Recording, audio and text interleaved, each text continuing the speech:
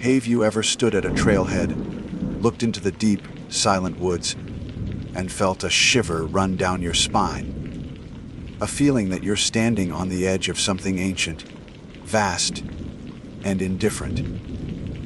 Our national parks are America's treasures. We go there to find ourselves, to connect with nature, to feel the thrill of adventure.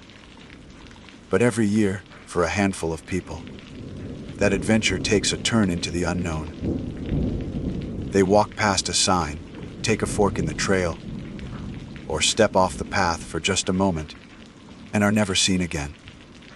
This isn't just about getting lost. This is about disappearing, leaving behind a car in a parking lot, a half-eaten lunch, and a mystery that baffles search parties and haunts investigators for years. Today, we're examining the cases that defy explanation, the stories that whisper through the trees. This is Missing in the Mountains. True stories of disappearances in national parks. Let's step into the wild. My name is Samuel Finch. Before the stiffness settled into my joints and the silver crept into my hair, I was a man defined by a uniform and a purpose. In the spring of 1980, that purpose was newly minted, the fabric of my Ranger greens still crisp, the brim of my Stetson still perfectly curved. I was a rookie, assigned to what felt like the edge of the world. Chiricahua National Monument in southeastern Arizona. It was a place of profound silence and breathtaking, alien beauty. A geological masterpiece, sculpted from volcanic fury millions of years ago. They called it the Wonderland of Rocks, a labyrinth of stone sentinels, balanced rocks, and deep, shadowed canyons that could swallow a man whole. In those early days, I was more intimidated by the landscape than I was by any potential danger it held. My job was to be a steward of this wild place, but I often felt like a guest in a home far older and more powerful than I could comprehend. It was there I met Paul Fugate. Paul wasn't just a ranger, he was an extension of the monument itself. He was in his early 40s, with a lean, wary frame that spoke of a life spent on his feet. His face was a roadmap of his years under the Arizona sun, weathered and creased around calm. Intelligent blue eyes that missed nothing. Where I saw a chaotic jumble of rocks, Paul saw history. Where I heard silence, he heard the subtle symphony of the high desert. He was a naturalist in the truest sense of the word, possessing an encyclopedic knowledge of the flora and fauna that he shared not with arrogance, but with a quiet, infectious passion. I remember one morning, standing with him at the Masai Point overlook, watching a pair of Mexican jays squabble in a nearby pine. He didn't just name the bird, he explained their complex social structures, their uncanny intelligence, their role as the planters of the forest, for their habit of caching acorns. He spoke of the land with a reverence that I, in my youthful ambition, was only just beginning to understand. He knew every trail, every spring, every hidden alcove. The monument was his sanctuary, and he was its most devoted guardian. To a rookie like me, he was a living legend, the kind of ranger I hoped to become one day. The day he disappeared, January 13th, 1980, began with an unremarkable stillness. The winter sun was bright but lacked any real warmth, and a sharp, clean wind whispered down from the Chiricahua peaks. The visitor center was quiet, the post-holiday lull having settled over the park. I spent the morning restocking brochures and answering the few questions from a handful of bundled-up tourists. Paul was in his small office, hunched over paperwork, a task he openly despised. I recall the faint, rhythmic scratching of his pen on paper, a sound that seemed jarringly out of place in that wild setting. Around 1:30 in the afternoon, he pushed his chair back with a sigh of relief. "I'm going to stretch my legs," he announced to me, grabbing his well-worn day pack and his radio. "Going to do a quick patrol up Tattlesnake Canyon? Check for any trail washouts from that last bit of rain." It was the most routine of tasks. Tattlesnake Canyon was a relatively short, marked trail, a simple loop that even the most inexperienced hiker could manage. For Paul, it was less than a walk in the park. It was a stroll through his own backyard. I nodded, barely looking up from the map I was cleaning behind the main desk. "All right, Paul. See you in a couple of hours." "You bet, Sam," he said, his voice cheerful. He gave a final, friendly wave and pushed through the visitor center doors. I watched him for a moment through the large plate glass window, a familiar silhouette against the towering rock formations, before he turned a corner and was gone. It was the last time I, or anyone else, ever saw him alive. The first inkling of wrongness was subtle, a quiet note of discord in the day's rhythm. The visitor center closed at 5:00 p.m. At 5:15, Paul's truck was still the only vehicle in the staff parking lot besides my own. I wasn't worried, not yet. Paul operated on what we called a quick trail check could easily turn into an hour of observing a peregrine falcon or tracking a coatimundi. It was part of who he was. I tidied up the center and locked the doors and sat in my truck, listening to the radio and waiting. The sun began its descent, painting the sky in fiery strokes of orange and purple, and the famous Chiricahua hoodoos cast long, distorted shadows that wreathed like living things across the ground.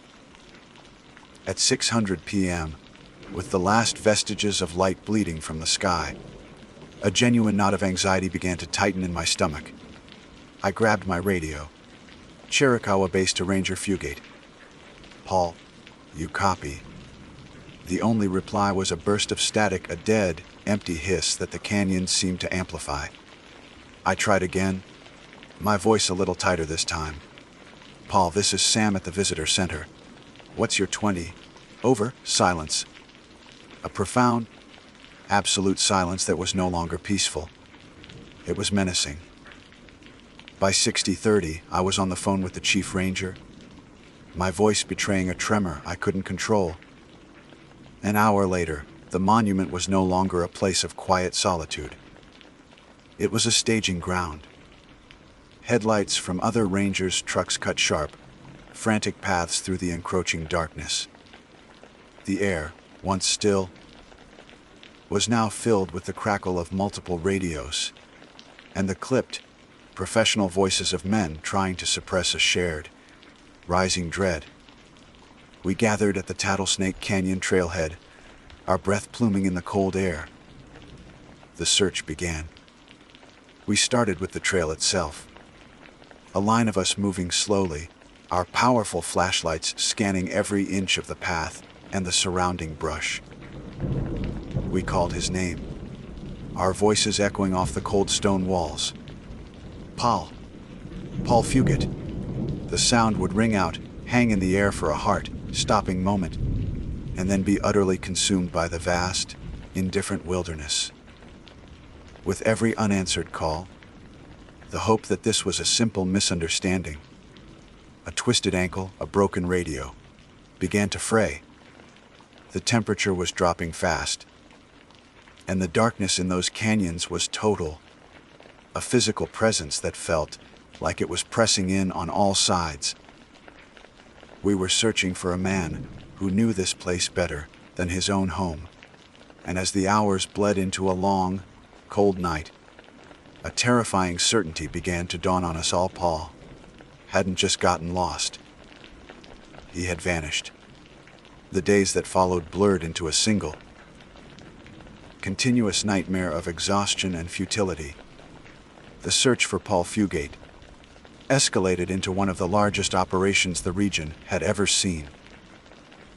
Our small team of park rangers was quickly supplemented by search and rescue teams from Cochise County, then state police, and eventually, dozens of volunteers, hardy ranchers, seasoned hikers, and concerned locals who respected Paul and the monument.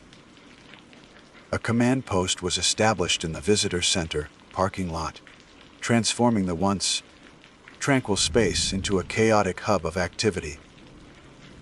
Topographical maps were spread across the hoods of trucks, grids were drawn, and teams were dispatched at dawn each day, only to return at dusk, their faces etched with the same grim failure. We scoured Tattlesnake Canyon until we knew every rock, every crevice, every twisted juniper. We found nothing. Not a scuff mark out of place, not a broken branch, not a single drop of blood. It was as if the ground had opened up and swallowed him.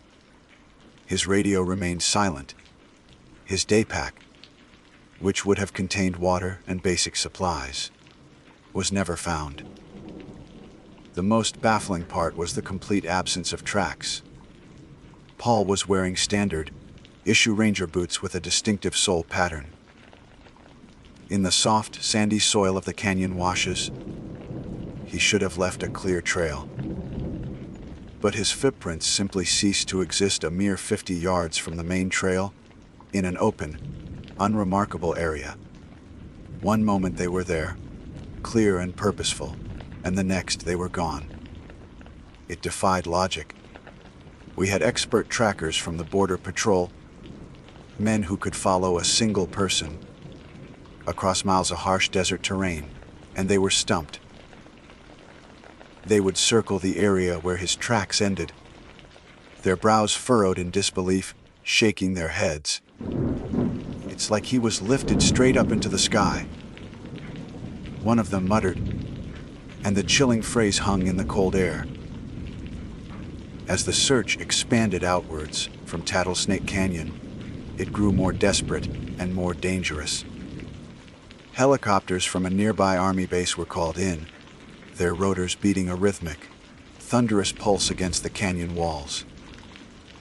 From the air, the wonderland of rocks revealed its true nature, an impossible, chaotic maze. The pilots reported that from their vantage point, a man could lie injured or dead 10 feet from a trail and be completely invisible. We sent technical climbing teams to rappel into the deeper, sheer, walled box canyons and spelunkers to explore the dark, claustrophobic caves that riddled the volcanic rock. Every day brought a fresh wave of hope that today would be the day, and every evening that hope was crushed against the unyielding stone of the Chiricahuas. The official theories began to solidify, born from a need to impose order on the chaos. The lead investigator from the National Park Service, a stern, by the book man named Henderson, favored the accident theory. Paul, he argued, must have ventured off trail, slipped, and fallen into a crevice or an abandoned mine shaft, hidden from view. It was a plausible, tragic, and ultimately clean explanation. It allowed for a neat conclusion and a closed case file. The other prevailing theory was that Paul had simply walked away.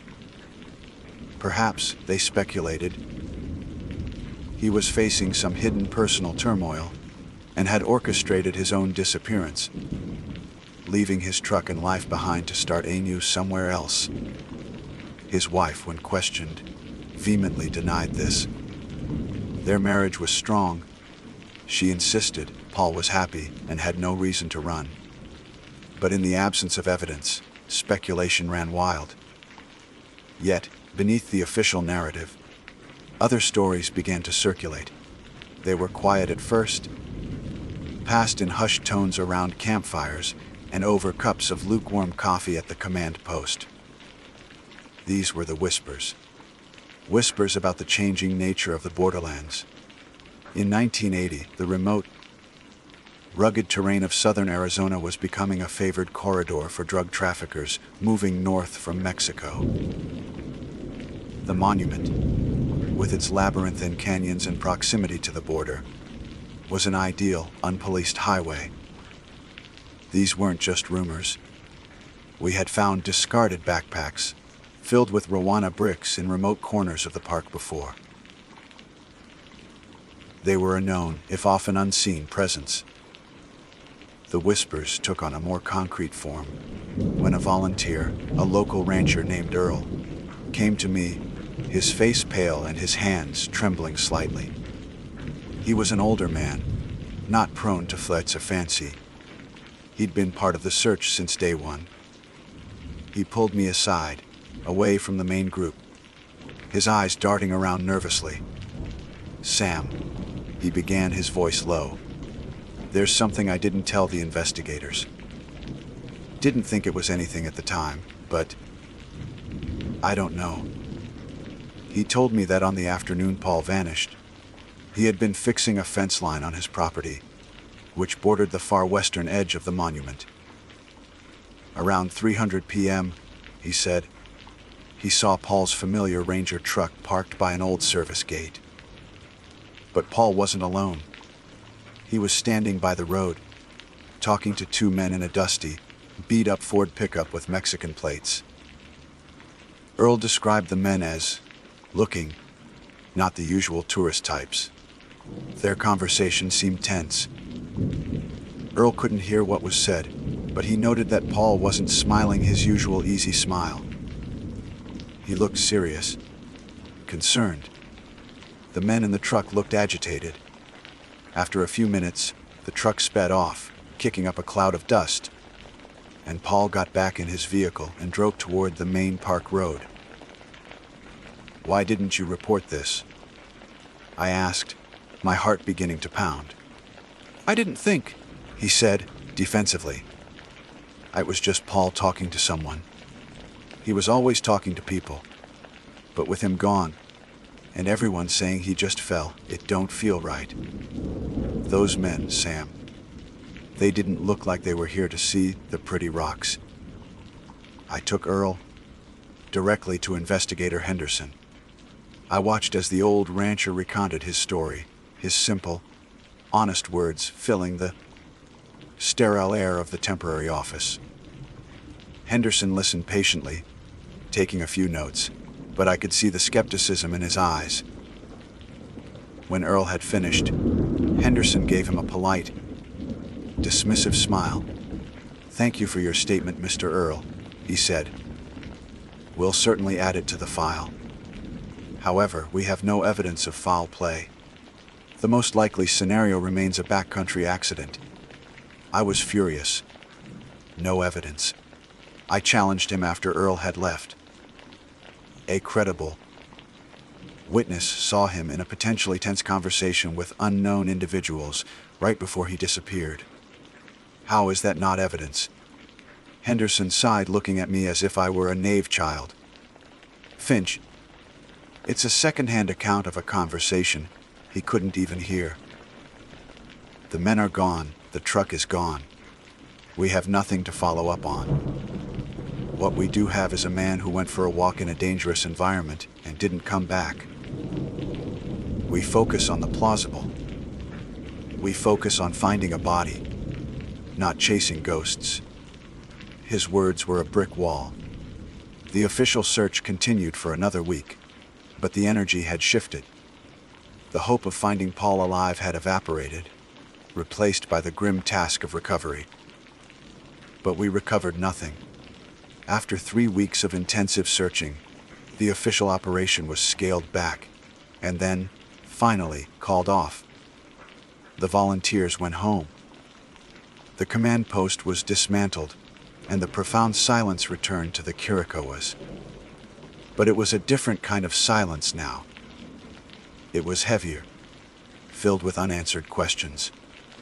The official file on Paul Fugate was left open but inactive, his disappearance attributed to unknown causes, presumed accidental. He became another statistic, a ghost story to tell new rookies. But I knew what I had heard.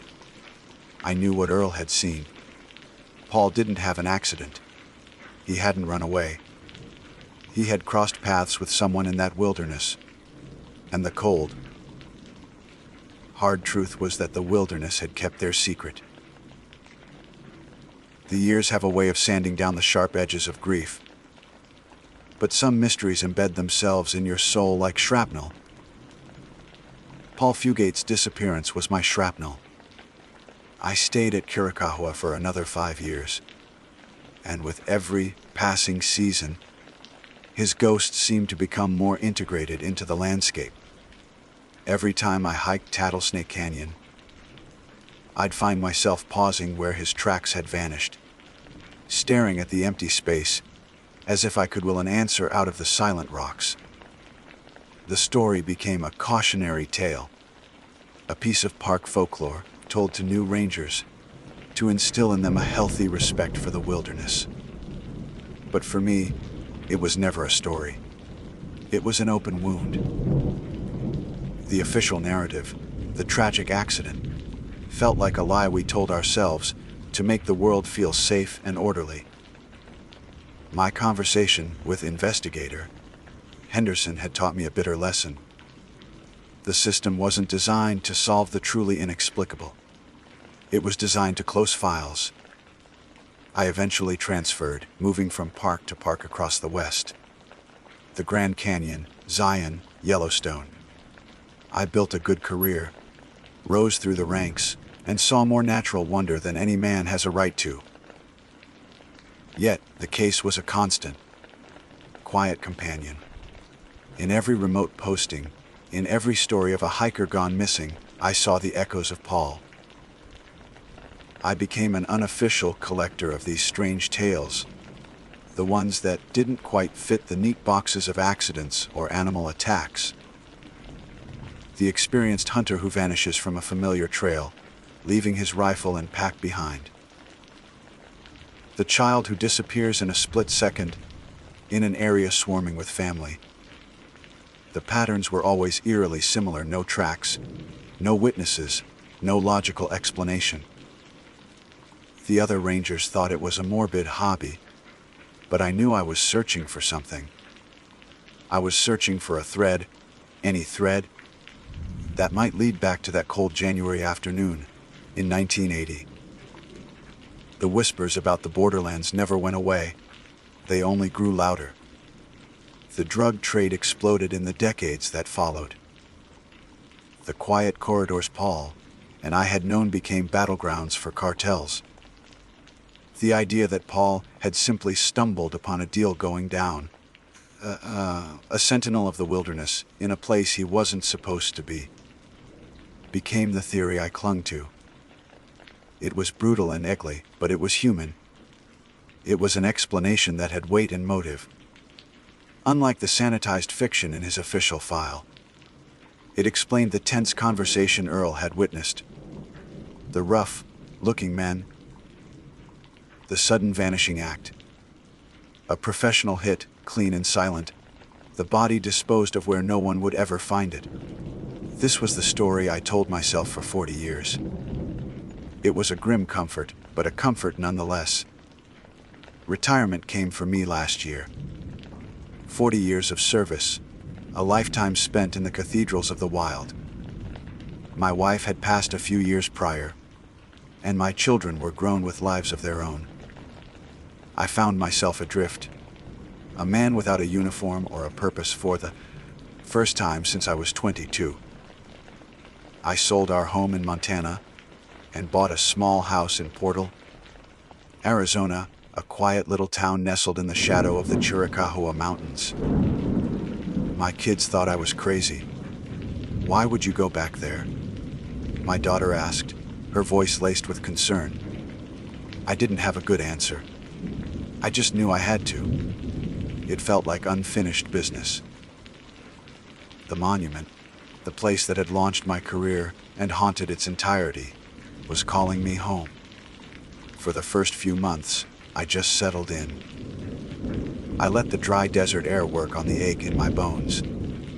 I reacquainted myself with the landscape, which had remained stubbornly, beautifully unchanged.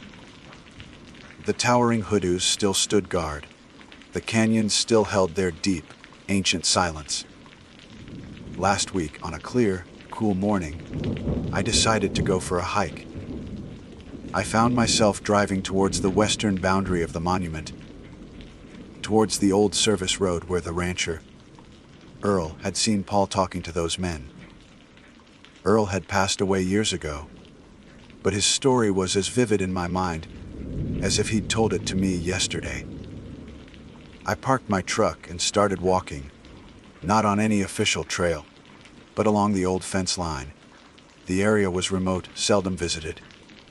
The air was still, the only sound the crunch of my boots on the dry soil and the occasional cry of a hawk circling high above.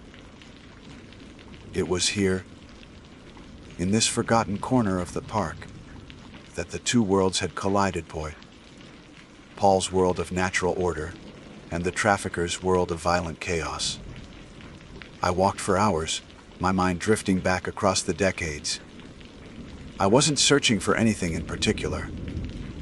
I was just paying my respects, walking a pilgrimage to a place that only existed in my memory. I found it by pure chance. I had stopped to rest in the shade of a large alligator juniper, its gnarled branches providing a welcome respite from the sun. My eyes scanned the ground, a habit ingrained from lifetime of ranger watchfulness. And then I saw it. Tucked beneath a loose pile of rocks at the base of the tree, almost completely hidden, was a flash of familiar forest green. My heart seized in my chest. I knelt down, my hands trembling as I carefully moved the rocks aside. It was a ranger's Stetson. Flattened by time and weather, the leather stiff and cracked. But there was no mistaking the small, tarnished silver pinecone insignia on the band. It was Paul's. I lifted it as if it were a sacred relic. It felt impossibly light, a ghost of an object. How had it been here for 40 years? Undiscovered. Maybe the pile of rocks was a makeshift grave marker. Maybe it was just a random act of nature. I turned it over and over in my hands. A flood of memories washing over me. Paul's easy smile, his passion for the wilderness. The last time I saw him walking out the visitor center door. My eyes were blurred with tears. After all this time, a piece of him had returned. And then I saw the scratches. Inside the hat, on the dark, sweat-stained leather of the inner brim, something had been etched into the surface. It was crude, clearly carved with a sharp rock or a knife tip. My breath caught in my throat. I angled the hat towards the light, my old eyes struggling to make out the words. There were only two. Two words that turned my blood to ice and shattered the grim comfort of the story I had told myself for 40 years. They're watching. A wave of vertigo washed over me, and I had to steady myself against the tree. It wasn't the traffickers, or at least, not just them. That wasn't a message of a man who had stumbled upon a drug deal. That was a message of primal, persistent terror. He didn't have an accident. He didn't run away. He saw something he wasn't supposed to see. He knew he was being hunted, and in his final moments, he left a warning. The chilling phrase from the tracker all those years ago echoed in my mind. It's like he was lifted straight up into the sky. I stood there for a long time, the hat clutched in my hand, the sun beginning to dip towards the horizon. The familiar shadows of the hoodoos began to stretch across the landscape, no longer looking like stone sentinels, but like tall, slender figures standing motionless. The silence of the canyon was no longer empty, it was attentive. I had come here seeking closure, an end to a 40-year-old mystery. Instead, I had found a new and far more terrible beginning. Paul's warning wasn't just a message from the past. I suddenly had the sickening, unshakable feeling that it was a message for the present. He saw something watching from the rocks. And after all this time, I have a feeling they're still watching. And now they've seen me. My name is Owen Schmidt. That is a name few would recognize today, but for 2 decades, it was a name synonymous with the granite cliffs and sprawling forests of Yosemite National Parks. I wasn't a famous climber or a renowned naturalist. My role was far less glamorous, far more grim. From 1978 until my retirement in '98, I was a senior member of the Yosemite Search and Rescue Team, or YOSAR, as we called it. In that time, I witnessed the full spectrum of human tragedy and resilience. I've rappelled into dark crevices to retrieve fallen hikers, tracked lost children through blinding blizzards, and pulled the unfortunate from the churning rapids of the Merced River. I have seen things that would chill the soul, the fights that defy simple explanation, but none have burrowed into my memory, festering like a hidden splinter, quite like the case that began in the summer of 1983. The case the official reports would eventually, and erroneously, label the Patricia Hicks disappearance. To us, the ones who were there, it was just the Summit Meadow arm. The summer of '83 had been a particularly beautiful one. The Sierra Nevada was alive, bursting with color and sound after a wet winter. The meadows were carpets of lupine and paintbrush, and the waterfalls, even in late July, still thundered with impressive force. Tourism was at its peak. The valley floor hummed with the energy of thousands of visitors, their brightly colored tents dotting the campgrounds like scattered confetti. For YOSAR, a busy season meant a constant state of readiness. We dealt with the usual litany of incidents: dehydration, broken ankles, unprepared hikers getting caught by darkness on the trails. It was routine, almost monotonous work, punctuated by moments of high adrenaline action. We were a team of seasoned professionals, a brotherhood forged in the crucible of high-stakes rescue operations. We thought we had seen it all. We were wrong. The call came in on a Tuesday afternoon. It was hot and the air in the valley was thick and still. I was in the Sear cache, methodically inspecting climbing ropes, when the radio crackled to life. The dispatcher's voice was tight, stripped of its usual calm demeanor. He was relaying a call from a park ranger up near Tioga Road. A family, picnicking in Summit Meadow, had found something. The ranger on scene, a young seasonal guy named Miller, was green. He had been vague, his voice trembling over the radio, but the words he did manage to get out sent a jolt of ice through the warm afternoon. "It looks human," he'd stammered. "Sir, I think it's an arm." Protocol kicked in instantly. Personal feelings are a luxury you can't afford in those first few moments. My partner, a tough-as-nails climber named Dave Haskins, and I were in the truck and heading for the high country within minutes. The drive up Tioga Road is one of the most scenic in the world, a winding ribbon of asphalt that climbs through alpine forests and past pristine lakes. That day, I saw none of it.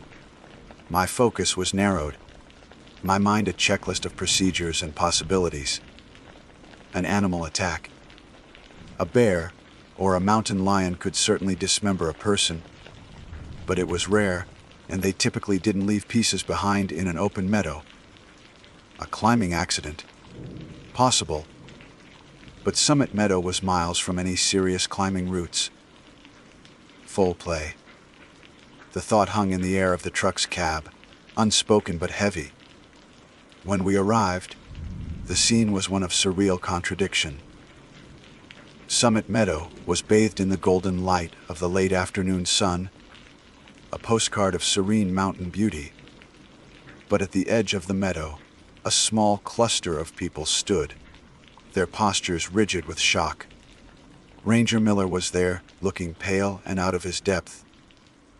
He was trying to keep a family, a father, a mother, and a young boy of about 10. At a distance, the mother was weeping quietly into her hands, while the father stared blankly into the trees, his arm wrapped tightly around his son's shoulders. The boy was the one who had found it. He was just staring at a spot in the tall grass, his face a mask of pale, wide-eyed horror. I left Dave to manage the witnesses and approached Miller. "Where is it?" I asked, my voice low. He just pointed with a shaky hand. "Owen, I've never seen anything like it." I walked forward, my boots sinking slightly into the soft earth. And then I saw it. About 20 yards from the edge of the tree line, just lying in the grass, as if it had been casually tossed there, was a human arm. It was a left arm, severed cleanly just below the shoulder. It was pale and slender, clearly that of a woman. The hand was delicate, the fingers slightly curled. There was a simple silver ring on the index finger. There was shockingly little blood, just a dark, dried stain on the grass beneath it.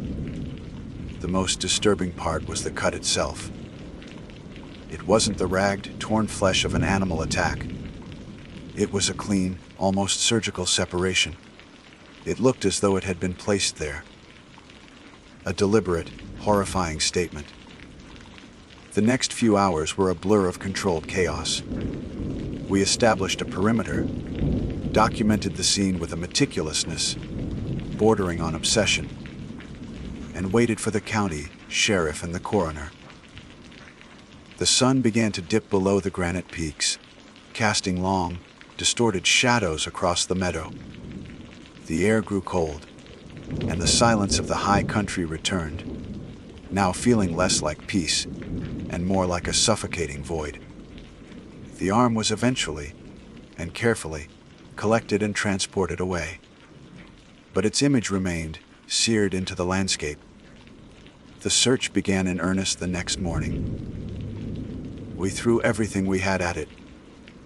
We had teams of searchers performing grid searches, shoulder to shoulder, their eyes scanning every inch of the ground. We had dog teams, their handlers casting them out in wide, sweeping patterns, hoping for a scent. We had helicopters beating the air overhead, their crews scanning the vast wilderness from above. We searched for days.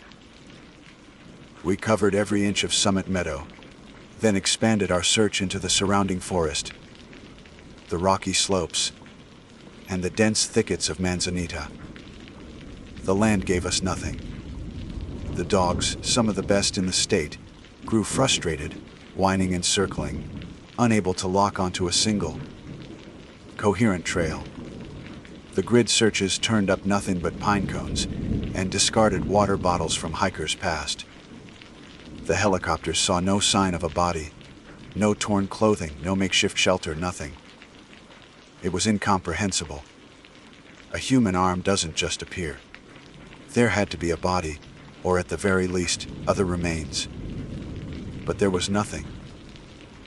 It was as if the rest of the person had simply evaporated into the thin mountain air.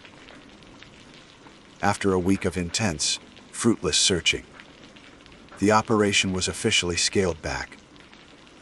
The resources were needed elsewhere, and we had exhausted every lead, every possibility. The case was handed over to the sheriff's department as a probable homicide, but they were as baffled as we were. The arm in the meadow became a local ghost story, a cautionary tale whispered around campfires. For me, it became an obsession. In the quiet moments, I would see it, a pale, solitary arm lying in a field of green, a silent, terrifying question mark in the heart of the wilderness. It was the beginning of a mystery that would lie dormant for years, a story that was far from over. I just didn't know it yet. The years that followed the summer of '83 were filled with the usual rhythm of life and death in Yosemite. Seasons changed, snows came and melted, and the faces of the seasonal rangers became a rotating cast of fresh-faced youths. I continued my work with Yosar, and the memory of the Summit Meadow Arm, while never truly gone, receded into the background, becoming a part of the grim tapestry of my career. It was a ghost story I carried, a cold spot in my soul. We had other rescues, other tragedies, other mysteries that demanded our immediate attention. Life, as they say, went on. The case file grew thick with dust in a cabinet at the Mariposa County Sheriff's Office, officially labeled a cold case, an unsolved anomaly. For 5 long years, there was nothing. Just the silence of the mountains and the lingering image of that pale, severed limb. Then, in the autumn of 1988, a deer hunter, tracking a buck through the dense forest, a little over a mile north of Summit Meadow, found the skull. It was resting at the base of a gnarled juniper tree, partially obscured by a thick carpet of pine needles and dirt. At first, he thought it was an animal skull, bleached by the sun. But as he nudged it with the toe of his boot, it rolled over, and the hollow, empty sockets of a human stared up at him. The discovery sent a fresh shockwave through the park and the surrounding communities. The old ghost story was resurrected, and my phone started ringing again. I was the lead investigator on the Yosar side of things, though the sheriff's department held the official jurisdiction. The moment I heard the news, that old, cold feeling returned. A skull, a mile from where the arm was found, 5 years later. The numbers didn't add up. The scene of the new discovery was just as baffling as the first. We conducted another exhaustive search of the area, a grimly familiar routine. We were looking for any other remains, a scrap of clothing, a personal effect, anything that could connect the skull to the arm and paint a clearer picture of what had happened. Once again, the wilderness guarded its secrets jealously. We found nothing. It was just the skull, isolated and alone, as if it, too, had been placed there with deliberate care. This time, however, technology had advanced. DNA analysis, while still a developing field, was sophisticated enough to offer a potential breakthrough. Samples were taken from the skull and, using the preserved evidence from 1983, a comparison was made with the arm. It was a match. The arm and the skull belonged to the same person. This was a major development, but it only deepened the mystery of the 5-year gap and the 1-mile distance between the discoveries. The investigators, however, now had a face to put to the tragedy. Dental records and the new DNA evidence led them to a missing persons report filed in San Francisco in early 1983. Her name was Patricia Hicks.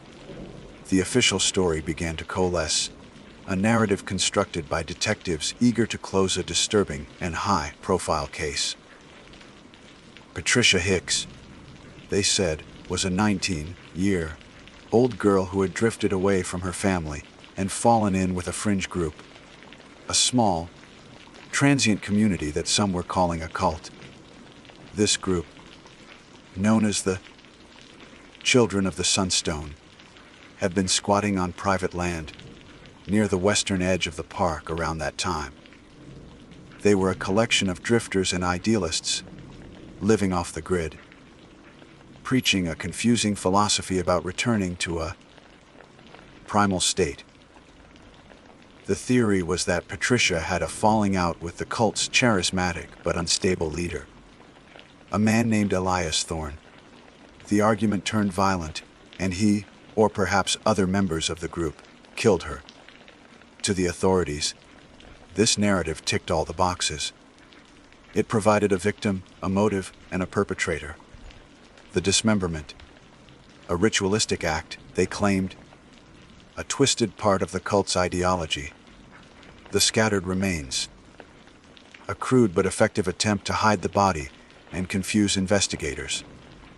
By the time Patricia Hicks was identified, Elias Thorne and his children were long gone, having scattered to the winds years earlier. With no other leads and no way to track down the former members, the sheriff's department declared the case solved. Patricia Hicks was the victim of a cult killing. Case closed. A neat, tidy bow was placed on a story of unimaginable horror. But it never sat right with me. Not for a second. I've spent my life in the wilderness, and I know its rhythms. I know how animals behave, how bodies decompose, how the elements reclaim what is lost. An arm here, a skull a mile away. 5 years apart. That's not how it works. A mountain lion might drag a kill, but it would leave a trail of disturbed earth, of torn clothing, of bone fragments. Scavengers would have scattered the remains, but over a much wider, more random area, and certainly wouldn't have waited 5 years to do so. And the cuts, I kept coming back to the cuts. The clean, precise separation of the arm spoke of a chilling calm, a steadiness of hand that felt utterly at odds with a frenzied, ritualistic murder. I voiced my concerns to the lead detective, a man named Caldwell. He was a decent cop, but he was overworked and ready to move on. He listened patiently, his face etched with a weary sympathy he probably reserved for old-timers who couldn't let go. "Owen," he said, sighing. "I get it. It's weird.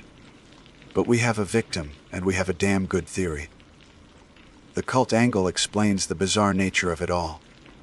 Sometimes you just have to accept the most likely explanation. But I couldn't. I spent my own time, off the clock, digging into the children of the Sunstone. I found a former member, a woman living in Oregon, who had left the group long before Patricia Hicks ever joined. She described them not as a sinister cult, but as a misguided and disorganized collection of lost souls. She said Elias Thorne was a charismatic talker, but he was ultimately a coward, terrified of conflict. She laughed when I mentioned the idea of a ritualistic murder. Elias couldn't even properly kill a chicken for dinner, she told me. He wasn't a monster. He was just a sad man playing make-believe. Her words only solidified the doubt in my mind. The official story was a house of cards, built on assumptions and a desire for closure. The truth, I felt, was something else. Something stranger and far more terrifying. The image of the arm in the meadow and the skull under the tree became two pieces of a puzzle that refused to fit together. It felt less like a single, violent event and more like a sequence, a deliberate, patient process. The thought was absurd, illogical, but it took root in my mind and wouldn't let go. The case was closed, but for me, the questions only grew louder. I retired in '98, leaving the mountains and the ghosts of Yasar behind me. But some ghosts refused to stay buried. The mystery of Summit Meadow followed me, a constant, silent companion in my quiet, retired life. I knew, with a certainty that defied all logic, that there were more pieces to the puzzle. I just had to find them. Retirement is a quiet country. After leaving Yausar, I moved to a small town in the foothills of the Sierra, a place where the air was clean and the nights were dark enough to see the Milky Way. I filled my days with simple things: gardening, woodworking, reading books that had nothing to do with forensics or survival. I tried to build a life away from the ghosts of the high country. But the mountains have a long memory, and my own was just as stubborn. The case of Patricia Hicks, or what the world believed to be her case, never truly left me. It was a constant, low hum beneath the surface of my quiet life, a puzzle with missing pieces that my mind refused to abandon. The official explanation was a flimsy bandage on a gaping wound of impossibility. A cult killing. It was too simple, too convenient. It didn't explain the patience, the precision, the sheer horrifying strangeness of it all. Last year, on the 40th anniversary of the arm being found, I knew I had to go back. My wife had passed away a few years prior. My children were grown with families of their own, and my bones ached with the geography of a life lived hard. I was an old man, but the pull of Summit Meadow was irresistible. It wasn't about solving a crime anymore. The trail was colder than the heart of a glacier. It was a pilgrimage. A need to stand in that place one last time and try to understand the question that had haunted me for 4 decades. The drive up Tioga Road was different this time. I wasn't racing against the clock with a siren clearing my path. I drove slowly, the old engine of my truck complaining on the steep grades. The mountains seemed larger, more imposing than I remembered, their granite faces impassive and ancient. When I finally arrived at Summit Meadow, it was just as beautiful and serene as it had been on that terrible afternoon. The sun was warm. A gentle breeze rustled the aspens at the edge of the forest, and wildflowers dotted the landscape. It was a place of profound peace, a peace that felt like a lie. I walked out to the spot where the boy had found the arm. The grass was thick and green, and there was no sign, of course, that anything horrific had ever happened there. I found a large, fallen log nearby and sat down, my joints protesting. I just sat there for what must have been an hour, watching the clouds drift across the vast blue sky, my mind replaying the events of 1983 and 1988. The arm, the skull, the 5 years in between, the mile of wilderness separating them. It was a story told in whispers, a narrative of fragmentation. The official report said Patricia Hicks was the victim. But my gut, the same instinct that had kept me alive on countless rescue missions, told me that Patricia Hicks wasn't the victim. She was just a name, a convenient label attached to a mystery far older and deeper than one lost girl. She was just the first piece they managed to identify. My eyes drifted over the ground, tracing the patterns of light and shadow. I wasn't looking for anything in particular. I was just looking. And that's when I saw it. A faint glint of metal in the dark, rich soil near the base of the log I was sitting on. It was almost completely buried, and I would never have noticed it if the sun hadn't hit it at just the right angle. My heart gave a sudden, heavy thud against my ribs. Curiosity overriding the stiffness in my back, I knelt, my knees cracking in protest, and dug at the dirt with my old, wrinkled fingers. It was a locket. An old, tarnished silver locket, oval-shaped and smooth to the touch. It was the kind of thing a young woman might wear, a keepsake. It was heavy in my palm, cold from the earth. The clasp was stiff, but with some effort, I managed to pry it open. My breath caught in my throat. I expected a picture, a faded photograph of a smiling face, perhaps even Patricia Hicks herself. But the locket was empty of images. Instead, nestled inside one of the hollows, was a tiny, meticulously folded square of brittle, yellowed paper. My fingers, clumsy with age and a sudden, inexplicable tremor, struggled to unfold it. The paper was so old it threatened to crumble into dust. I shielded it from the breeze with my cup hands and carefully smoothed it out on my knee. The ink was faded, a pale brown against the yellowed parchment, but the writing was clear. It was a single, elegant sentence, written in a looping, almost delicate script. A sentence that made the blood in my veins turn to ice. It read, "He takes us one piece at a time." I read it again and again. The serene beauty of the meadow dissolved around me, replaced by a profound and primal terror. The words rearranged everything I thought I knew. The cult, the murder, the botched cover-up. It all evaporated like morning mist. This wasn't the work of a man, not Elias Thorne or any other. The clean cuts, the years of patience, the deliberate placement of the remains. It wasn't a homicide. It was a harvest. A cold, horrifying clarity washed over me. Not they. A single entity. Induce. Not me. This had happened before. Patricia Hicks wasn't the beginning.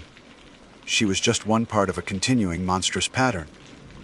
This, was a collector. A patient predator that didn't just kill its victims but disassembled them, scattering the pieces across the years and the miles, savoring the process. An arm here, a skull there, perhaps a leg bone found by a hiker a decade from now, a ribcage discovered by a ranger in another 20 years. Each piece a trophy, a memento. Each discovery a new, faint echo of the original, silent scream. I closed the locket, the cold metal feeling like a brand against my skin. I looked around at the vast, silent wilderness stretching out in every direction. The granite peaks were no longer just mountains. They were witnesses. The whispering pines were no longer just trees. They were keepers of a terrible secret. I was an old man sitting on a log in a sunlit meadow, and I had never felt so small, so utterly helpless. The case wasn't closed. It was wide open. And the monster wasn't a ghost from the past.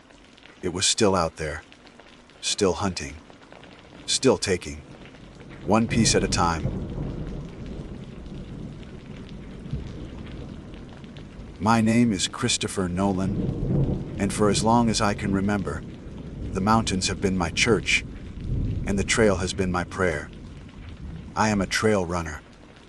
That statement, however, feels like a gross oversimplification, like calling a master painter a person who uses brushes. For me, running isn't about competition or posting the best times on some forum.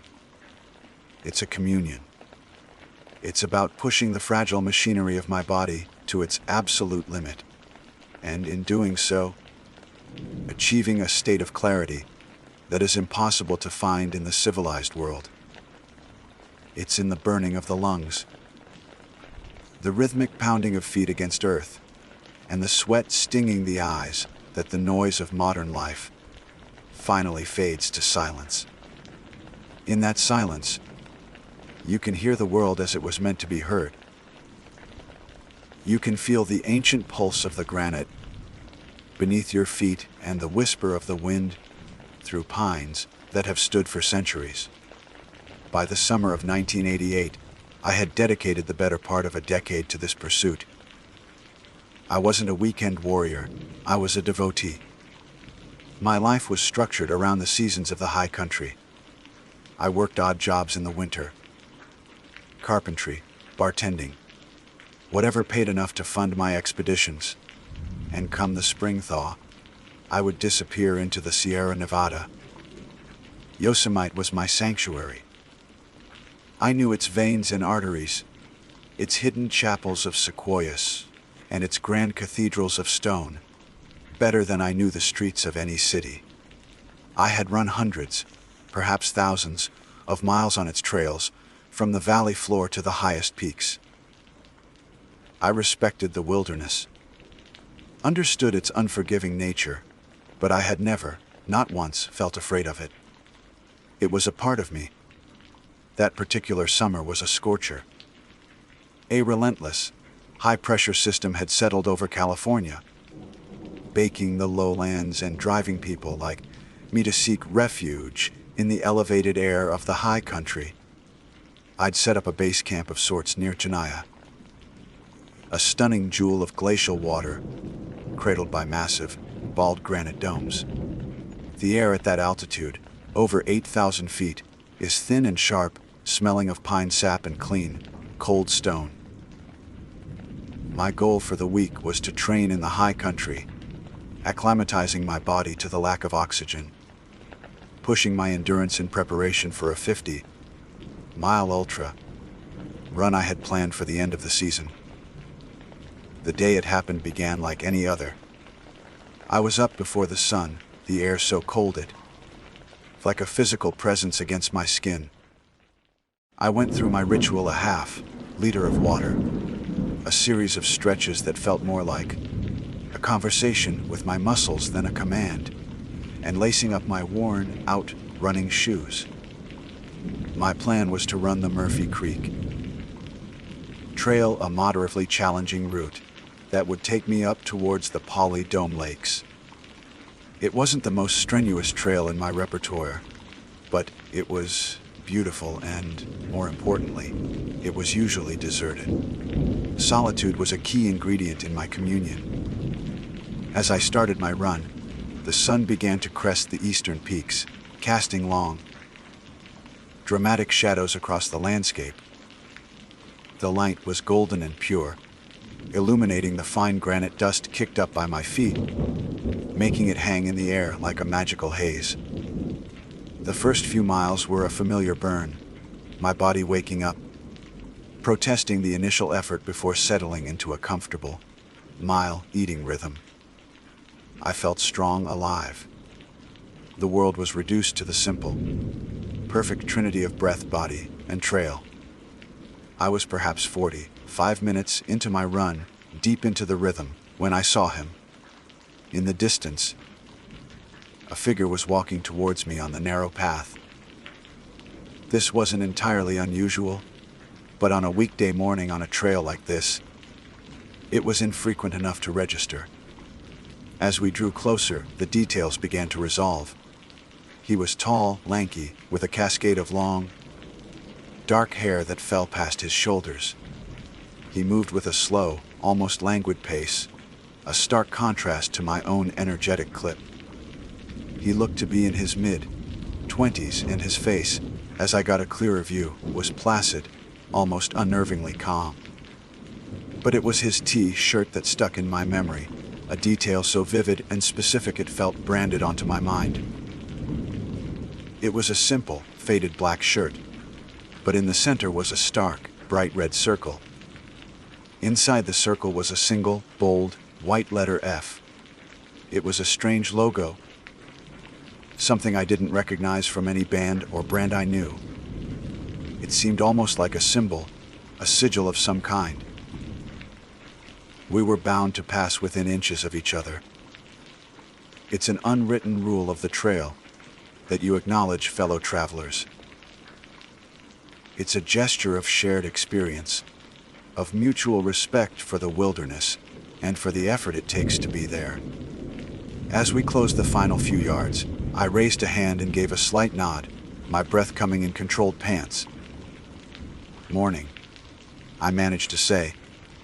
He looked at me, and his eyes were empty. That's the only word I can think of to describe them. Not hostile, not friendly, not curious. Just vacant, as if he were looking through me, his focus on some distant point far beyond the trail. He gave a slow, almost imperceptible nod in return, his expression unchanging. He didn't speak. The silence hung between us, thick and heavy, a stark contrast to the thin mountain air. He was heading up the trail, deeper into the wilderness, in the direction of the Poly Domes, a rugged and less traveled area. The moment passed. I ran on, the encounter already starting to fade, just another fleeting interaction. But as I put distance between us, something strange began to happen. I heard a sound. At first, it was so faint I thought it was the wind, or perhaps the high-pitched ringing in my ears that sometimes comes with intense exertion at altitude. But it grew, slowly, steadily, resolving itself out of the background noise of the wilderness. It was music. It was a flute. The melody was unlike anything I had ever heard. It was simple, composed of only a few notes. But it was played in a haunting, hypnotic cadence that seemed to drill directly into my brain stem. It was beautiful, achingly so, with a profound sense of melancholy that felt as ancient as the mountains themselves. The sound was clean and pure, and it seemed to be coming from the direction he was walking, from up the trail, ahead of him. No, that wasn't right. It seemed to be coming from him, or at least from where he was. It was getting louder, clearer, as if the source was gaining on me, even though I was running away from him at a steady pace. I slowed, my rhythm broken, my focus shattered. I glanced back over my shoulder, but the hiker was already gone, swallowed by a dip in the trail or a stand of trees. Yet the music persisted, weaving through the pines, a siren's call in the heart of the wild. It was seductive, a melody that promised secrets, that whispered of a peace deeper than any I ever found on my own. And for a second, just a single, terrifying second, I thought about turning around. The impulse was so strong it was almost physical. My muscles tensed, my forward momentum faltered. Every fiber of my being wanted to stop, to turn, and to follow that beautiful, hypnotic sound back up the trail, to find its source, to lose myself in its melody. It felt like the most natural thing in the world. It was the discipline, the thousands of hours of training that had taught my body to obey my will even when exhausted, that saved me. I forced my legs to move, to pick up the pace, to flee. I ran harder than I had all morning, my heart hammering against my ribs for a reason that had nothing to do with physical exertion. I was running from something, not from the man, but from the music, and from the part of myself that had wanted to follow it. By the time I reached the trailhead and the familiar sight of my dusty car, the sound had faded, leaving only the pounding of my own blood in my ears and a profound sense of dread that clung to me like a cold sweat. The drive back to my campsite near Tenaya Lake was a blur. My hands were clamped so tightly on the steering wheel that my knuckles were white, a stark contrast to the dusty grime on my skin. The profound sense of dread I'd felt at the trailhead didn't dissipate as I put miles between myself and Murphy Creek. If anything, it intensified, congealing into a cold, heavy knot in my stomach. The windows were down, and the familiar scent of warm pine and dry earth rushed in, a smell that had always meant peace and solitude. But now it felt different. The wilderness no longer felt like a neutral sanctuary. It felt watchful. I tried to rationalize it. I was a man who believed in the tangible, in the solid reality of rock, muscle, and sweat. I had pushed my body hard. The altitude, the exertion, the dehydration, it was a potent cocktail. The mind can play tricks in such conditions. Auditory hallucinations weren't unheard of. I'd read accounts from other ultra runners and mountaineers who described hearing phantom bells, voices, or music in the thin, lonely air of the peaks. It was a known phenomenon, a simple trick of a fatigued brain and oxygen-starved senses. The man was just a hiker, a bit strange perhaps, with his vacant eyes and funereal pace, but ultimately harmless. The music was a figment, a ghost in my own biochemistry. I repeated this mantra to myself as I sat by my small campfire that evening, poking at the flames with a stick. The sun dipped below the granite domes, painting the sky in fiery strokes of orange and purple. Usually, this was my favorite time of day, a time of quiet reflection and satisfaction after a hard run. But that night, every snap of a twig in the surrounding darkness made me jump. the gentle whisper of the wind through the lodgepole. Pines sounded less like a lullaby and more like a sinister imitation of that haunting flute melody. I found myself straining my ears, listening for it, half dreading and half expecting to hear its hypnotic notes drift out of the woods. The communion I had always felt with this place was broken, replaced by a primal sense of being watched, by something ancient and unseen. I slept poorly. My dreams filled with images of a stark red circle and the sound of a flute that seemed to pull at the very edges of my consciousness. The next couple of days were a battle between my rational mind and a growing instinctual fear. I forced myself to stick to my routine. I ran, but I chose different trails, ones that were more populated, closer to the road. I avoided the deep, silent woods. The joy was gone, however. My runs were no longer a form of meditation. They were a chore, a mechanical act. My senses were on high alert, every shadow and sound scrutinized. I felt like a trespasser in a place I had once called home. The memory of the music and the overwhelming urge to follow it was the most unsettling part. It felt like a violation, an intrusion into the sanctity of my own will. The fear wasn't just of the mountains, but of a weakness within myself that the music had so effortlessly exposed.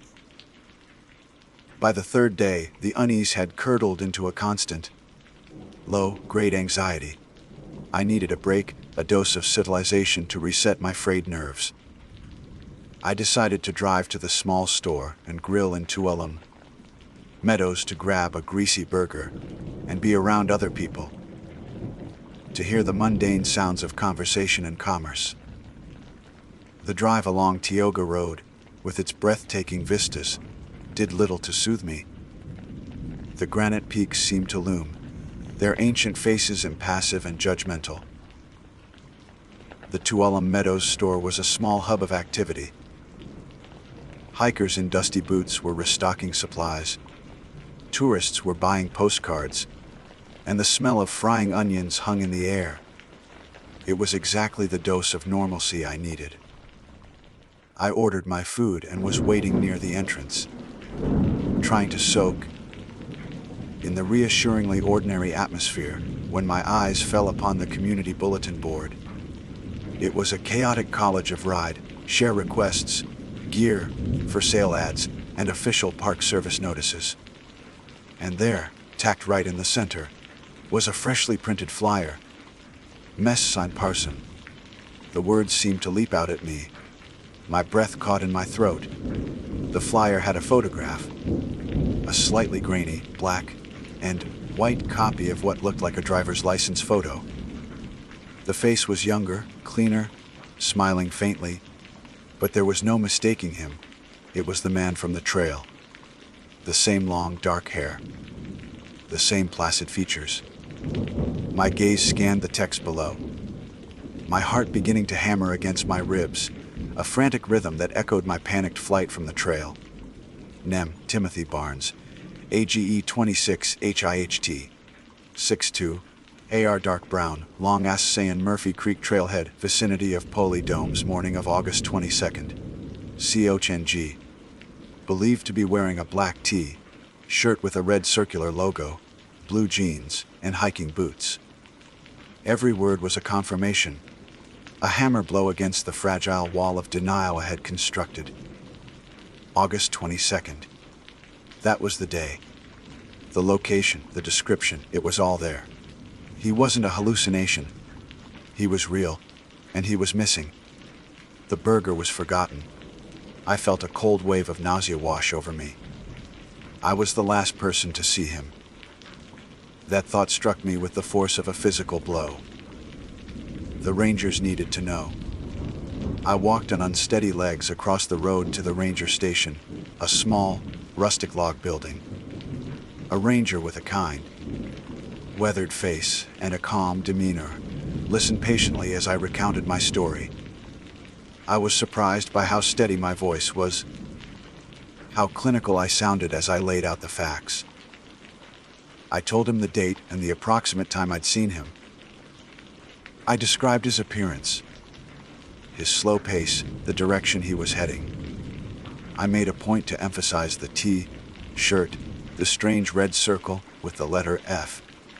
I've never seen a logo like it, I said, hoping it might be a meaningful clue. It was very distinct. The ranger wrote everything down, his expression serious. "This is very helpful," he said, his voice grave. "You're the first person who has come forward who saw him on the trail that day.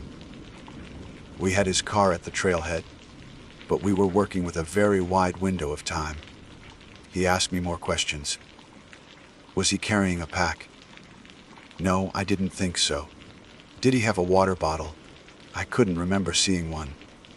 Did he seem distressed or injured? No, I said, the image of those vacant eyes flashing in my mind. He seemed calm, almost detached. Then came the question I was dreading. Did you notice anything else? Anything at all, no matter how small or strange it might seem? This was it. This was the moment to tell him everything. To tell him about the sound that had chased me down the trail. The beautiful, terrible music that had promised oblivion. The words formed in my throat. I heard a flute, but they wouldn't come out. How could I say it? How could I explain a sound that seemed to defy the laws of physics, a melody that felt like a conscious entity? He would think I was crazy. He would dismiss my entire testimony as the ramblings of an exhausted runner with an overactive imagination. In a world of maps, compasses, and search grids, there was no place for a phantom flute. My crucial piece of information, the thing that felt most real and most important, was the one thing I couldn't share. No, I lied, the word tasting like ash in my mouth. That was it. I just passed him on the trail, and then I kept running. The ranger thanked me again, and I left the station feeling hollowed out. Over the next few days, the search ramped up. I saw the teams gathering in the morning, their bright uniforms a stark contrast to the muted greens and grays of the forest. I heard the rhythmic whoomp, whoomp, whoomp of a helicopter circling the high country. Its sound a constant, nagging reminder of the man they were looking for and the secret I was keeping. They were searching for a man who had gotten lost, who had fallen, who had succumbed to the elements. But a cold, terrifying certainty was growing in my gut. They were wrong. Timothy Barnes hadn't gotten lost. He had been led, and as I lay in my tent at night, the memory of the flute music would return, no longer a faint echo, but a clear, pristine melody in my mind, a silent testament to the truth I had been too afraid to speak. The official search for Timothy Barnes lasted for 2 weeks. 2 weeks of helicopters beating the air, of search and rescue teams in bright orange, vests combing the canyons and ridges, their shouts echoing in the vast emptiness. I lingered at my campsite, unable to leave, a morbid spectator to a tragedy I felt complicit in. Every day, I'd see the teams return to the command post near the trailhead, their faces etched with exhaustion and frustration. The wilderness was holding its secret tight. They found nothing. Not a boot, not a scrap of clothing, not the strange T-shirt with its red sigil. It was as if Timothy Barnes had simply stepped off the trail and evaporated into the thin mountain air. Eventually, the large-scale operation was called off. A smaller, limited continuous search would remain in effect, but everyone knew what that meant. He was gone. The official narrative settled into a familiar, tragic story: a lone hiker, likely unprepared, who met with an unfortunate accident. He probably took a fall in a remote, inaccessible area or succumb to exposure. Yosemite is vast, and the granite wilderness does not always return what it claims. The case file was closed, another statistic in the long, quiet history of people who walk into the wide and never walk out. I packed up my camp the day after the main search ended. The act of taking down my tent and loading my car felt like a surrender.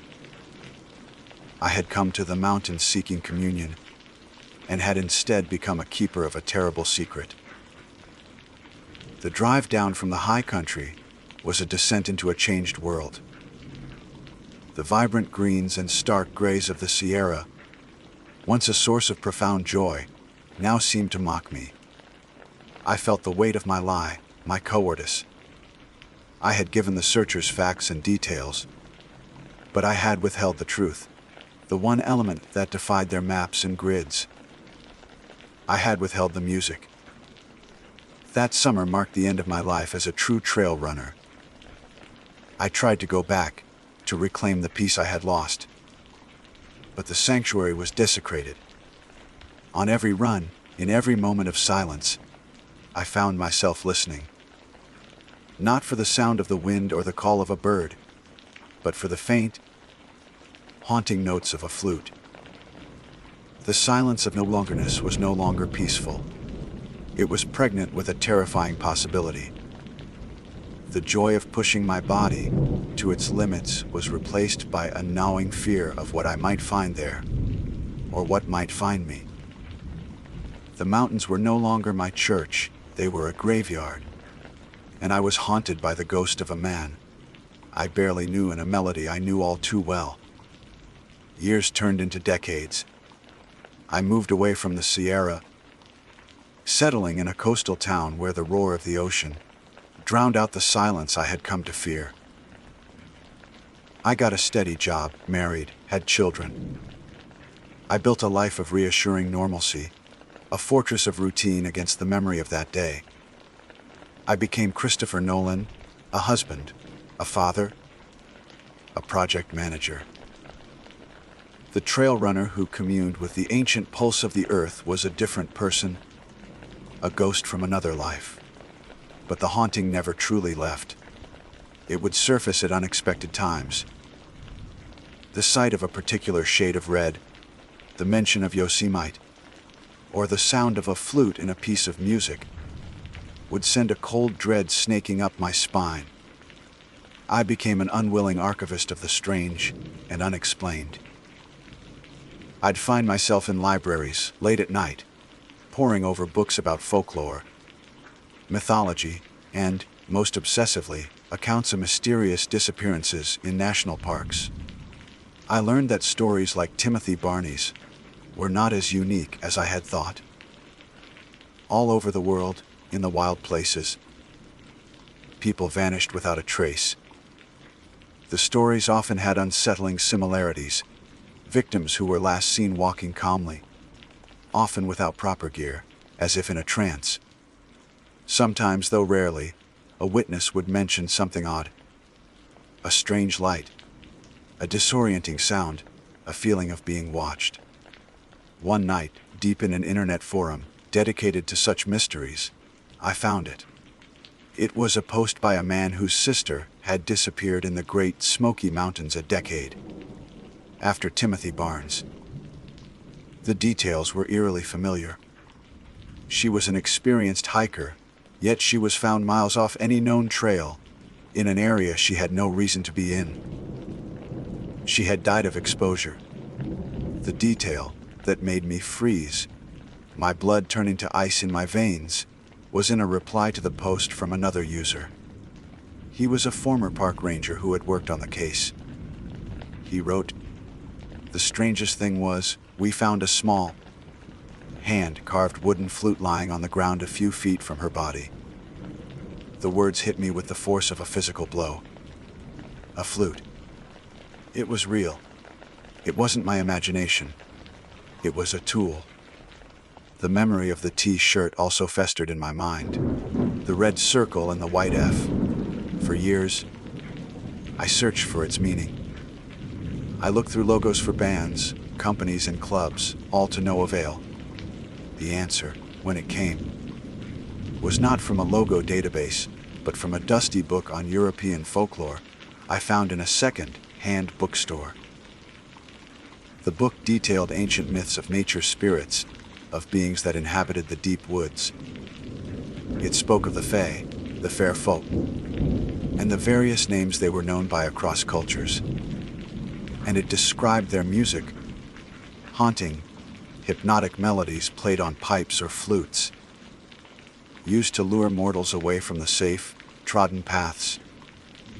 Those who followed the music were never the same. They were either lost forever, or they returned years later, having not aged a day, with no memory of their time away. The book mentioned that some traditions believe these beings had symbols, marks to identify those who belonged to them, or those they had claimed.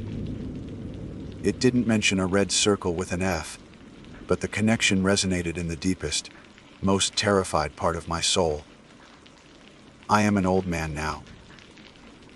My running shoes have been gathering dust in the back of a closet for 30 years. My children are grown, with lives of their own. I live a quiet life, filled with the mundane realities I once ran to escape.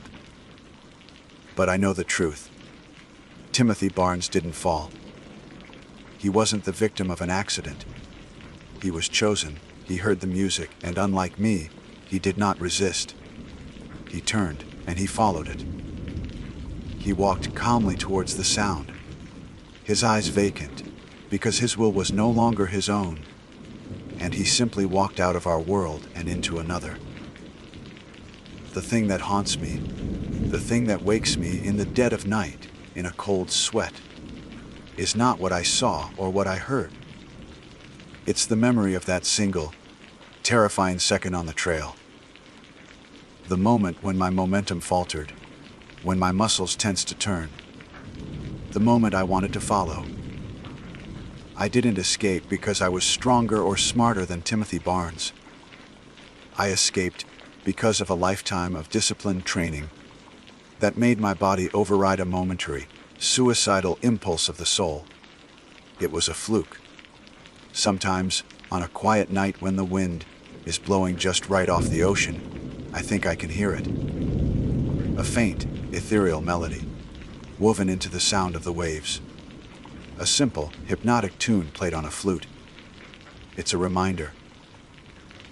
A reminder that the world is much older and stranger than we believe, and that there are doors in the quiet places. A reminder that I was not just a witness to a disappearance. I was a near miss. And a reminder that the music is always playing, somewhere, waiting for someone else to listen. My name is Daniel Peterson. Before July 12, 2013, that name meant very little to anyone outside of my small circle of family, friends, and colleagues. I was, and in many ways still am, an ordinary man. I work as a senior project manager for a construction firm in Chicago. It's a life of blueprints, budgets, and deadlines. A world built on logic, solid foundations, and predictable outcomes.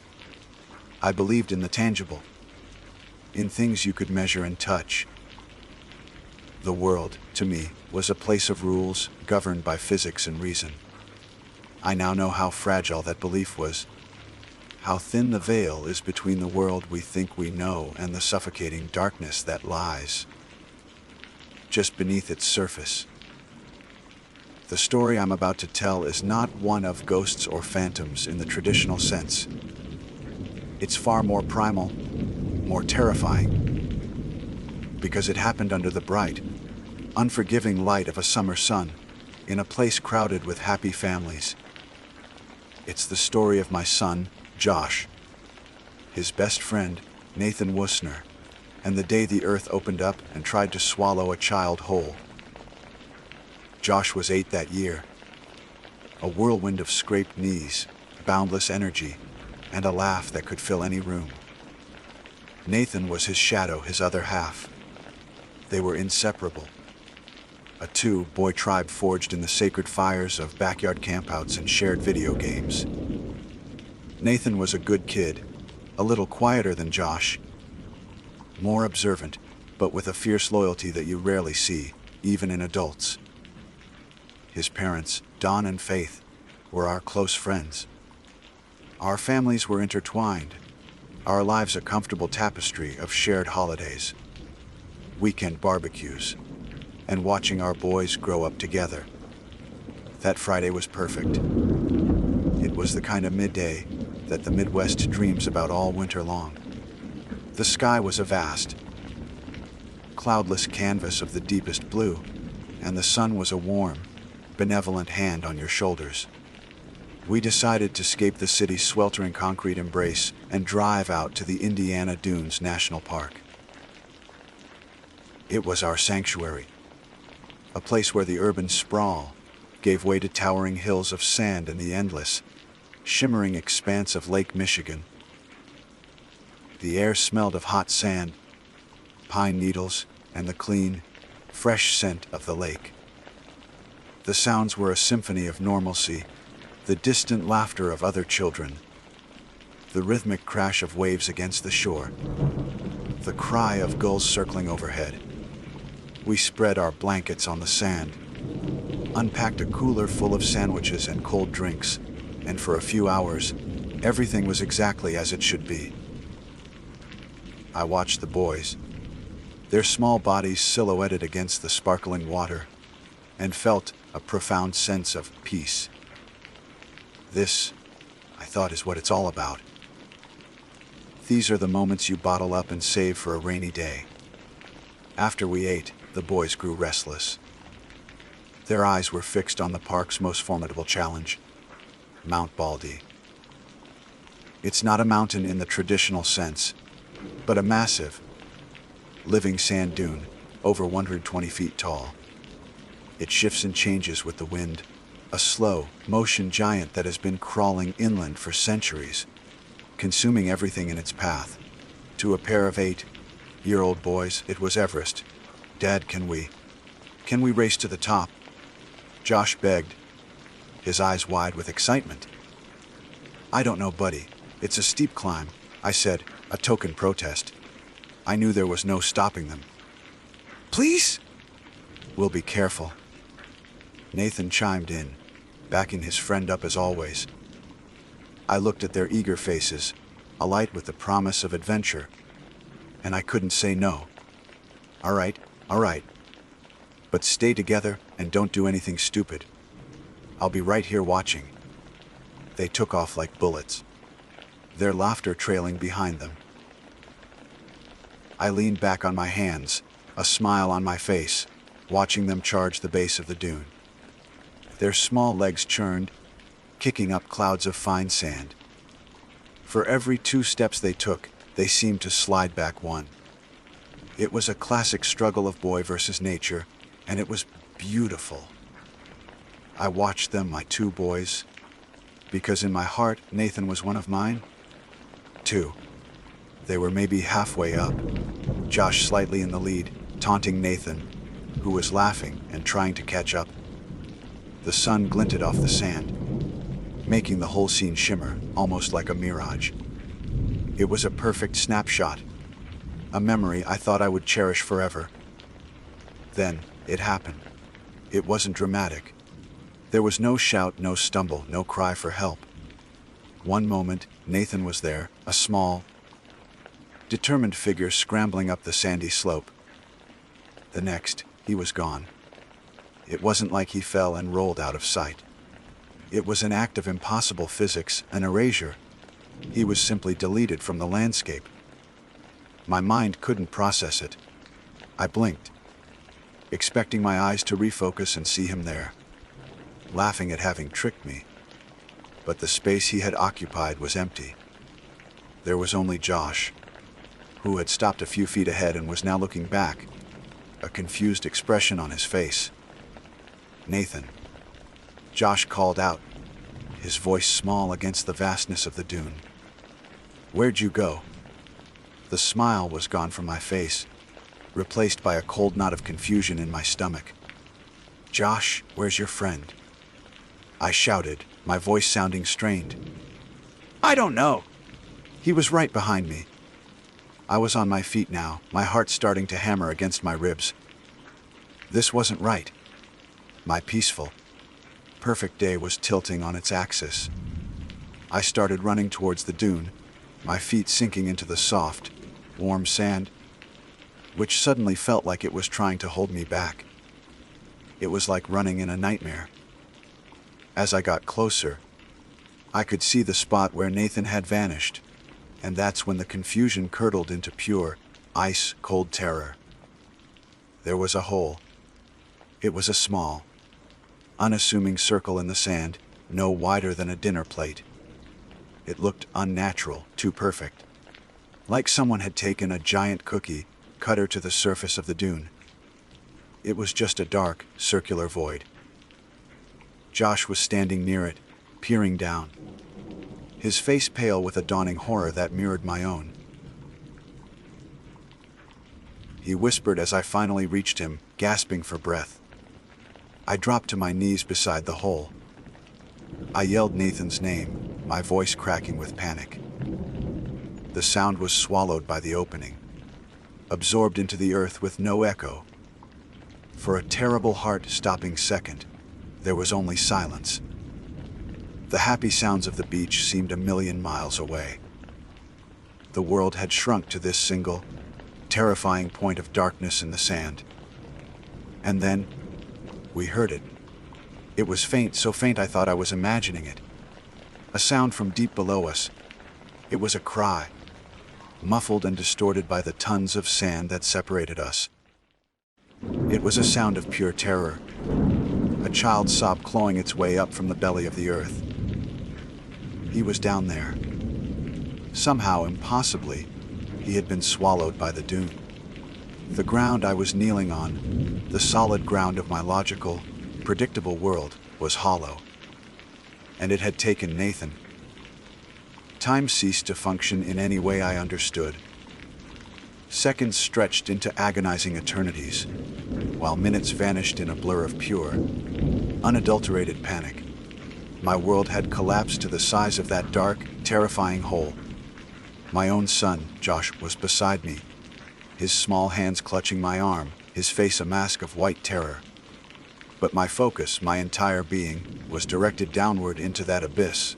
"Nathan!" Can you hear me? It's Uncle Daniel. We're here. We're going to get you out. I screamed into the opening, my voice raw. The reply was another sob, weaker this time, filtered through what sounded like an impossible depth. It's dark.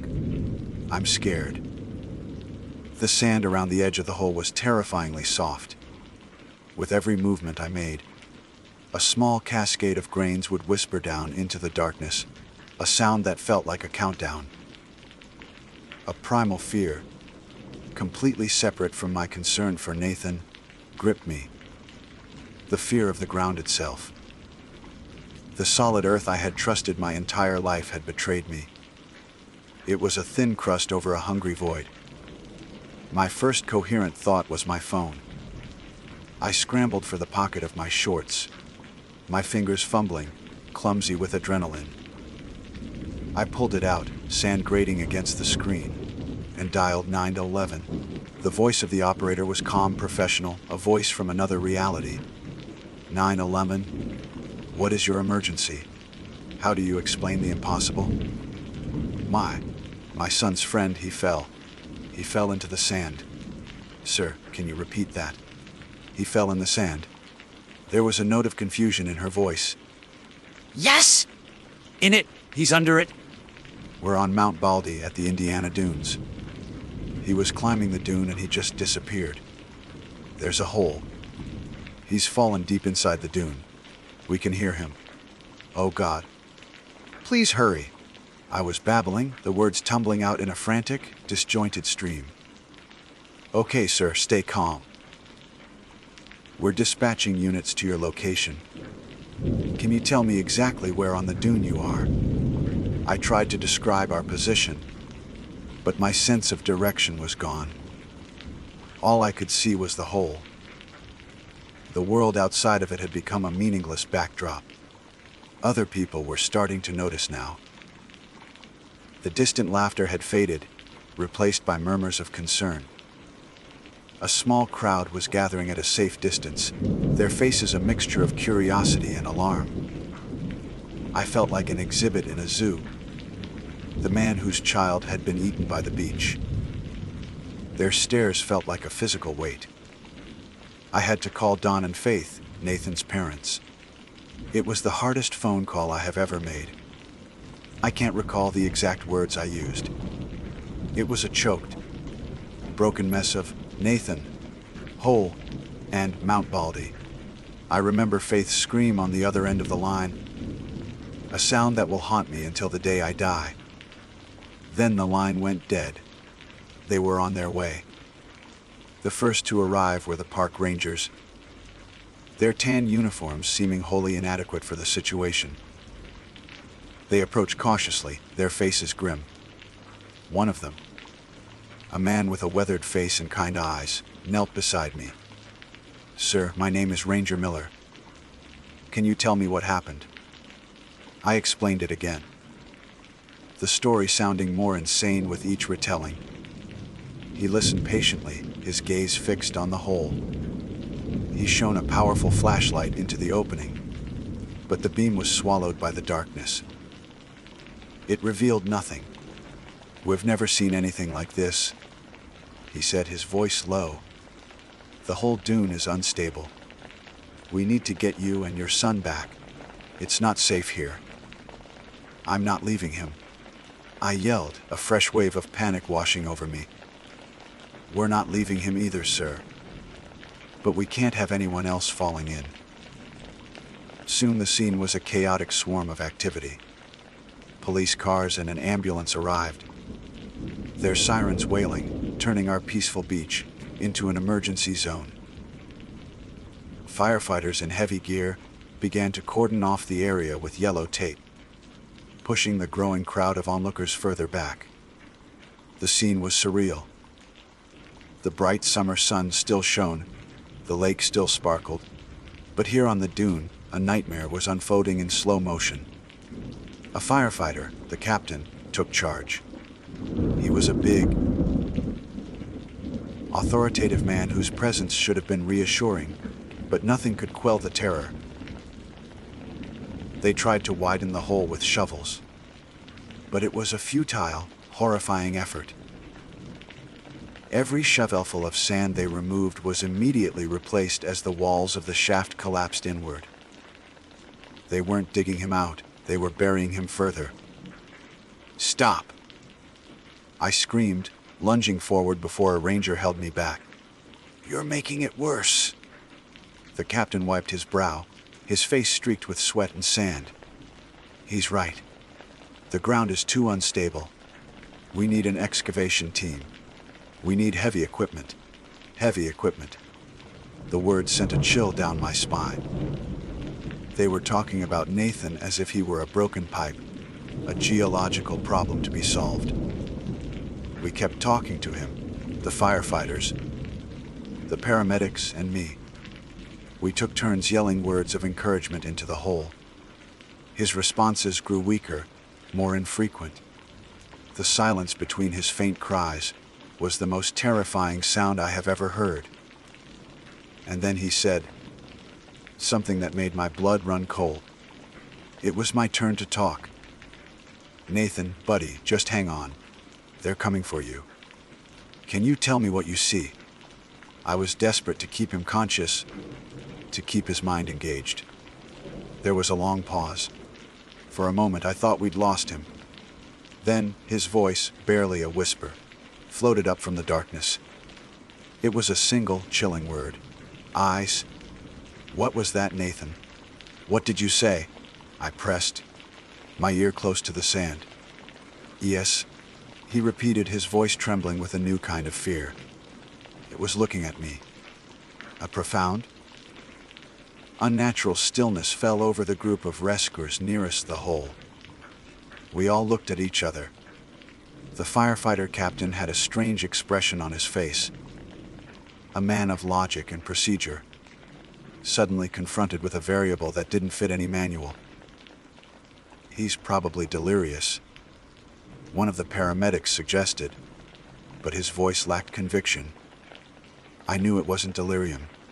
I felt it. A change in the atmosphere around the hole. A subtle drop in temperature. A feeling of being watched. Not by the crowd on the beach, but by something down there. The hole was not just an absence of earth. It was a presence. A malevolent, waiting presence.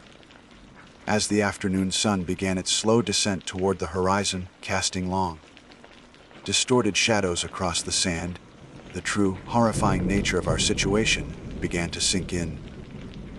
This wasn't just an accident. It wasn't just a geological anomaly.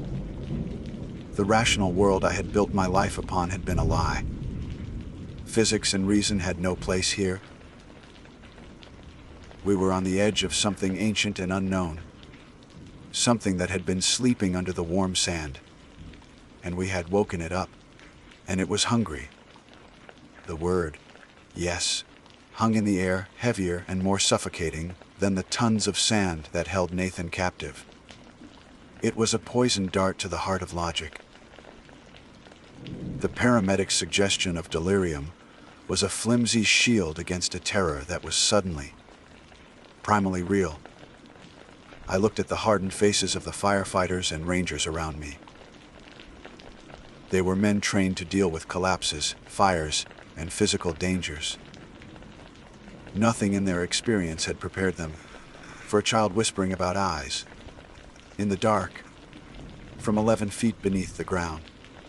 They tried to dismiss it, to rationalize it, but I could see the seed of doubt, the flicker of fear, in their own eyes. For me, there was no doubt.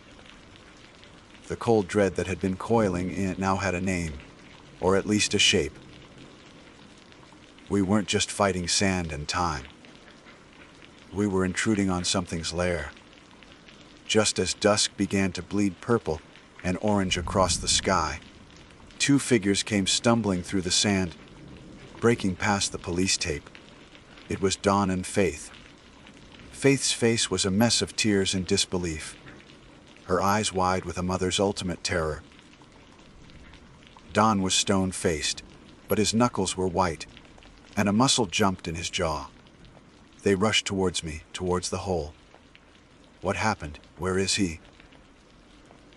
Faith cried, her voice breaking. I had to hold her back, to stop her from getting too close to the unstable edge. "They're getting him, Faith. They're doing everything they can." The words felt hollow, a pathetic offering in the face of their agony. Seeing their pain was like a physical blow, adding an unbearable layer of guilt to my fear. This had happened on my watch. The arrival of the heavy equipment marked a new chapter in the nightmare. A massive vacuum truck and an excavator, its metal claws looking like some prehistoric beast, rumbled onto the beach. The sounds of their engines shattered the twilight quiet, replacing the natural sounds of the evening with a mechanical roar. The rescue operation transformed into a full-scale industrial assault on the dune. Floodlights were brought in, casting the entire scene in a harsh, artificial glare that created deep, dancing shadows. We were a small, desperate island of light and noise in a vast ocean of darkness. The hours that followed were the longest of my life. The excavation was a slow, painstaking process. The team, guided by geologists who had been called to the scene, worked with a grim, focused intensity. They explained the official theory. Nathan had fallen into a flue, a void left by a tall tree that had been buried by the dune over decades. As the tree rotted away, it left a hollow, vertical shaft, a hidden trap waiting for a single misstep. It was a logical, scientific explanation. It made perfect sense. But it didn't account for the eyes.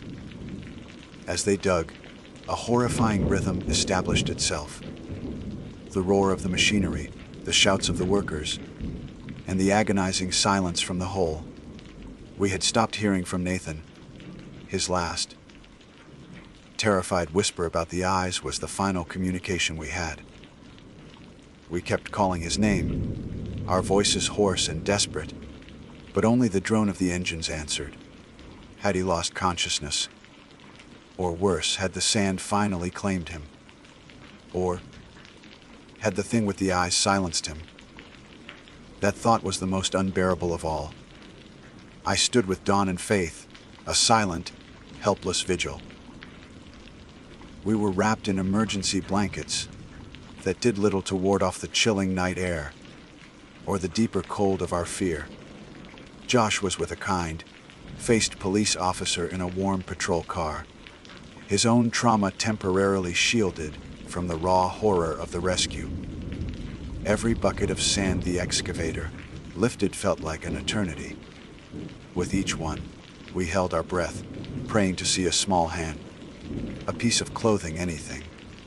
But there was only sand. It was just after 10:30 p.m., more than 3 hours after he had vanished, when a shout went up from the crew. We see him.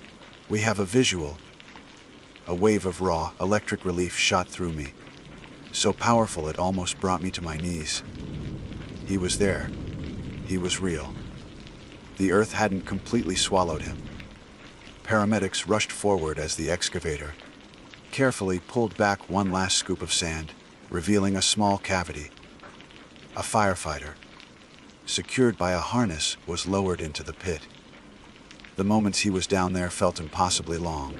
Then, we heard the words we had been praying for. He's alive. He's breathing. A collective sob of relief went through the crowd. Faith collapsed into Dawn's arms, weeping uncontrollably. I felt tears streaming down my own face, hot against my cold skin. He was alive. They brought him up on a stretcher, a small, still figure covered in sand. His face was pale, his eyes closed. An oxygen mask was strapped over his mouth and nose. He looked so fragile, so broken. As they rushed him towards the waiting ambulance, his eyes fluttered open for just a moment. They weren't focused on the lights, or the rescuers, or his frantic parents. They were looking past us all, back towards the dark, gaping wound in the dune, and his face was contorted in a mask of pure, unadulterated terror. Then his eyes rolled back, and he was gone again into unconsciousness. The aftermath was a blur of official reports and hushed conversations. The story of the miracle on Mount Baldy made national news. It was a tale of survival, of a community coming together, of a boy saved from a 1 in a million geological anomaly. The hole was filled in, the dune fenced off, a warning sign erected. The world put a neat, tidy explanation on what had happened. But I knew better. Nathan recovered physically. He had no major injuries, just bruises, scrapes, and a terrifying case of dehydration. But the boy who came home from the hospital was not the same one who had raced his best friend up a sand dune. The laughter was gone, replaced by a heavy, watchful silence. He barely spoke, and when he did, his voice was a monotone whisper. He refused to sleep without every light in the house on, and his nights were filled with terrors that made him scream without waking. Dawn and Faith were grateful, so incredibly grateful to have their son back. But I could see the confusion and pain in their eyes as they struggled to connect with the silent, haunted stranger their son had become. The truth of what happened that day remains our secret, a dark pact between me and a boy too terrified to speak of it. But sometimes, the truth finds a way out. About a week after he came home, I was staying over at their house, trying to offer some support. I woke up in the middle of the night to a feeling of being watched. I opened my eyes, and there he was, a small silhouette standing in the doorway of the guest room. Nathan. He was just staring at me, his eyes wide and dark in the dim light from the hallway. My heart hammered in my chest. Nathan? What is it? What's wrong? He took a shuffling step into the room, his gaze never leaving mine. His voice, when he finally spoke, was a dry, rasping whisper. A sound scraped from the depths of a no child should ever have to go. It's still down there, Uncle Daniel. He breathed, the words barely audible. The thing that was in the hole with me. He paused, and a single tear traced a path through the imaginary dust on his cheek. It's hungry. My name is Dr. Kenji Tanaka. It is a name that, within certain circles of marine biology, is associated with a single-minded, almost obsessive dedication to the study of Macrocystis pyrifera, the giant kelp that forms the majestic, underwater forests of the Pacific coast. For 15 years, my life has been a cycle of grant proposals, data analysis, and countless hours spent in the cold, green twilight of the subaquatic world. My work, funded by the Scripps Institution of Oceanography, is my life, and it has brought me to some of the most remote and beautiful corners of the California coastline. None, however, have imprinted themselves upon my soul quite like San Miguel Island. San Miguel is the westernmost of the Channel Islands, a rugged and wind-swept piece of land that stands as a lonely sentinel against the full might of the open Pacific. To most, it's a name on a map, a restricted territory under the jurisdiction of the U.S. Navy and the National Park Service. To me, it was a living laboratory. The island is a nexus point where the cold, nutrient-rich waters of the California current collide with warmer southern waters, creating an ecosystem of breathtaking biodiversity. The kelp forests here are among the most robust in the world, thriving in the harsh conditions. They are a perfect subject for my research into kelp resilience in the face of changing ocean climates.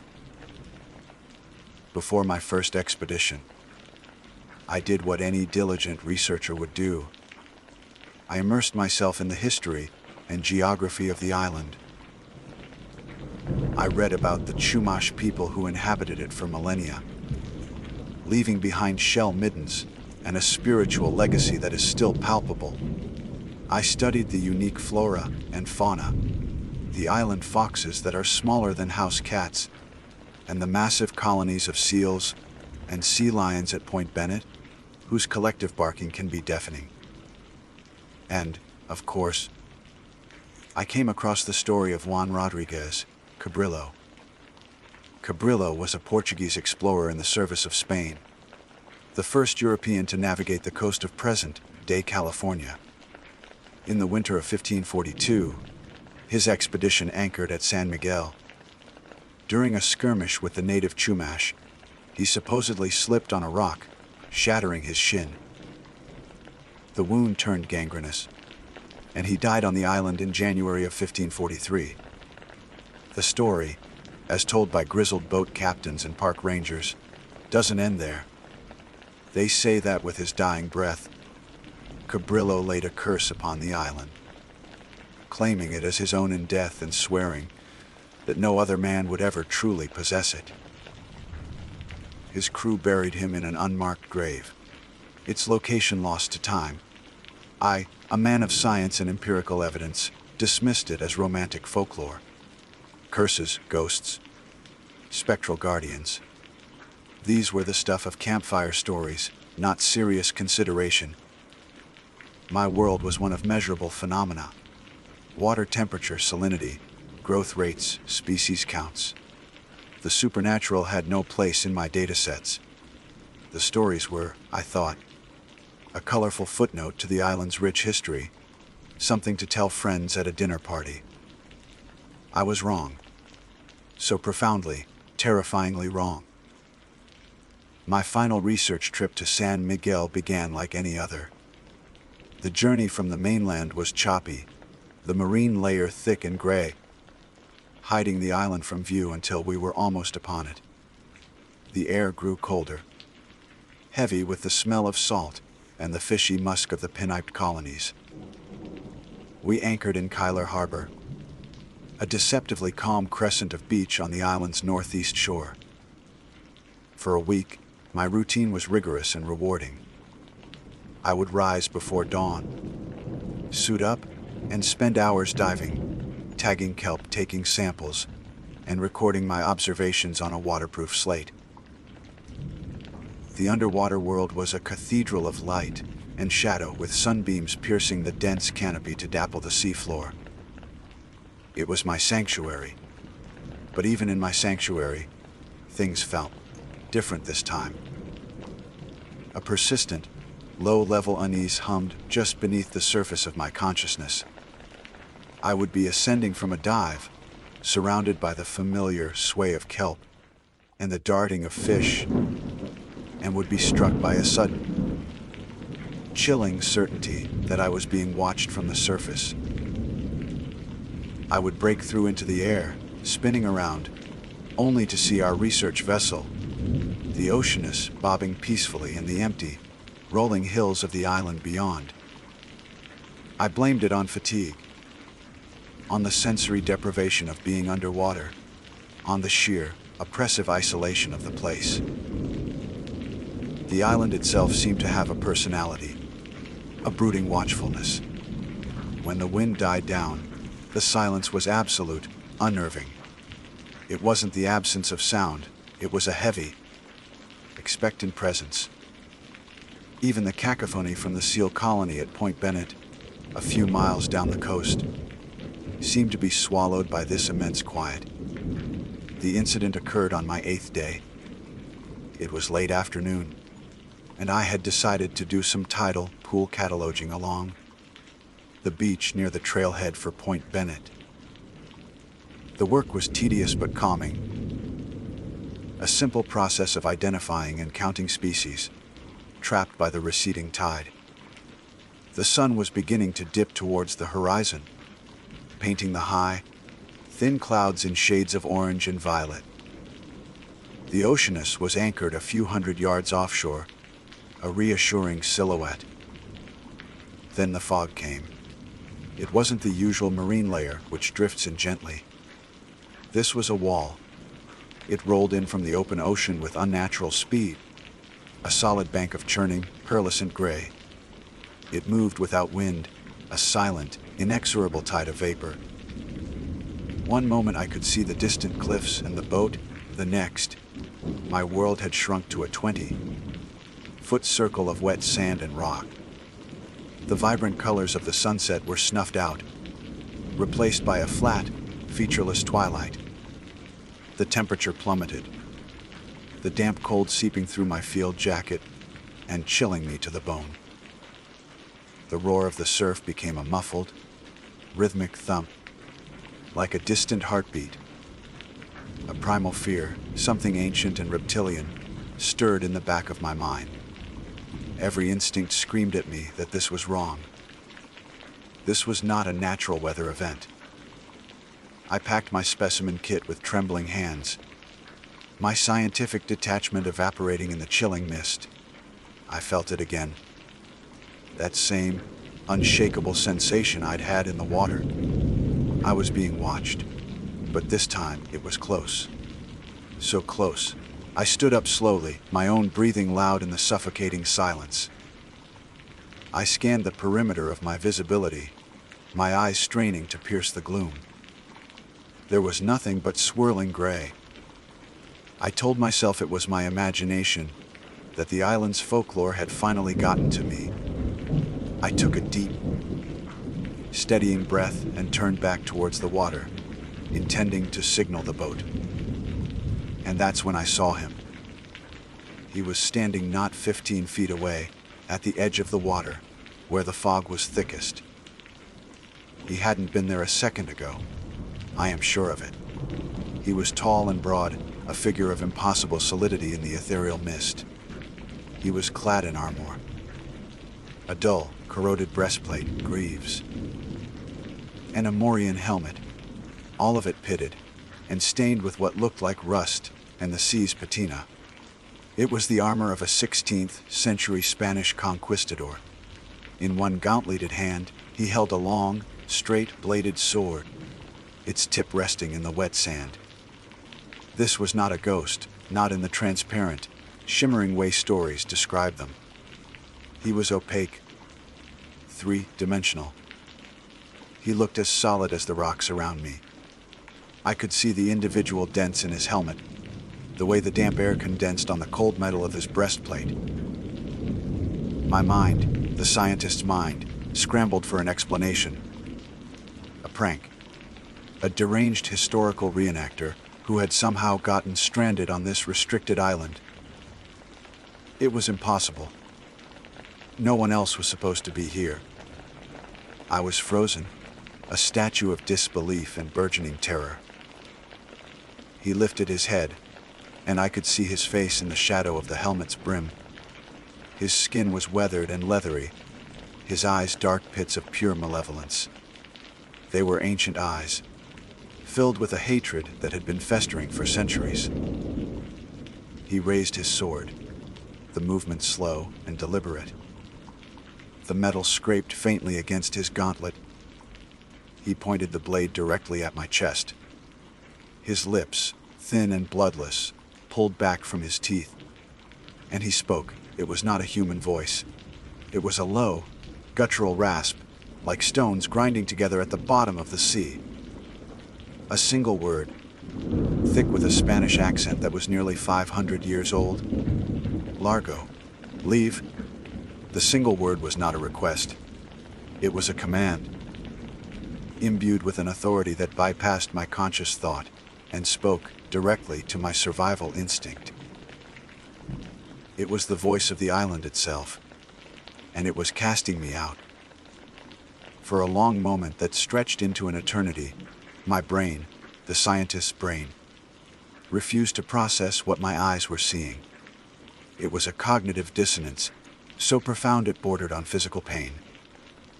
My entire worldview, built on a foundation of logic, reason, and observable fact, was shattering. The command, Largo, echoed not in my ears, but in the very marrow of my bones. It was a vibration of pure, ancient authority.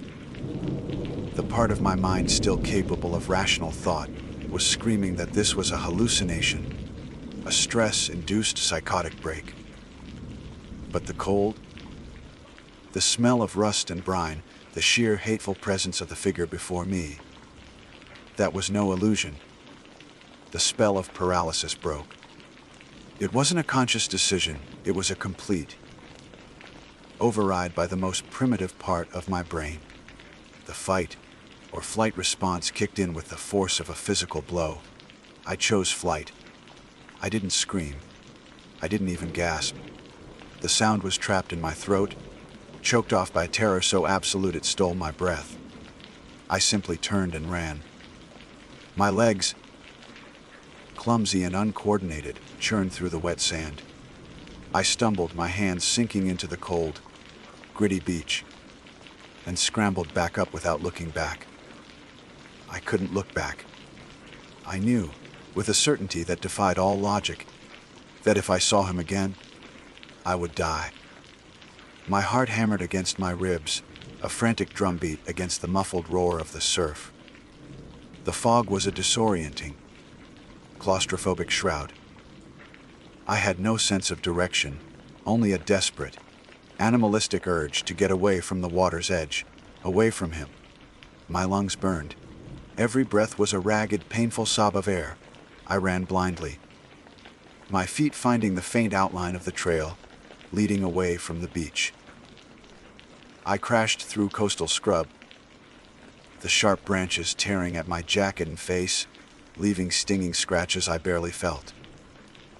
The adrenaline was a fire in my veins, obliterating everything but the need to escape. I could feel his eyes on my back, a cold, heavy pressure. I didn't hear footsteps behind me, but I felt his pursuit in the unnatural chill that clung to me, a pocket of icy air in the already cold fog. Finally, I saw it. The dim, diffuse glow of the masked light on the Oceanus.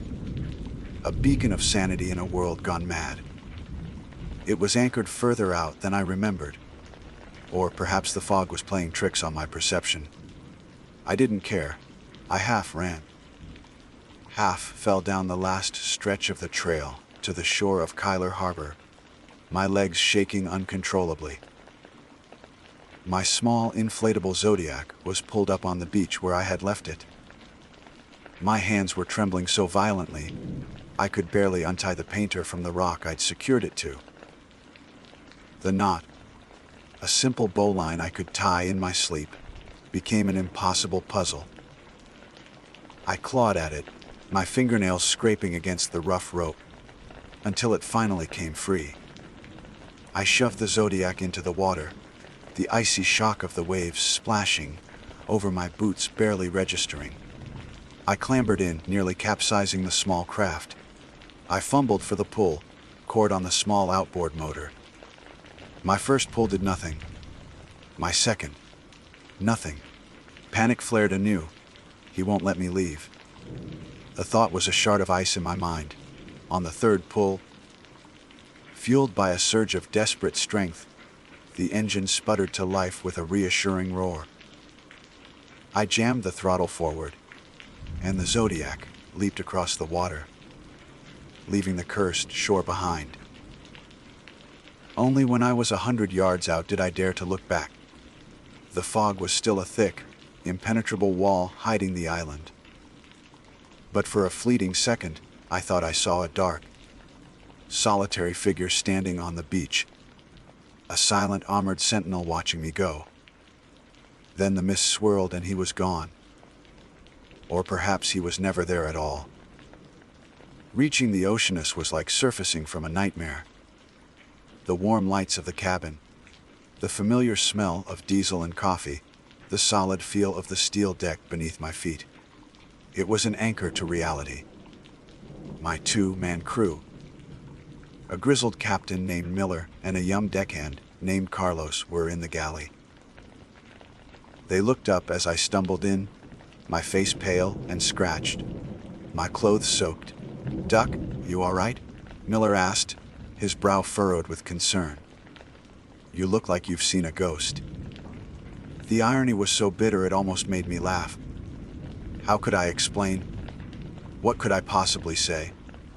I just met the 500-year-old ghost of a conquistor who told me to get off his island. They would think I was insane. They would call the Coast Guard and have me evacuated for a medical emergency. My career, my reputation would be finished. I slipped. I stammered, the lie feeling clumsy and foreign in my mouth. Fell on the rocks near the trail. Just spooked myself is all. The fog, it came in so fast. Miller nodded slowly, though his eyes were still full of questions. "This island plays tricks on you. We should head back. The forecast's turning ugly anyway." I agreed with a fervor that must have seemed strange. "Yes. Now, let's pull anchor and go." The journey back to the mainland should have taken 8 hours. For the first 2, everything was normal. The rhythmic thrum of the diesel engine was the most comforting sound I had ever heard. I sat in the cabin, wrapped in a blanket. Nursing a mug of hot coffee I could barely hold steady, but I couldn't shake the feeling of being watched. I kept glancing out the portholes, expecting to see a rusted helmet in the churning, dark waves. The chill I'd felt on the beach had followed me.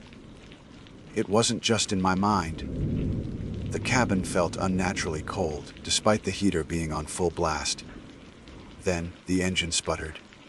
It was a single, jarring cough that broke the steady rhythm.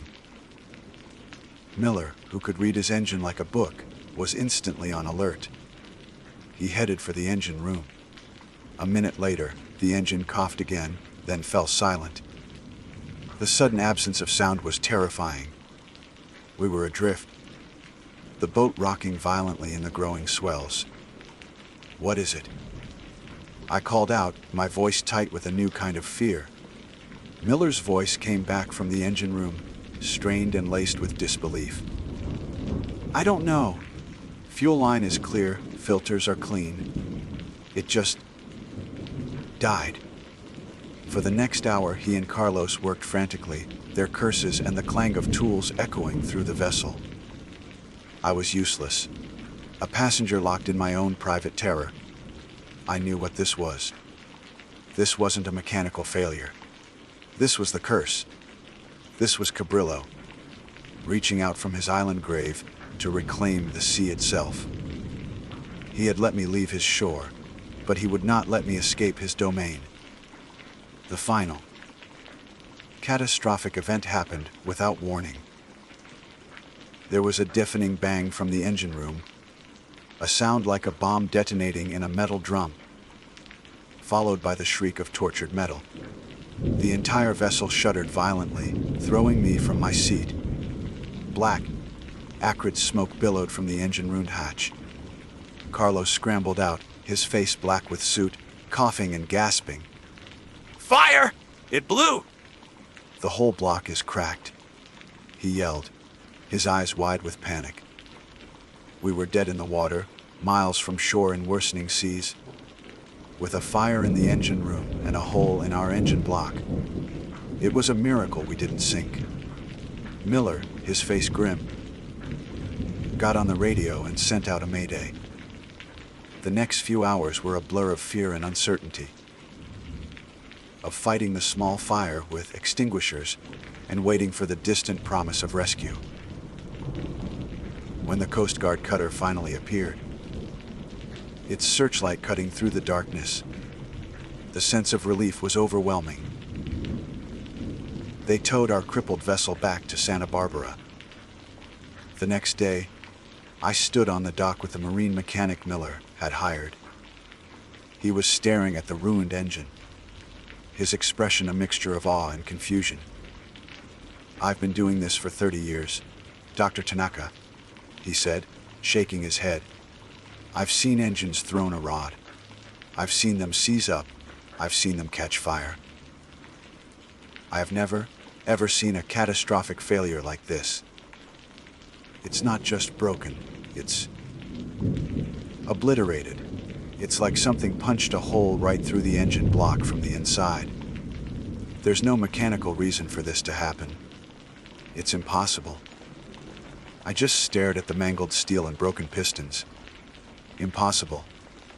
He had no idea. I knew then, with a cold, hard certainty that settled deep in my soul, that I would never go back to San Miguel Island. Some places are not meant for us. Some curses are real, and I had looked one in the eye. Returning to the mainland did not bring the relief I had desperately craved.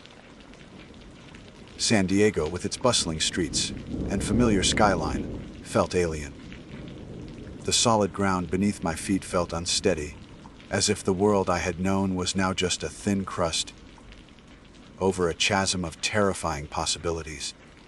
My apartment, once a sanctuary of quiet intellectualism, filled with books on marine ecosystems and oceanographic charts, now felt like a cage. The silence was no longer peaceful. It was heavy with the same expectant dread I had felt on the island. I had left San Miguel, but its essence, its cold and ancient malice, had hitched a ride in the deepest corners of my psyche. Sleep offered no escape. When I did manage to drift off, my dreams were a chaotic maelstrom of swirling, gray fog and the glint of rusted metal. I would hear the grinding, stony rasp of his voice saying that one word, Lago, over and over, a mantra of my damnation. I would wake up in a cold sweat, my heart pounding, convinced that a tall, armored figure was standing in the corner of my bedroom, just beyond the reach of the moonlight filtering through my window.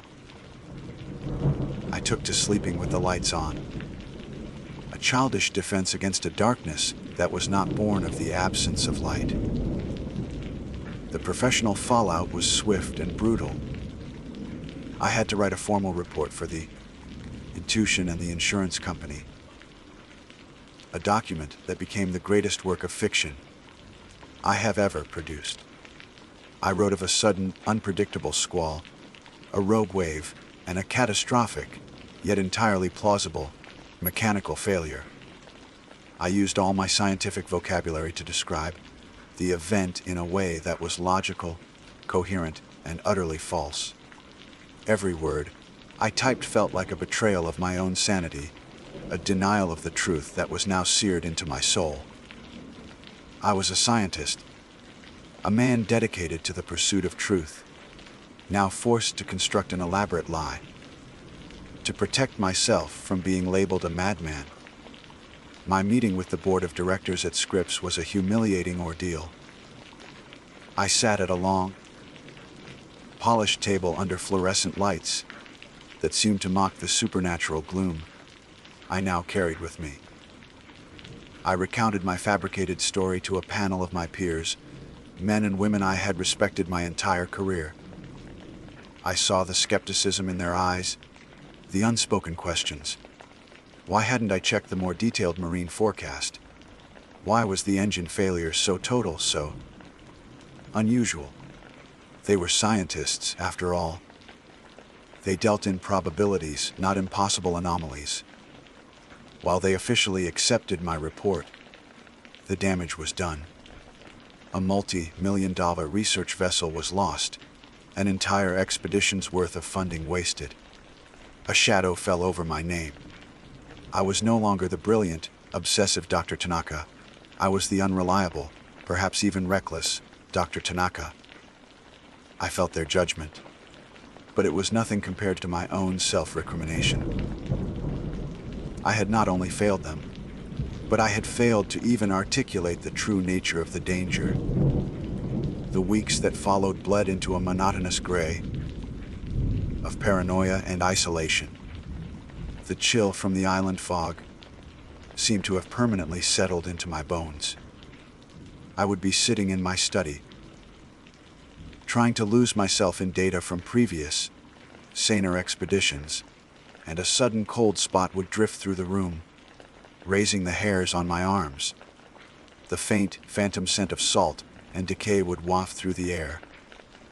More than once, I caught a flicker of movement in my peripheral vision, a tall, dark shape that would vanish the moment I turned to face it. I started avoiding windows after dark, terrified I would see a gauntleted hand pressed against the glass. My rational mind, what was left of it, fought back desperately. It offered explanations: post-traumatic stress, sleep deprivation, the psychological impact of a near-death experience. I tried to believe it. I wanted to believe it. But I knew better. This was not a trauma of the mind. It was a haunting of the soul. He was still with me. The guardian of San Miguel was not content with merely expelling me from his territory. He had followed me, a spectral warden ensuring my sentence was carried out. Unable to work, unable to rest, I became an obsessive recluse. My scientific curiosity, once directed at the natural world, now turned inward toward the darkness that had consumed me. I began to research, not as a biologist, but as an archaeologist of the damned.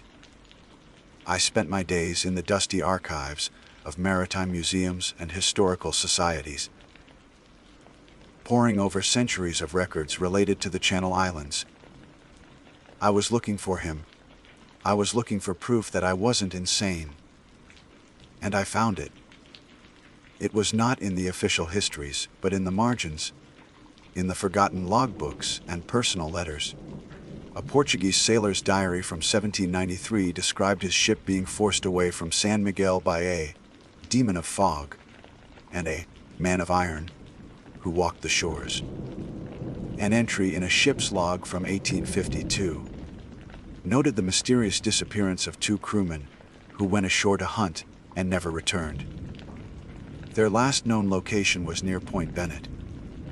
A newspaper clipping from 1922 told of a fishing boat found adrift and empty, its engine inexplicably destroyed, having last been seen anchored off San Miguel.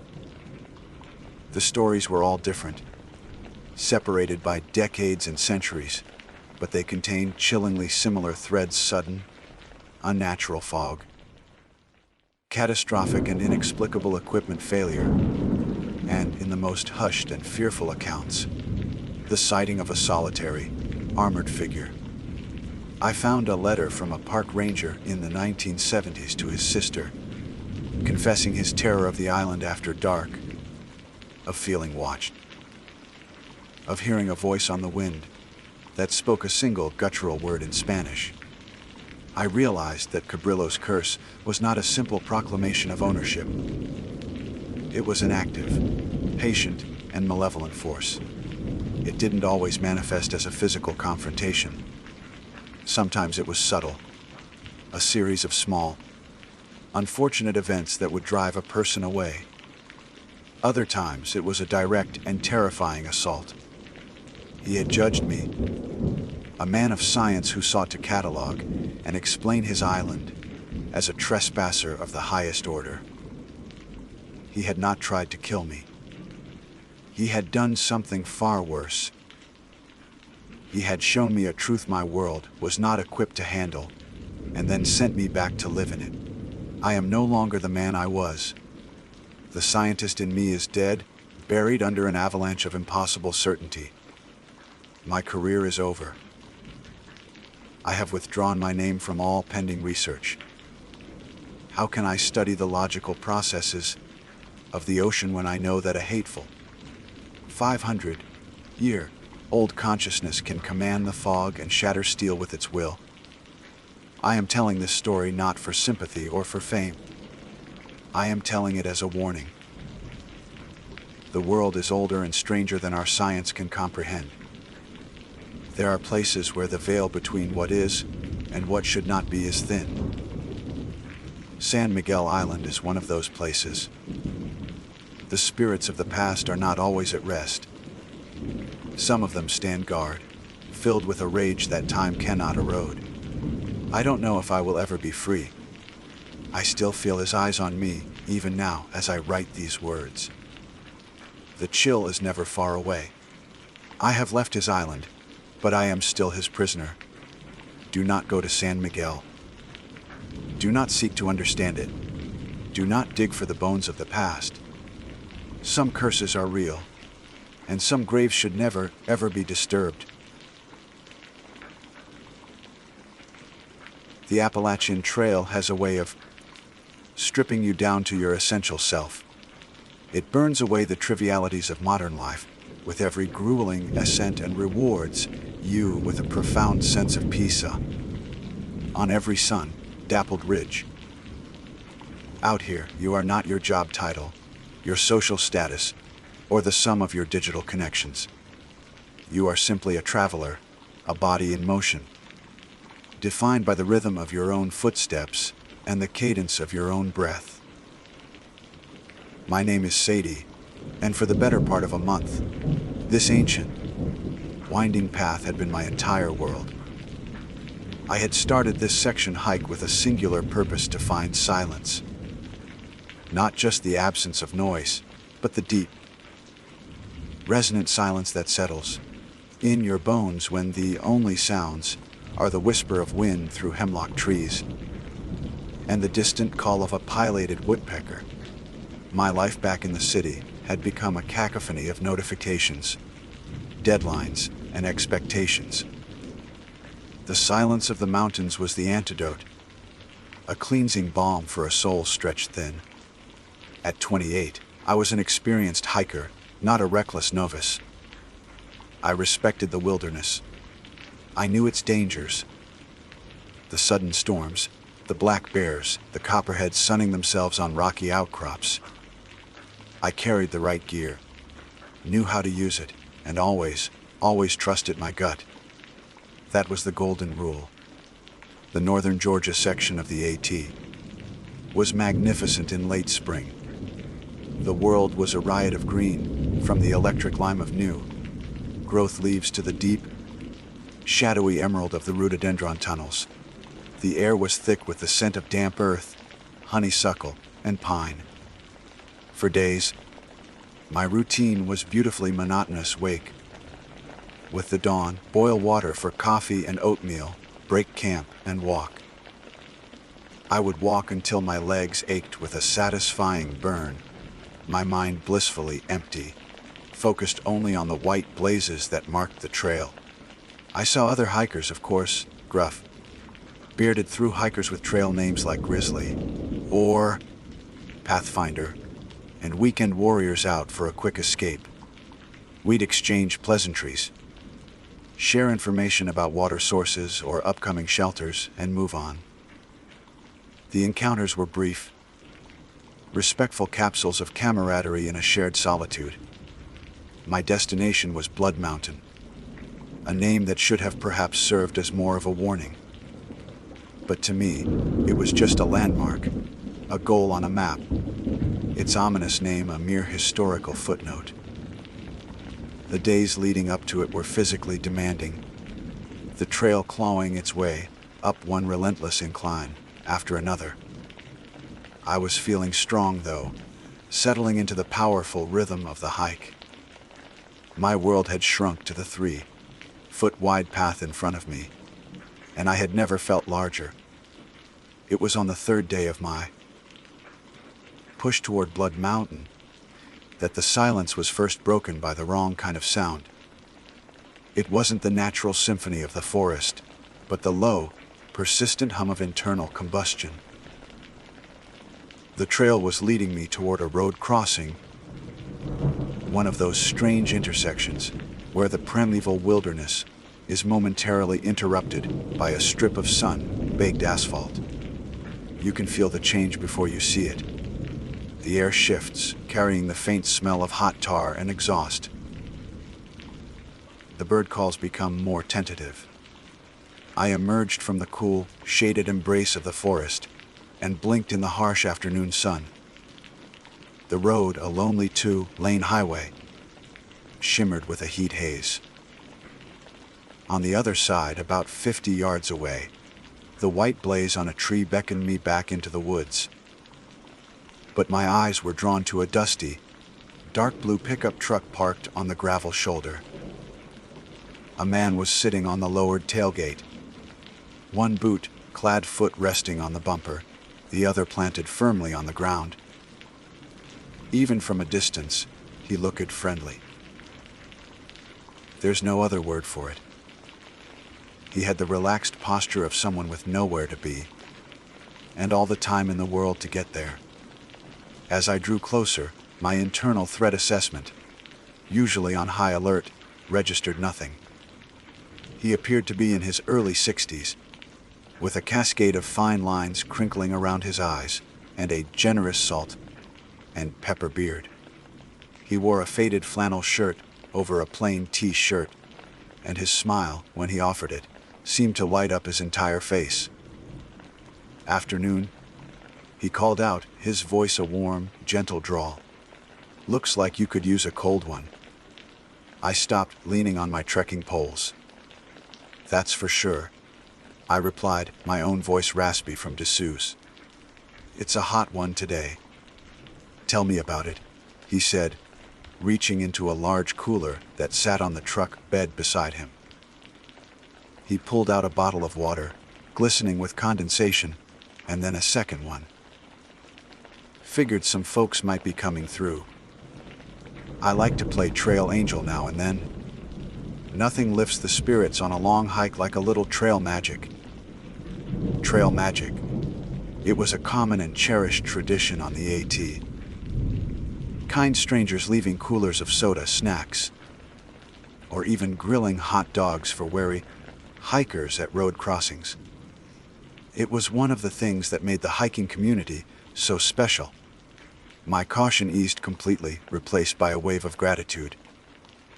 "Wow, that's incredibly kind of you," I said, walking over. "Thank you so much."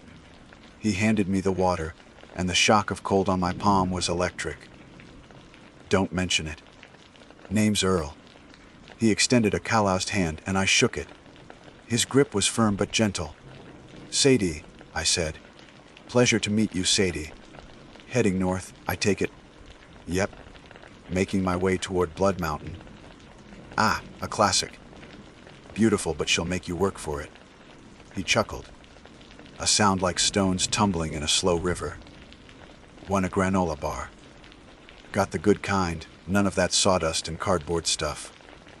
I accepted the bar, feeling a genuine warmth spread through my chest. This was exactly the kind of wholesome, restorative encounter the trail could provide. We chatted for a few minutes as I gratefully chugged half the water and devoured the snack. He asked where I was from, and I told him. He shared a short, amusing story about a bear that had tried to steal his cooler last summer. He never asked where I was planning to camp that night, or how long I'd be on the trail. None of the questions that would have set off alarm bells. The conversation was easy, comfortable, and utterly unremarkable. He was just a kind, retired man enjoying the mountain air and doing a good deed. His eyes were what I remembered most. They were a pale, clear blue, and they held a look of such sincere, gentle kindness that it felt like looking at a beloved grandfather. There was no guile in them, no hidden agenda. Or so I believed. Well, Earl, you've made my day, I said, screwing the cap back on my water bottle. But I should probably get back on the trail if I want to make good mileage before sundown. Of course, he said, giving me another one of his easy smiles. Don't let me keep you. You have a safe hike now, you hear? I will. Thanks again for everything. Anytime, Sadie. Happy trails. I shouldered my pack, which felt noticeably lighter, and crossed the hot asphalt. As I stepped back into the tree line, I glanced back one last time. Earl was still sitting on his tailgate watching me. He raised a hand in a final, friendly wave. I waved back and then plunged into the green embrace of the forest. The sounds of the road faded behind me, replaced once more by the familiar, comforting symphony of the wilderness.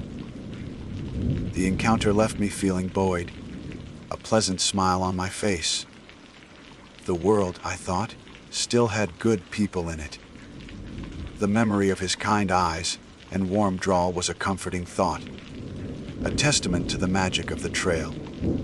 I had no way of knowing that the magic was about to curdle into the most profound and paralyzing terror I would ever experience. The following day, the memory of Earl and his kindness was a pleasant, fading warmth. The trail demanded my full attention. It was a day of switchbacks, a relentless, zigzagging ascent that left my calves screaming and my lungs burning. But with the pain came the reward. The higher I climbed, the more the dense canopy of trees began to thin, offering tantalizing glimpses of the world unfolding below. By mid-afternoon, I reached a marked overlook, a rocky bald that jutted out from the mountainside, offering a breathtaking 180-degree panorama. The view was staggering. Endless waves of blue, green mountains rolled away to the horizon, their peaks softened by a hazy, dreamlike mist. I shrugged off my pack with a grateful sigh, the weight lifting from my sore shoulders. I sat on a large, sun-warmed granite slab, pulling out my water bottle and a bag of trail mix. This was the payoff. This was the church of the open sky I had come to worship in. For several long minutes, I was completely lost in the majesty of it all, feeling infinitesimally small, and yet part of something vast and eternal. Fancy meeting you here? The voice, that same warm, gentle drawl, shattered the silence. My head snapped to the left. My heart gave a violent lurch, a painful thud against my ribs. It was him. Earl.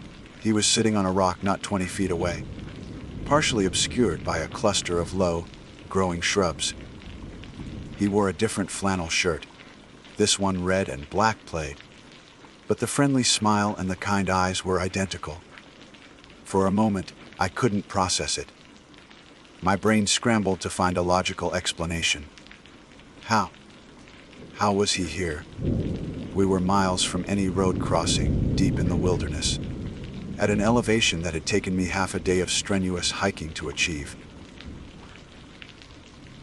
I managed to say, my voice tight, What are you doing here?"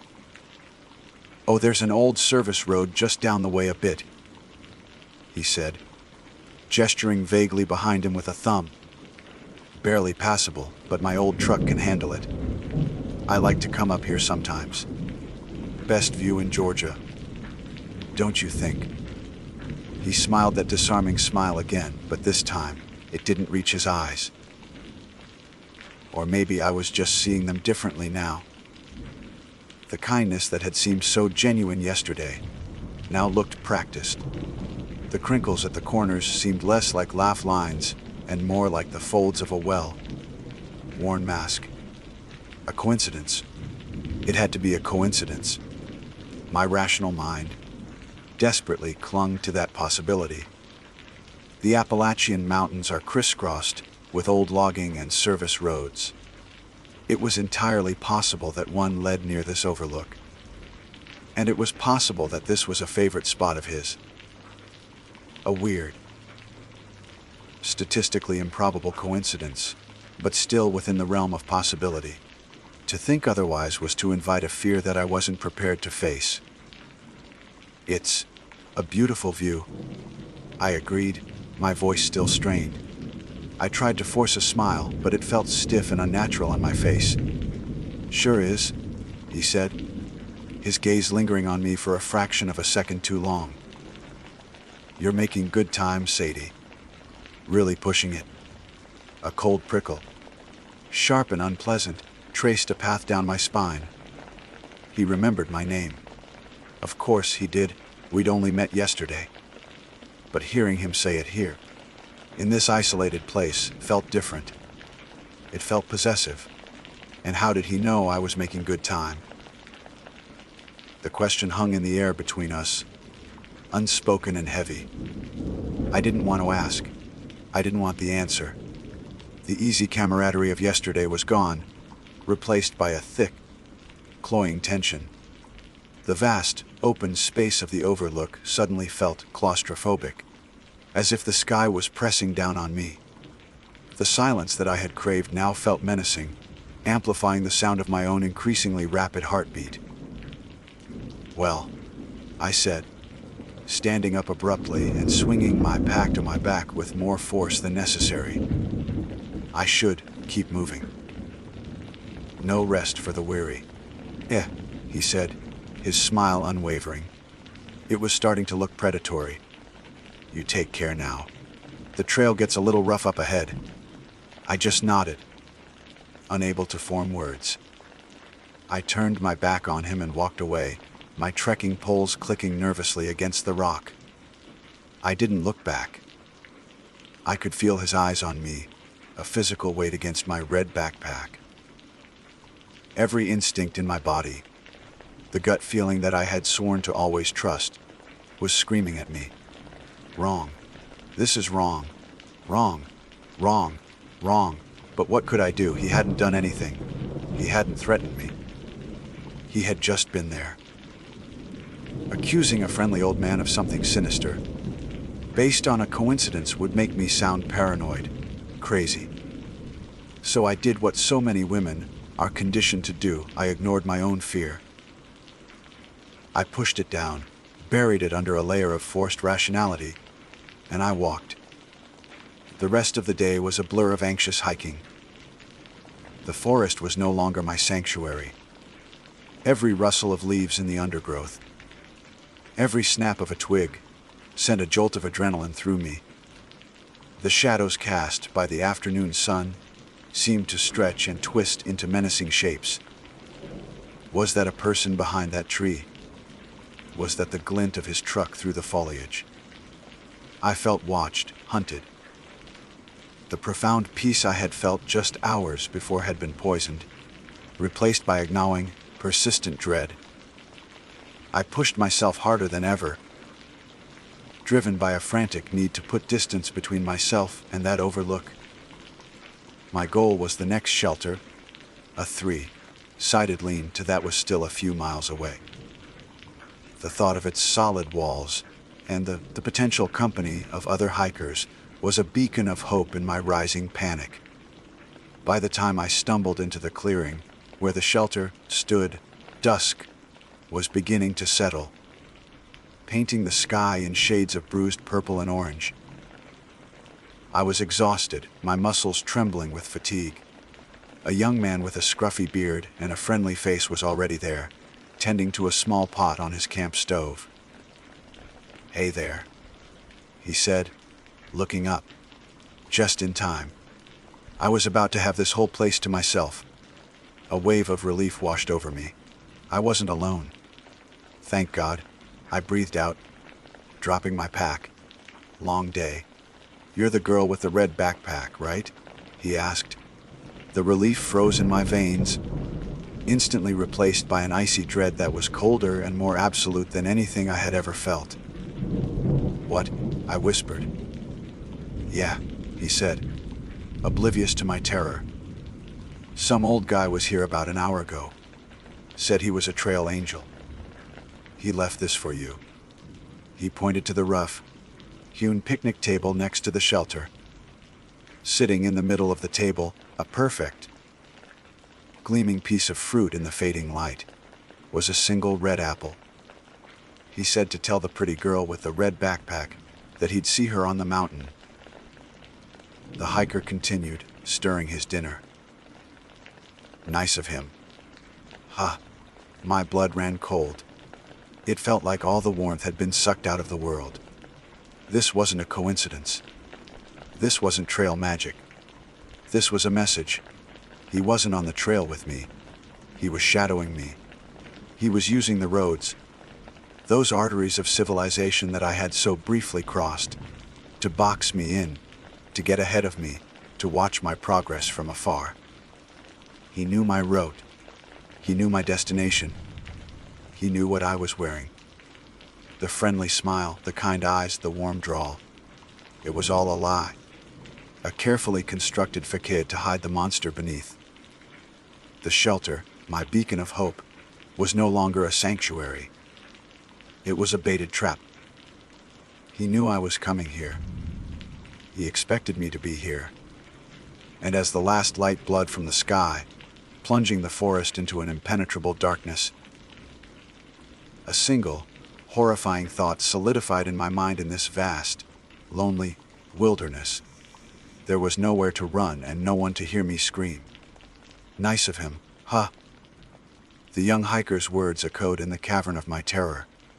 I stared at the apple, a perfect, blood-red orb sitting innocently on the weathered wood. It was a symbol from a fairy tale, but this was no story.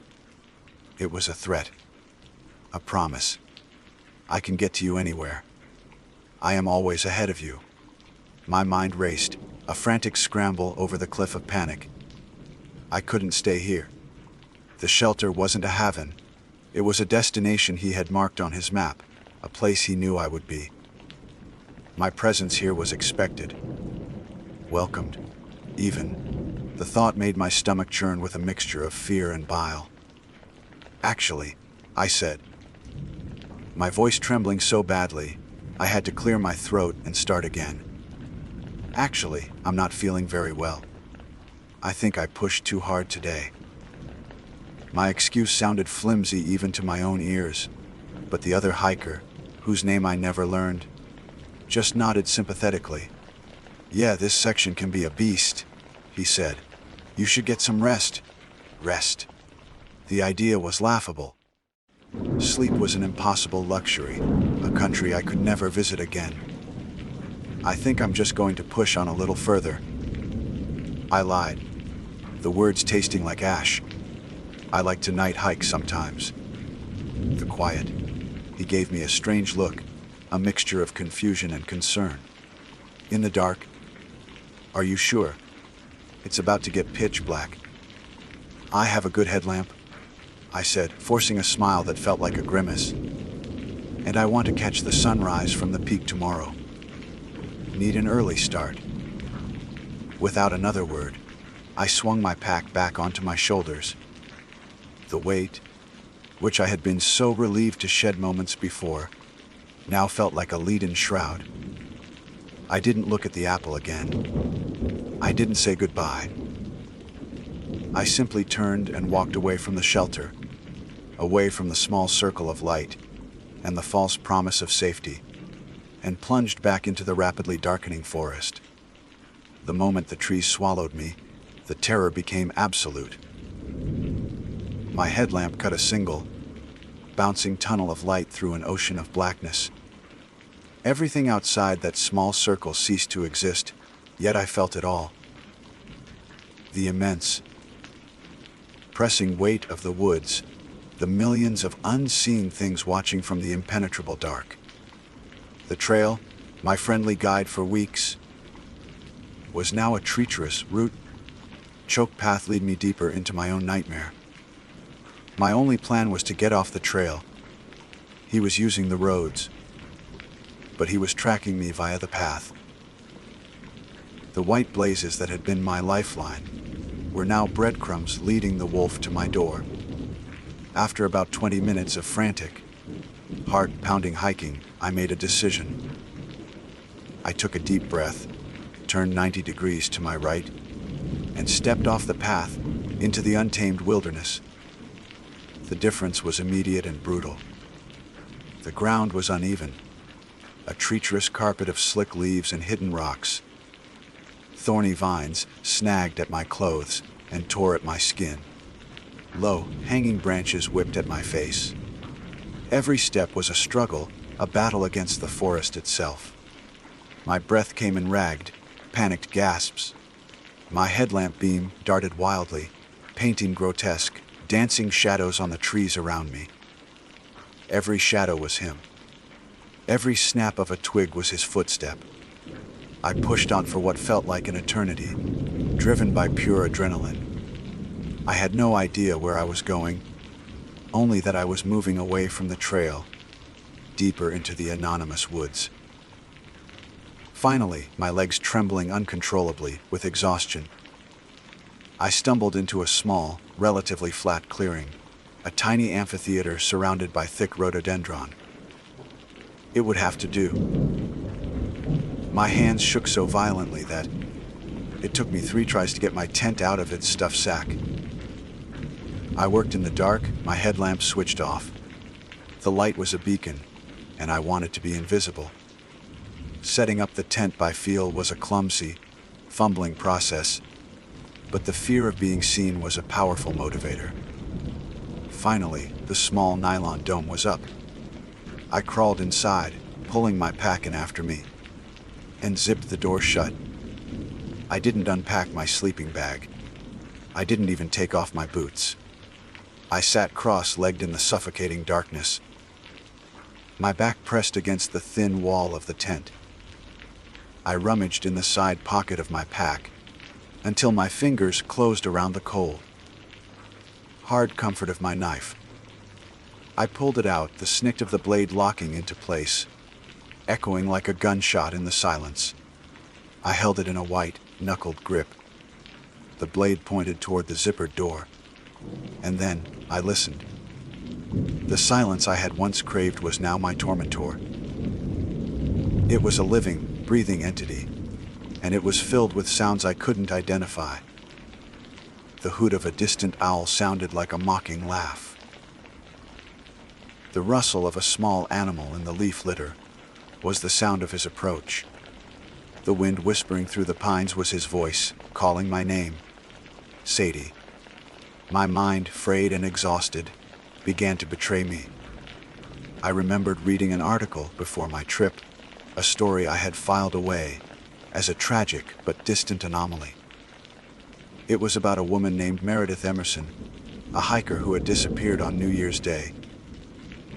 right here, on Blood Mountain. They found her days later. She had been taken by a man, an older man who had pretended to be a fellow hiker. He had a dog. He seemed friendly. The chilling parallels made my blood run cold. This wasn't a new story.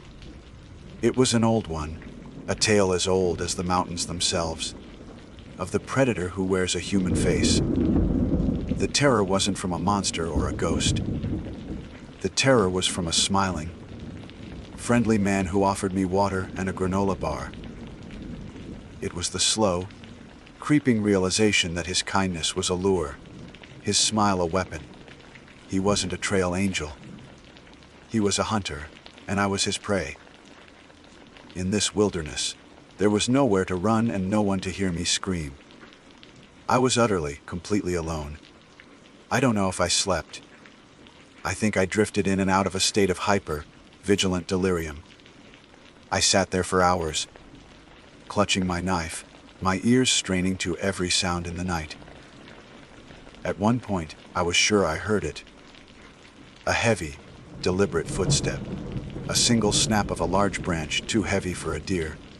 It was close. My heart stopped. I held my breath, my knuckles white on the handle of my knife. I waited for the sound of the zipper on my tent. I waited for the darkness to be ripped away. But it never came. Was it him? Or was it just my fear, giving shape to the random noises of the night? I'll never know. And that, somehow, is the worst part. The first hint of dawn was a faint, gray light that slowly filtered through the tent fabric. It was the most beautiful light I had ever seen. I had survived the night. I waited until the sun was fully up before I dared to move. I packed up my tent with frantic speed, my eyes scanning the woods around me. I didn't make coffee. I didn't eat. I just started walking, using my compass to head east, hoping to eventually hit a road. Any road. 2 hours later, scratched, bruised, and emotionally shattered, I stumbled onto a paved highway. When the first car appeared, I ran into the middle of the road, waving my arms like a madwoman. The car, a minivan with a concerned, looking family inside, screeched to a halt. I don't remember what I said to them. I think I was sobbing. But they saw the terror in my eyes and they let me in. They drove me to the nearest town, to the sheriff's office. I told them my story. They took a report, their faces a mixture of professionalism and pity. They asked for his name. Earl, I said. They asked for a description. I gave it to them. They promised they would look for his truck. I never heard from them again. I never went back to the trail to get my car. I called a friend to pick me up. I left the mountains that day, and I've never been back. The wilderness, my sanctuary, is now a place of fear. The silence I once loved now feels like a prelude to a scream. Sometimes, when I'm in a crowd, I'll see an older man with a friendly smile and kind eyes, and for a heart-stopping moment, the forest closes in around me again. I am back in that tent, in the dark, clutching a knife, listening for a footstep that may or may not be there. He didn't lay a hand on me, but he stole something from me that I can never get back. He stole the silence. My name is Jinsey Thorne, and I make my living by sitting in silence, waiting for monsters. That's a dramatic way to put it, I suppose. The masthead on my website and the bio in the magazines that occasionally publish my work would say, wildlife photographer. It's a respectable, almost gentle title. It conjures images of patient people in khaki vests, communing with nature. And for the most part, that's true.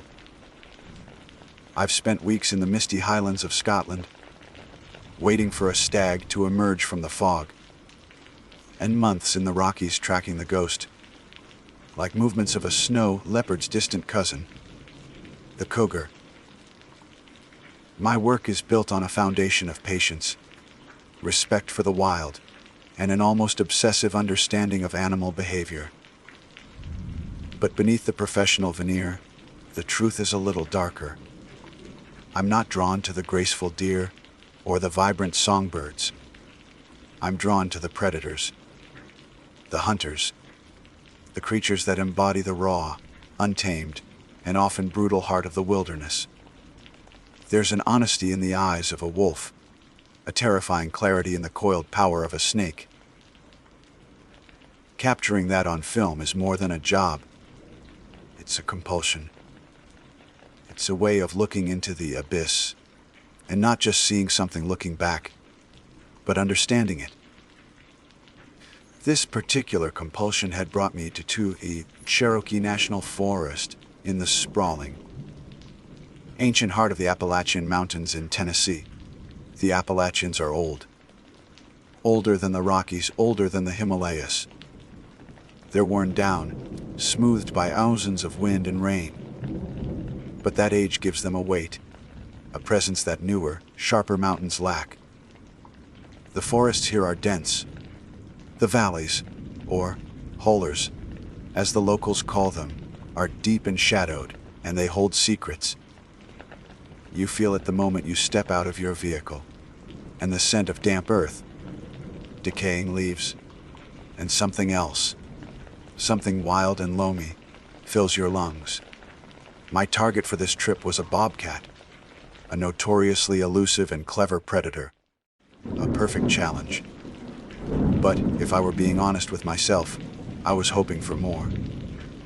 The deep woods of the Cherokee are home to a healthy population of black bears, and the thought of capturing a full, grown male, magnificent and formidable, was a siren song I couldn't ignore.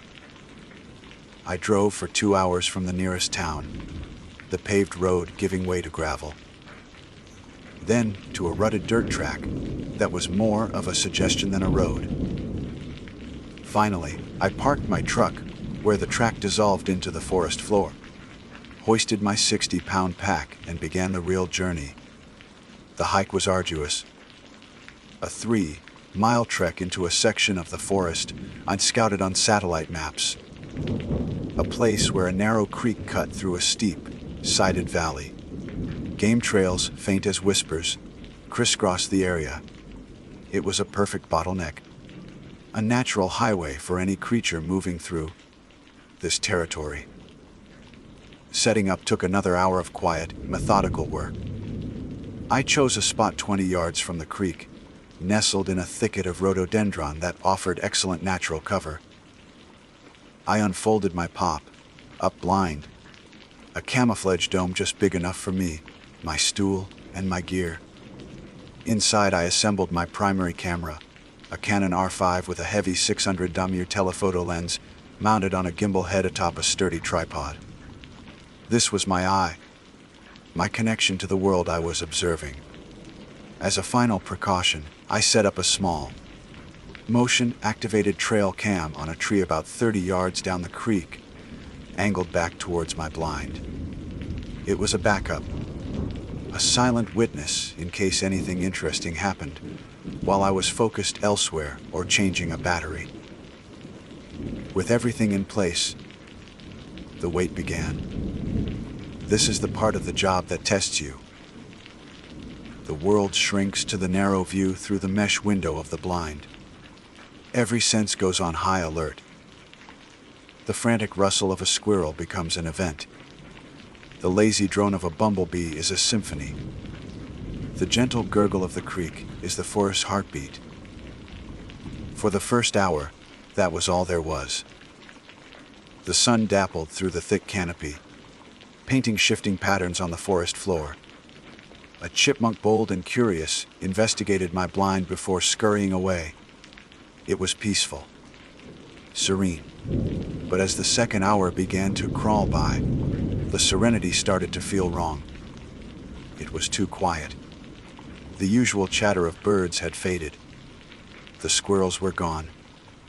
There was a stillness, a held, breath quality to the air that hadn't been there before. The forest felt empty, as if it were waiting for something. I've been in the wild long enough to trust my instincts, and they were screaming at me that I was no longer alone.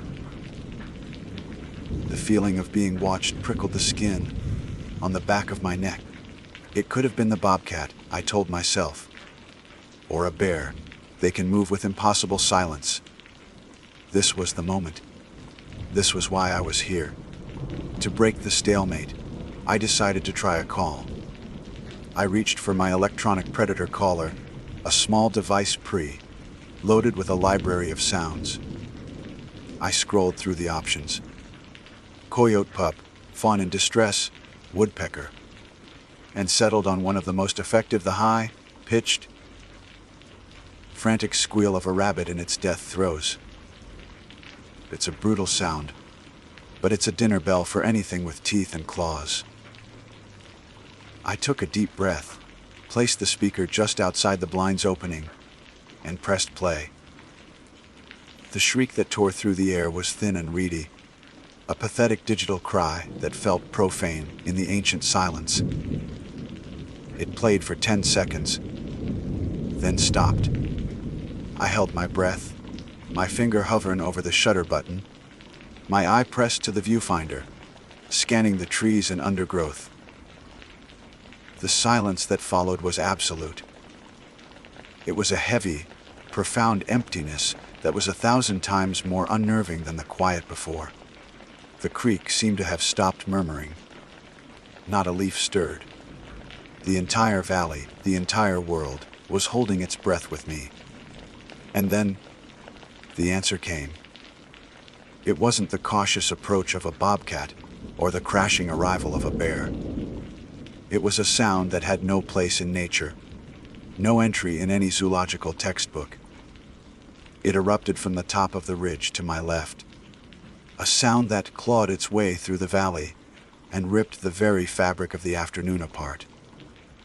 It was a scream, but it was a scream of two minds, two throats horribly intertwined. The base of it was the shriek of a woman in mortal terror and agony, a sound that speaks to the most primal part of the human brain. But woven through it, twisting around it like a thorny vine, was the snarling, guttural roar of a huge cat, a panther, a lion. The two sounds were one, inseparable, echoing off the ancient hills with an unholy resonance. It was a sound of pure, undiluted hatred and pain. Every animal in the forest, if there were any left, went dead silent. Every hair on my body stood on end. A comical dread flooded my system, turning my blood to ice water. My hand, which had been steady on my camera moments before, began to shake so violently, I had to grip my knee to stop it. My heart hammered against my ribs, a frantic drum against the horrifying silence. I sat frozen in my blind, a prisoner of my own making. The scream had not been a call. It had been a declaration, a warning, a territorial claim from something that did not belong here. I stared out the mesh window, my multi-$1,000 camera forgotten. I was no longer a photographer. I was prey. For a full hour, I didn't move a muscle. The sun continued its slow descent, and the shadows in the holler deepened, turning from gray to inky black. I saw nothing, heard nothing more. The forest remained locked in its terrified silence. Eventually, the primal need for safety overrode the paralysis.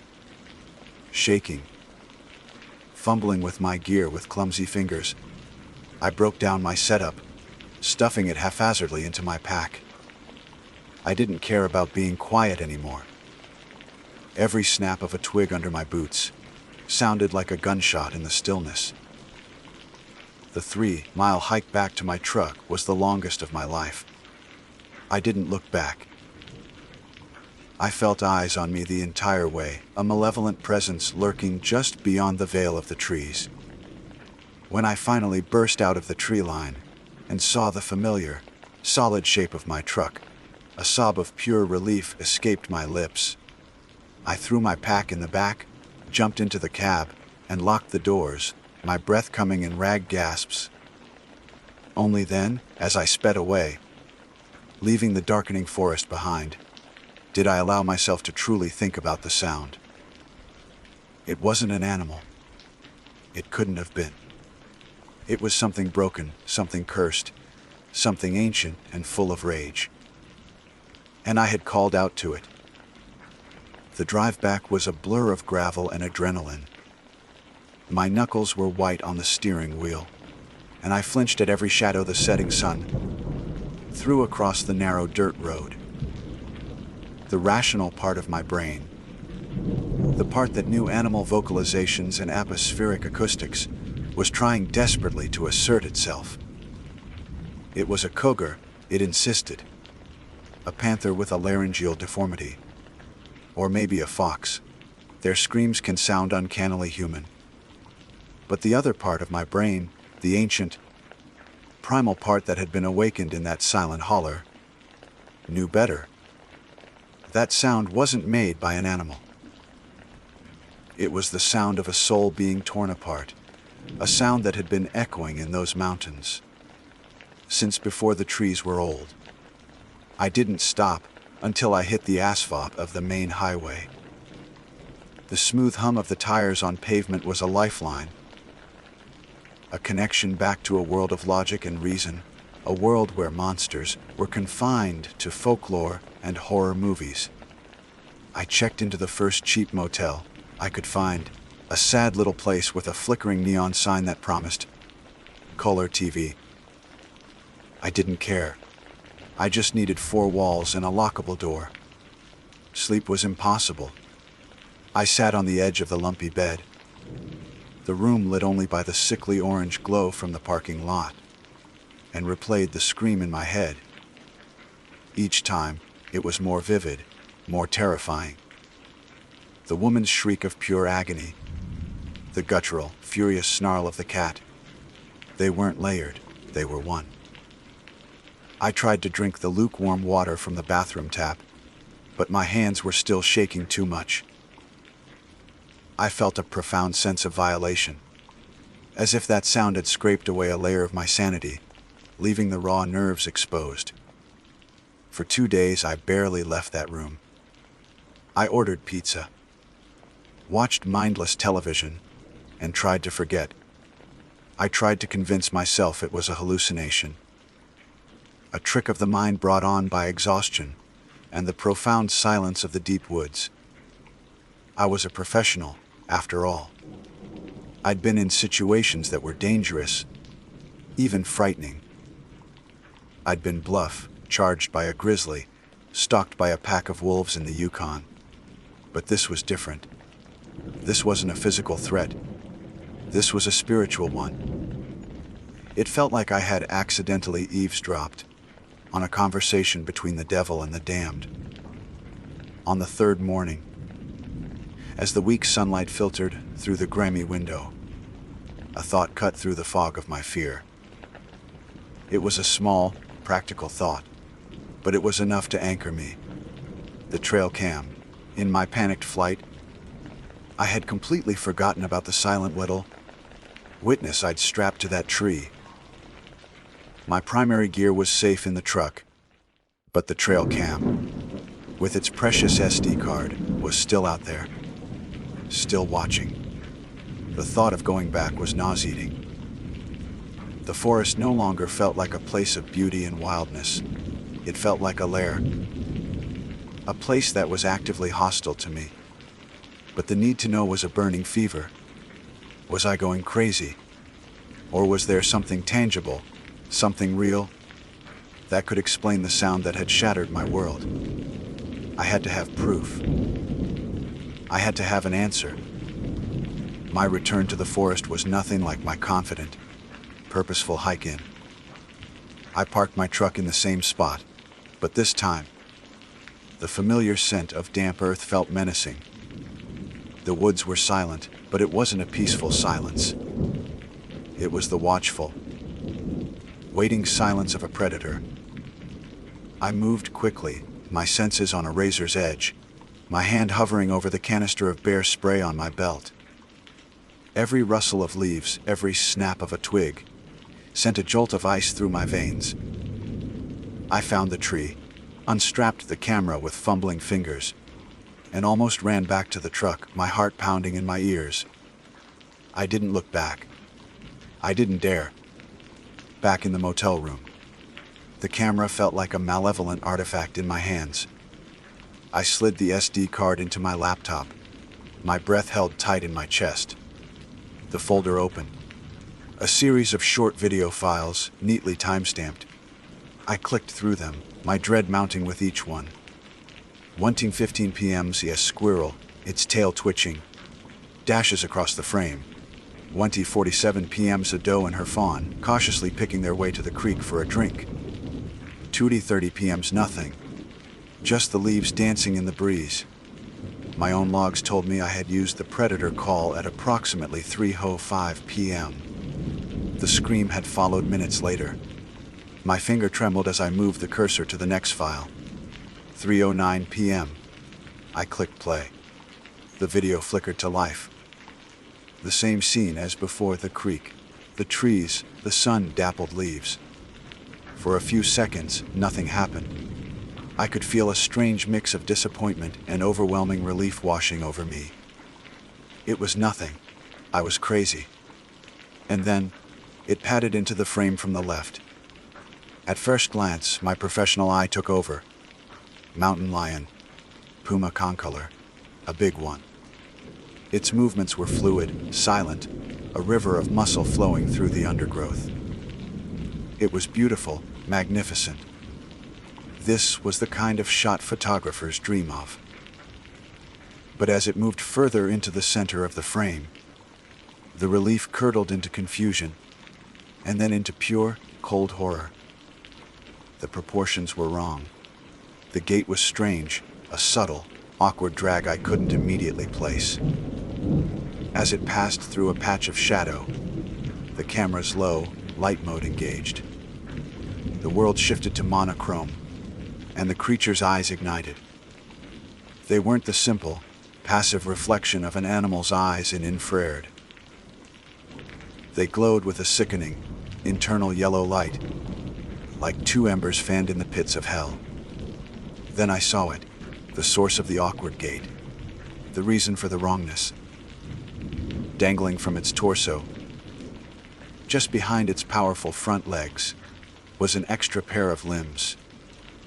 They were smaller, withered, and dragged uselessly through the leaves.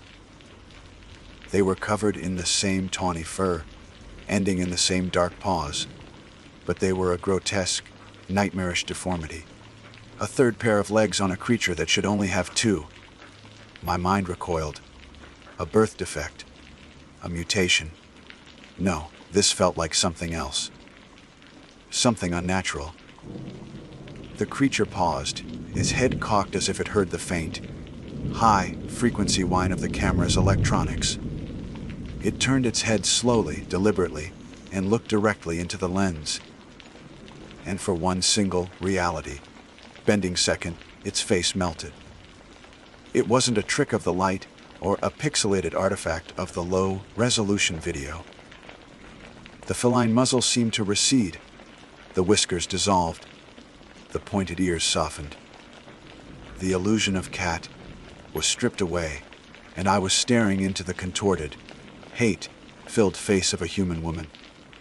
Her eyes, burning with that same impossible yellow light, were wide with an ancient, undying fury. Her mouth was twisted into a silent snarl, a perfect visual echo of the horrifying scream I had heard. It was a face from a nightmare, a face that belonged to something that had been wronged so profoundly that its rage had warped its very flesh. The moment passed. The features blurred back into the form of the great cat, but the image was burned onto my retinas, seared into my soul. My blood ran cold as a forgotten piece of lore, something I'd read on a local history website while researching the area, surfaced from the depths of my memory. A Cherokee legend, the story of the Wampus cat, It told of a woman consumed by jealousy and a thirst for forbidden knowledge, who disguised herself in the skin of a cougar to spy on a sacred hunting ceremony performed only by the men of her tribe. When she was discovered, the shaman did not kill her. He cursed her, binding her spirit to the very beast she was imitating, transforming her into a hideous monster, half woman, half cat, an abomination with 6 legs, doomed to wander the Appalachian mountains for eternity, consumed by rage and sorrow. I stared at the frozen image on my laptop screen. The glowing eyes, the snarling human-like face trapped within the beast, the sickening, useless extra limbs. I hadn't just captured an image of an unknown animal, or a so-called cryptid. The file on my computer wasn't evidence of a new species. It was evidence of a curse. I had captured proof of a woman's soul trapped in a living hell. And now, I had her picture. For how long I sat there, I don't know. Time had lost its meaning, compressed into the single, horrifying frame frozen on my laptop screen. The cheap motel room, with its stained carpet and water, damaged ceiling, faded away. My world had shrunk to the size of that 14-inch display, to the glowing yellow eyes that stared out of it. Not at the trail camera, but at me. The initial shock, the adrenaline-fueled terror, had subsided, replaced by something colder and heavier. It was the chilling weight of impossible knowledge. I was a photographer of the tangible world, a world governed by biology and physics. I dealt in facts, in shutter speeds and apertures, in the predictable behavior of flesh and blood creatures. But the image on my screen defied all of it. It wasn't a photograph of an animal. It was a portrait of a tormented soul. The legend of the Wampus Cat wasn't just a story told around a campfire. It was real. And I had the proof. My first instinct was to delete it. To drag the file to the trash icon, empty the trash, and maybe even smash the laptop for good measure. I could go home, tell my friends I'd had a bad trip, that the isolation had gotten to me. I could try to bury the memory of the scream and the face in the digital static. But I couldn't. My finger hovered over the trackpad, but I was paralyzed. Deleting the image felt like a betrayal. It felt like turning my back on that woman, leaving her to her eternal, raging torment in the dark woods. It also felt utterly, terrifyingly useless. I knew with a certainty that defied logic that the image wasn't the problem. The problem was that I had seen. The curse wasn't contained on my SD card. It was now imprinted on my mind. My second instinct was to share it, to upload it to the cryptozoology forums, to send it to paranormal investigators, to blast it across the internet and shout, "See, it's real." But what would that accomplish? I could already picture the comments. Fake. Photoshop. Cool story. Bro. I would be dismissed as a hoaxer or a lunatic. My professional reputation, carefully built over years of patient, serious work, would be destroyed overnight. Even if a few people believed me, they would see it as a monster to be hunted, a trophy to be claimed. They wouldn't see the hate-filled, tragic face of the woman trapped inside. They wouldn't understand the sorrow at the heart of the horror. No, I couldn't share it. This knowledge was a burden, and it was mine alone. I closed the laptop. The sudden darkness in the room was a relief, but it didn't last. The image was still there, burned onto the inside of my eyelids. The glowing yellow eyes, the twisted, snarling mouth, the useless, withered limbs. That night, the haunting began. It started with sound. As I lay on the lumpy bed, staring at the ceiling, I heard it. A faint, high-pitched whine on the edge of hearing, like the sound of the wind whistling through a keyhole. But it wasn't the wind. It was a sliver of the scream, a single attenuated thread of that horrible, dual-voiced shriek, carried on the night air. I sat bolt upright, my heart hammering. I rushed to the window, peering through the grimy glass into the empty parking lot. There was nothing there but my truck and a few other lonely-looking cars under the orange security lights. I told myself it was my imagination, auditory pareidolia. My brain was creating patterns from random noise. But then came the scratching. A soft, rhythmic scrape from just outside my door. It sounded like a dog pawing at the wood, but it was too slow, too deliberate. It was the sound of long, hard claws being dragged across the painted surface. I froze, every muscle tensed. I didn't breathe. I didn't move. The sound continued for a full minute, a patient exploratory scratching, before it stopped as abruptly as it had begun. I waited for what felt like an eternity, my eyes locked on the door, expecting the handle to turn, expecting the wood to splinter inwards. But nothing happened. Sleep, when it finally came, was no escape. It was a gateway. I dreamed I was back in the blind, the digital rabbit squeal echoing in the oppressive silence. But this time, when the scream answered, it came from right behind me. I turned, and the wampus cat was there, its body filling the tiny space. Its yellow eyes burned into mine, and the face of the woman was clear, her features contorted in a mask of indescribable rage. She opened its mouth, and the shriek tore through my dream, a physical force that threw me back. I woke up gasping for air, my own throat raw as if I had been screaming myself. The next day, I fled. I checked out of the motel before dawn, throwing my gear into the truck and driving without a destination. Just a desperate need to put miles between me and that place. I drove for 10 hours straight, heading west, away from the ancient, brooding mountains. I crossed state lines, the landscape flattening out into plains, the dense forests giving way to open sky. I thought I could outrun it. I was right. In another anonymous motel room, hundreds of miles away, I saw it again. I was washing my face in the bathroom, splashing cold water on my sleep-deprived eyes. When I looked up into the mirror, for a split second, my own reflection was wrong. My eyes glowed with that same sickly yellow light. My mouth was twisted into a snarl. I stumbled back with a cry, crashing into the shower curtain. When I looked again, it was just me, pale, terrified, but me. It was toying with me, stalking me.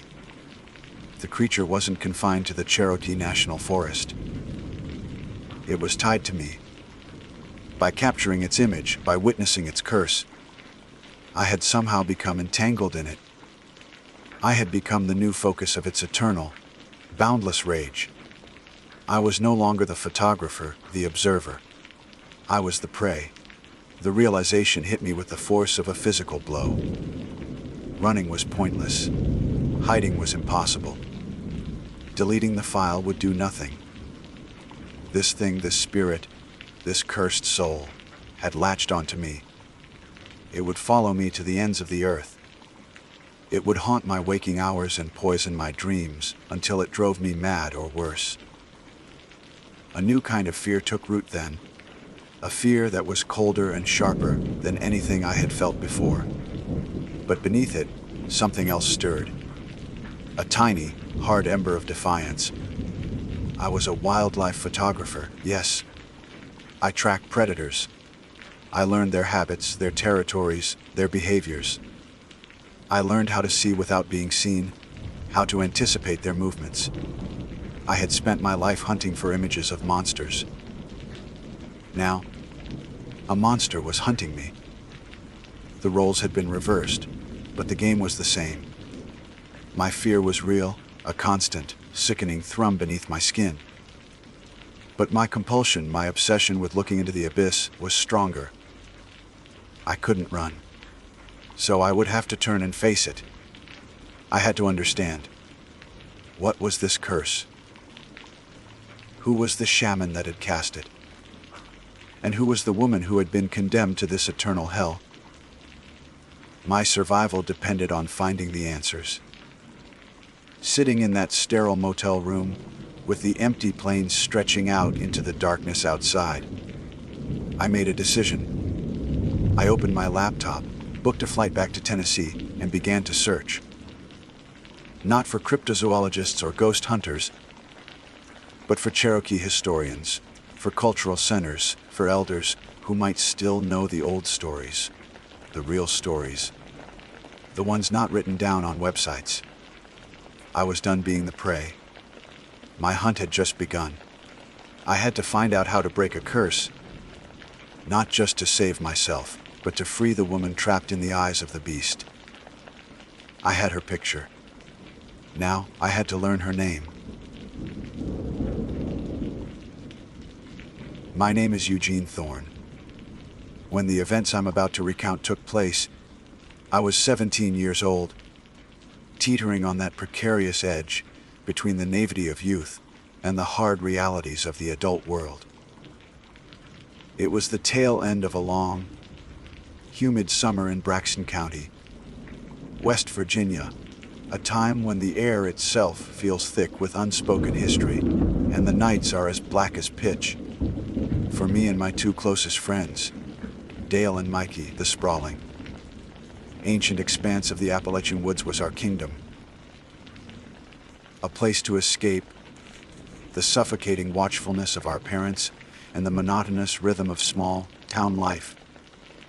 This particular camping trip, deep in the woods, near the sleepy town of Flatwoods, was meant to be just another one of those escapes. It was supposed to be about cheap beer, poorly told ghost stories around a crackling fire, and the simple, unadulterated freedom of being young and unsupervised. It turned into something else entirely.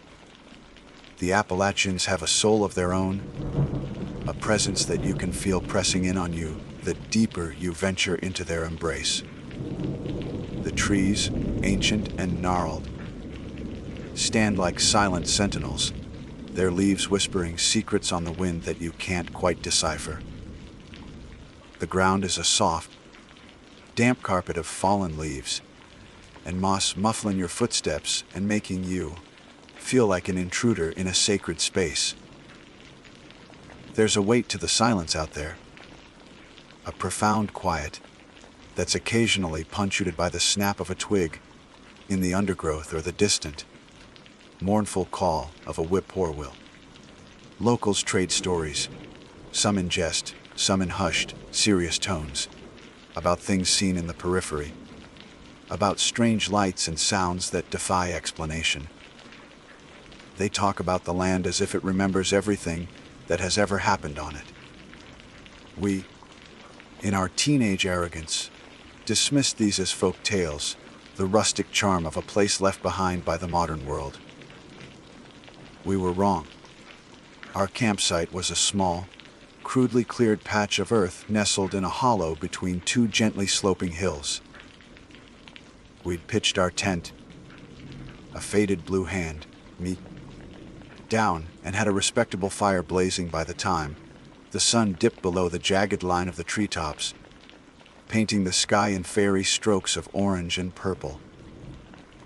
Dale, ever the pragmatist and the most cautious of our trio, was methodically turning hot dogs on a stick over the flames, his brow furrowed in concentration. Mikey was leaning back against a log, idly strumming a beat-up acoustic guitar, the clumsy chords echoing softly in the twilight. I was lying on my back, watching the first stars begin to the darkening canopy of the sky, feeling a perfect sense of contentment. The air was cool and smelled of pine, damp earth, and wood smoke. It was peaceful. It was the kind of moment you wish you could bottle up, and save for later. As the night deepened, so did the darkness. It was an absolute, consuming blackness that the flickering light of our campfire could only push back a few feet, creating a small, warm bubble of civilization in a vast, indifferent wilderness. We talked about everything and nothing. Girls, cars, our shared frustrations with school, our vague, unformed dreams for the future. The conversation eventually lulled, and we fell into a comfortable silence, mesmerized by the hypnotic dance of the flames. It was just after 10 p.m. when the peace was shattered. It wasn't a sound that alerted us, but a light. At first, I thought it was a shooting star, a fleeting silver streak against the velvet black. But this was different. A point of brilliant, pulsing red light emerged from behind the crest of the western hill. It didn't streak across the sky like a meteor. It moved with a deliberate, unnatural slowness. It arced gracefully, silently, across our field of vision, its crimson glow seeming to paint the underside of the clouds with a bloody hue. The light pulsed with a steady, rhythmic beat, like a malevolent heartbeat in the chest of the night. It was utterly silent, which was perhaps the most unnerving part. There was no engine roar, no sonic boom, just this silent, luminous object moving with an impossible purpose. We watched, frozen, as it descended behind the next hill over, the one directly to our east. The pulsing red light illuminated the treetops for a moment, making them look like skeletal fingers reaching for the sky, and then it was gone, leaving an afterimage, burned onto our retinas, and a profound, ringing silence in its wake. For a long moment, none of us moved. The only sound was the crackle and pop of the campfire. Mikey had stopped strumming his guitar, his hand hovering over the strings. Dale had let his hot dog fall from its stick into the fire, where it sizzled and blackened, forgotten. What in God's name was that? Mikey whispered, his voice thin and reedy. Dale was pale, his eyes wide and fixed on the hill where the light had disappeared. A plane crash, he offered, but his tone lacked conviction. No sound, no explosion. He shook his head slowly, a dawning fear in his eyes. That ain't right, Eugene. That ain't natural. He was right. Every instinct I had screamed that what we just witnessed was fundamentally wrong. It didn't belong to the world of planes, helicopters, or weather balloons. But where my friends felt fear, I felt an electrifying surge of something else, an intense, all-consuming curiosity. My mind raced with possibilities, each more fantastic than the last. It was the call of the unknown, an irresistible pull towards the heart of the mystery. I'm going to check it out, I announced, my voice sounding steadier than I felt. Dale turned to me, his face a mask of disbelief. Are you insane? No way. We're staying right here, by the fire. We don't know what that was. It's probably just some weirdo with a drone or something, I argued, trying to convince myself as much as them. It landed just over that hill. It's not far. I'll just take a look. No, man. Listen to Dale. Mikey chimed in, his voice trembling slightly. This feels bad. Let's just pack up. Let's just go home. But the idea of leaving, of never knowing, was unbearable to me. It felt like a personal challenge. The world had just shown me something impossible, and I couldn't turn my back on it. I'm not going to get hurt, I said, trying to project a confidence I didn't fully possess. I'll just go to the top of the hill, see what it is, and come straight back. I'll be quick. I grabbed my heavy-duty flashlight from my pack, its metal casing cold and solid in my hand. I'll be right back, I repeated, more to myself this time. Without waiting for another argument, I turned and strode out of the circle of firelight, plunging into the oppressive darkness of the woods. The air immediately grew colder, and the familiar sounds of the night seemed to amplify around me. My heart hammered against my ribs, a frantic drumbeat of fear and exhilaration. As I began the ascent of the hill, the ground soft and treacherous under my feet, I couldn't shake the feeling that I had just made a terrible mistake. Every shadow seemed to twist into a menacing shape, and every rustle of leaves sounded like something large and unseen tracking my progress. I was about halfway up the incline when the smell hit me. It was thick and acrid, rolling down the hillside to meet me in a foul, invisible wave.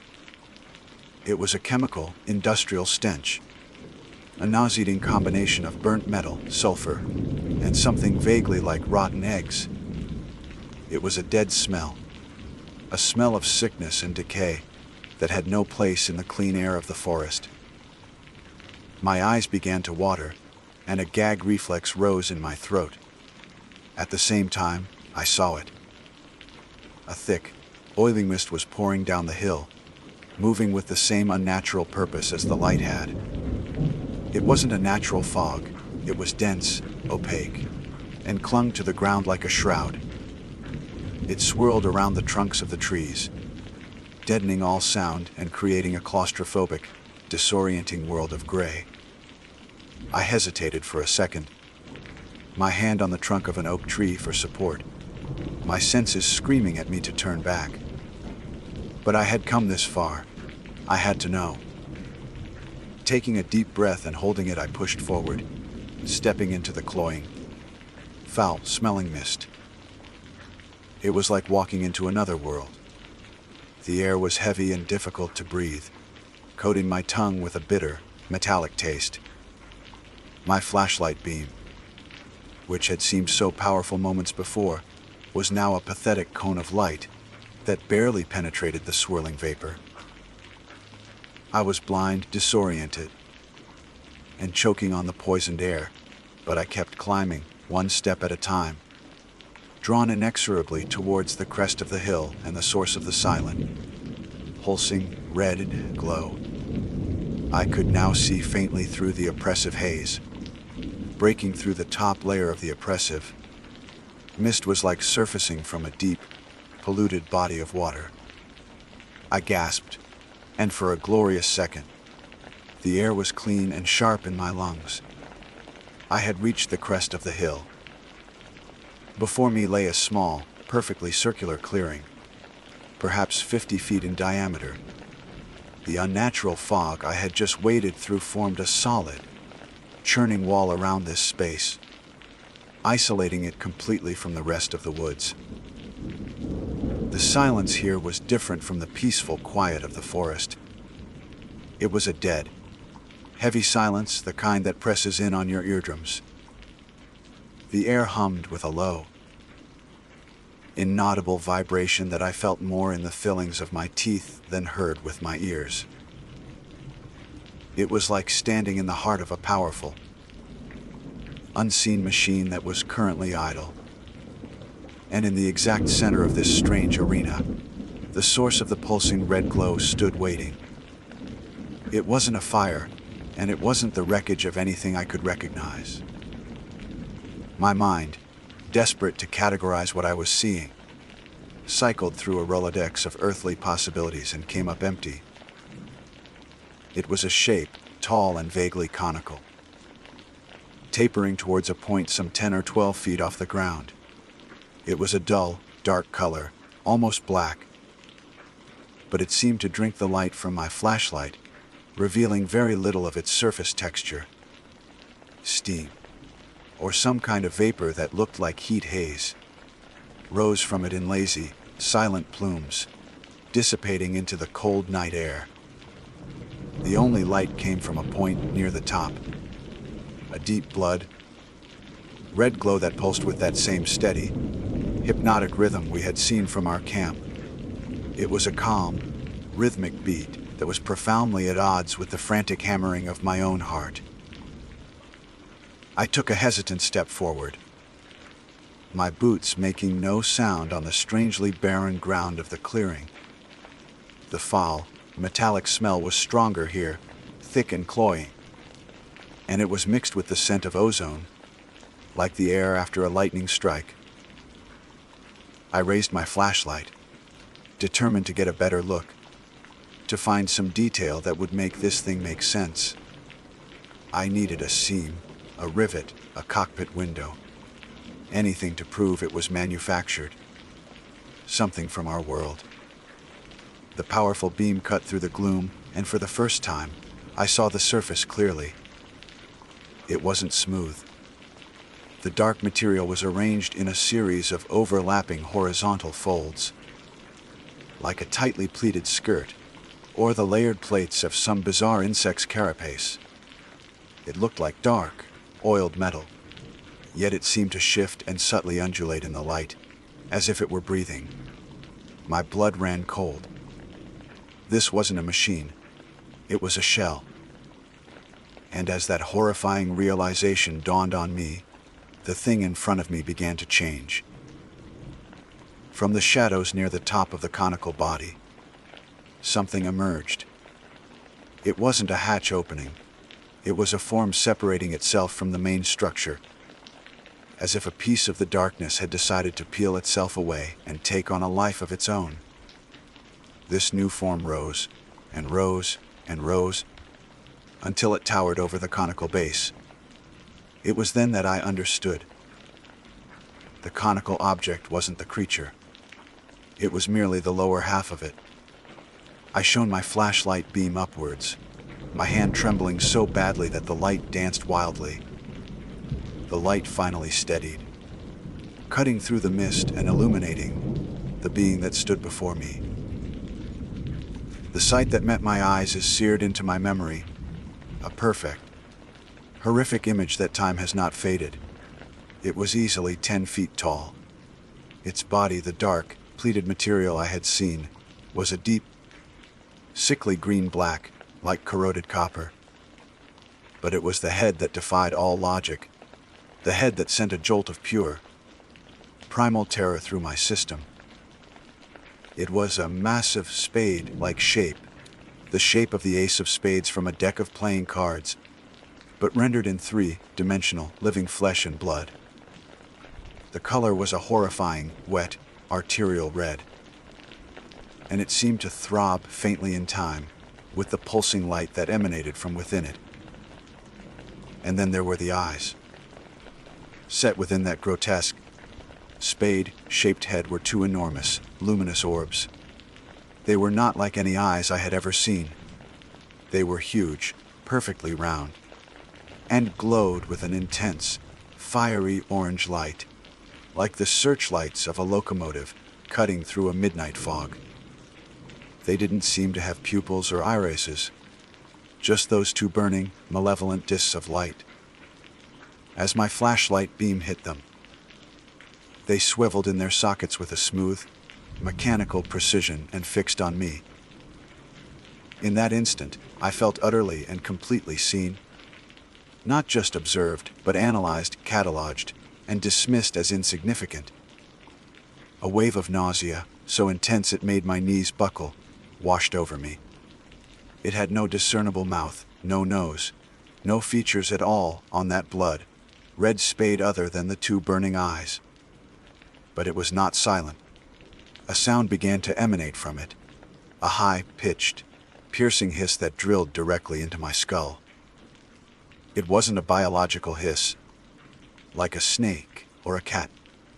It was electronic and sharp, like the sound of a massive capacitor discharging. And it grew in volume until my ears rang, and the air itself seemed to vibrate with the noise.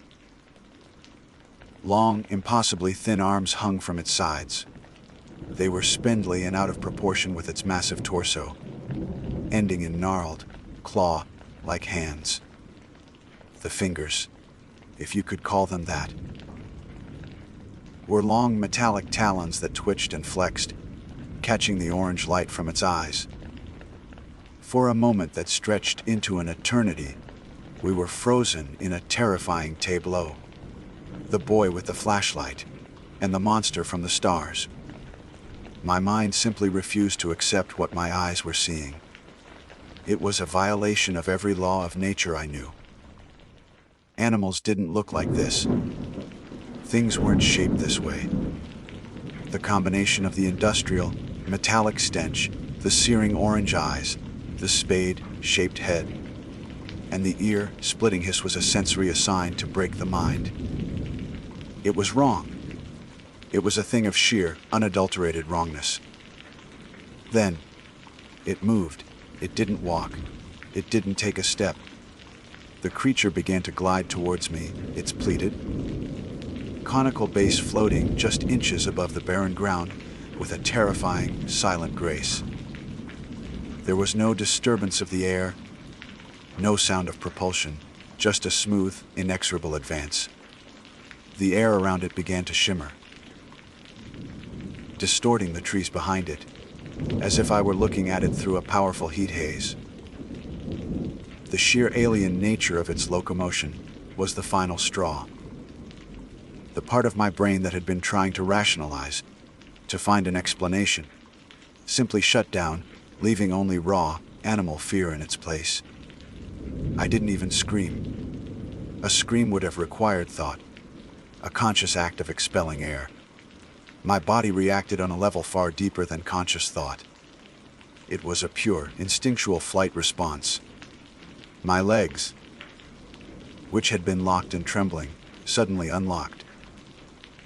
I turned, not with a deliberate pivot, but with a clumsy, panicked scramble, my feet tangling with each other. I stumbled, catching myself on one hand before lurching into a desperate, headlong sprint. I ran blindly, away from the clearing, away from the light, away from the impossible thing that was gliding silently towards me. I plunged back into the thick, choking wall of mist. The sound of its piercing hiss following me, echoing in my head long after I had left it behind. The descent down the hill was a chaotic symphony of blind panic. I didn't navigate the terrain, I simply fell through it. Branches whipped at my face and arms, leaving stinging red welts. Thorns tore at my clothes and skin, but I felt no pain. My only reality was the desperate need for forward momentum. The thick, oily mist I had ascended through was now my tormentor, clinging to me, filling my lungs with its foul, chemical stench. I was running blind, the beam of my dropped flashlight now just a memory. Every shadow was the creature. Every rock was an obstacle sent to trip me and deliver me to the silent, gliding horror that I knew was somewhere behind me. The piercing, electronic hiss was gone from the air, but it continued to reverberate inside my skull, a phantom echo that spurred me onward. My lungs burned, not just from the exertion, but from the poisoned air I was inhaling. Each gasp was a fresh wave of nausea, a fresh taste of burnt metal. I'm not sure how long I ran. Time had dissolved into a meaningless concept, replaced by a frantic sequence of stumbles, falls, and desperate scrambles back to my feet. Then, through the swirling gray fog, I saw a new light. It was a warm, flickering orange. The campfire. Hope, fierce and desperate, surged through me.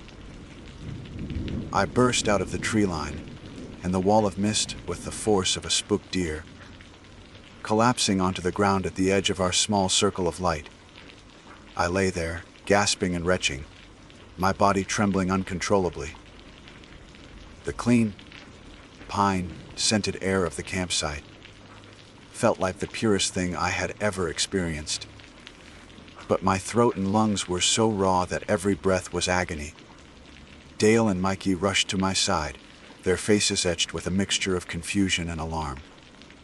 "Eugene, what happened? Where have you been?" Dale yelled, grabbing my shoulder.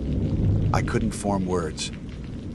I could only point, my trembling finger aimed back at the dark, mist-shrouded hill.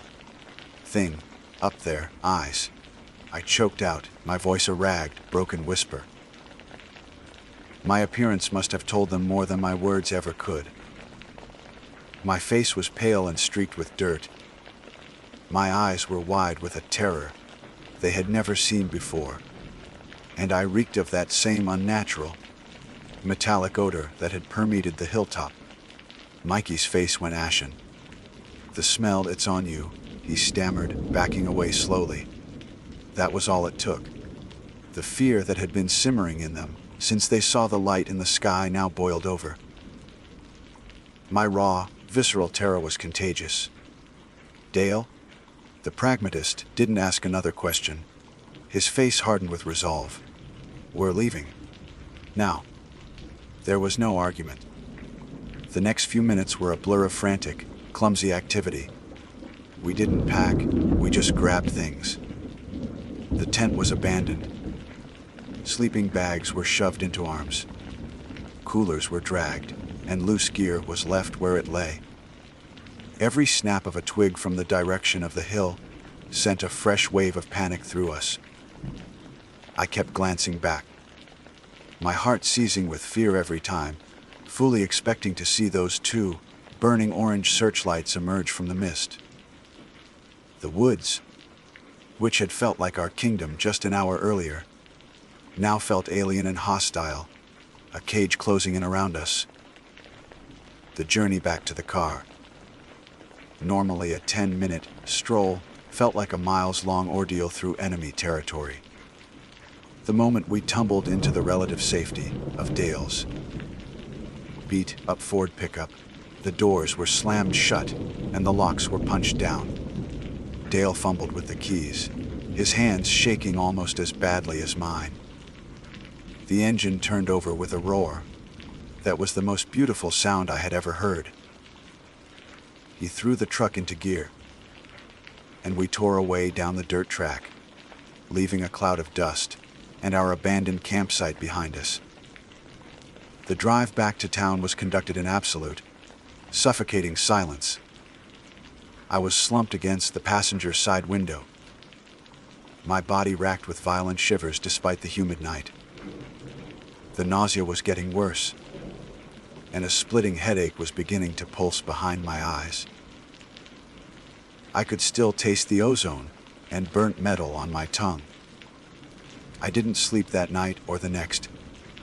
Every time I closed my eyes, I saw it: the blood, red spade of a head, the pleated, shifting body, and the terrible, burning orange eyes that saw right through me. The physical symptoms intensified. I was constantly nauseous, unable to keep much food down. My throat was raw and swollen, as if I had gargled with acid. My voice was a hoarse croak. My parents, seeing my condition, assumed I had a severe case of the flu and confined me to my bed. But I knew this was no flu. This was a sickness from the hill. It was a poison I had brought back with me. For days, I was trapped in a feverish haze of sickness and terror. I tried to tell Dale and Mikey what I had seen in detail, but the words felt inadequate, insane. How do you describe something that has no earthly frame of reference? They believed I had seen something. My terror had been too real to fake. But the specifics sounded like the ravings of a madman. They grew distant, uncomfortable. I think, in a way, they were afraid of me, afraid of the horror I had brought back with them. Our friendship, once the bedrock of my world, was fractured by the unexplainable events of that night. It was about a week later, when I was finally able to sit at a computer without the room spinning, that I started to search. I didn't know what I was looking for. I typed in Flatwoods, strange lights, tall creature, and then I found it. Article after article, some from crackpot UFO sites, others from more serious historical archives, all telling the same story. September 12, 1952. A group of local kids and a mother, Kathleen May, witnessed a bright object streak across the sky and crash on a local hill. They went to investigate. They encountered a thick, metallic-smelling mist. And then they saw it, a 10-foot tall creature with a glowing, spade-shaped head and claw, like hands that glided towards them, emitting a piercing hiss. My blood turned to ice as I read the final part of the account. In the days following their encounter, the witnesses all fell ill. Their symptoms were described in detail: intense nausea and vomiting, and severe irritation and swelling of the throat. The exact same symptoms I was suffering from. It was a moment of terrifying validation. I wasn't crazy. I hadn't imagined it. What I had seen was real. It had been there before, decades ago, leaving the same poison in its wake. The knowledge was both a comfort and the deepest horror imaginable. This wasn't just a monster, it was a local legend, a recurring nightmare that haunted these ancient hills. I never went camping in those woods again. I never could. The Appalachians, once my sanctuary, were now a place of profound dread. The memory of that night has never left me. It's a dark corner of my mind that I try not to visit.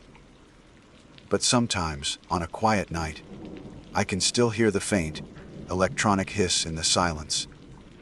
I saw something that wasn't from this world. Something that defied the laws of God and nature. It left its mark on me. A physical and psychological poison that serves as a constant, terrifying reminder that we are not alone, and that some mysteries are better left unsolved. My name is Nora Caldwell. Even now, decades later, saying that feels like a necessary anchor to reality, a reminder of who I was before that trip. I am an environmental scientist, a woman who has dedicated her life to the rational, the observable, and the quantifiable aspects of the natural world. I believe in ecosystems, in geological time, in the predictable, beautiful chaos of biology. I do not, as a rule, believe in ghosts or spirits. But the wilderness does not care about our rules, and some places hold memories older and deeper than any science can explain. This is the story of what I and my friends encountered in the heart of the Boundary Waters, Cano Area Wilderness. There were 4 of us that September, chasing the last vestiges of summer before the Minnesota autumn locked the lakes in ice. We were seasoned enough not to be reckless, but young enough to still feel invincible. Our leader, by unspoken agreement, was Liam. He was a force of nature himself, sturdy, pragmatic, with a map of the northern lakes seemingly etched into his brain. He'd spent every summer of his life paddling these waters, and his quiet confidence was the bedrock of our group. Then there was Chloe, a freelance photographer with an infectious, booming laugh and an eye for the sublime. Her mission was to capture the soul of the Boundary Waters, from the grand sweep of a sunset, over a granite cliff to the delicate lace of a spiderweb beaded with morning dew. Her 2 waterproof Pelican cases, filled with lenses and camera bodies, were the heaviest and most precious cargo we carried. Finally, there was Ben. Quiet, thoughtful Ben. A history student who saw the landscape not just as rock and water, but as a tapestry of human stories. He would paddle for hours in contented silence, only to break it with a fascinating detail about the French, Canadian voyagers who once plied these same routes, or the ancient histories of the Ojibwe who knew this land as home. And then there was me, Nora, the scientist.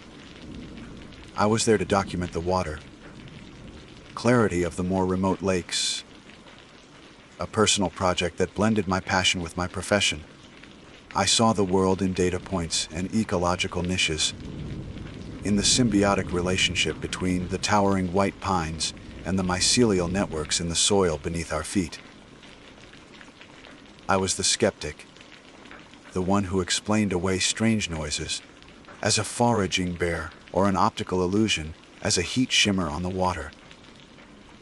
We were a balanced group, a perfect four, a cornered structure of practicality, art, history, and science. We thought we were prepared for anything. The Boundary Waters Canoe Area Wilderness, for those who have never been, is not simply a park. It is a sprawling, primordial labyrinth of over 1,000 lakes, interconnected by streams, rivers, and rugged trails called portages. It's a place where the modern world truly falls away. There is no cell service, no electricity, no roads. The only sounds are the dip of your paddle, the cry of a loon echoing across the water, and the whisper of wind through the pines.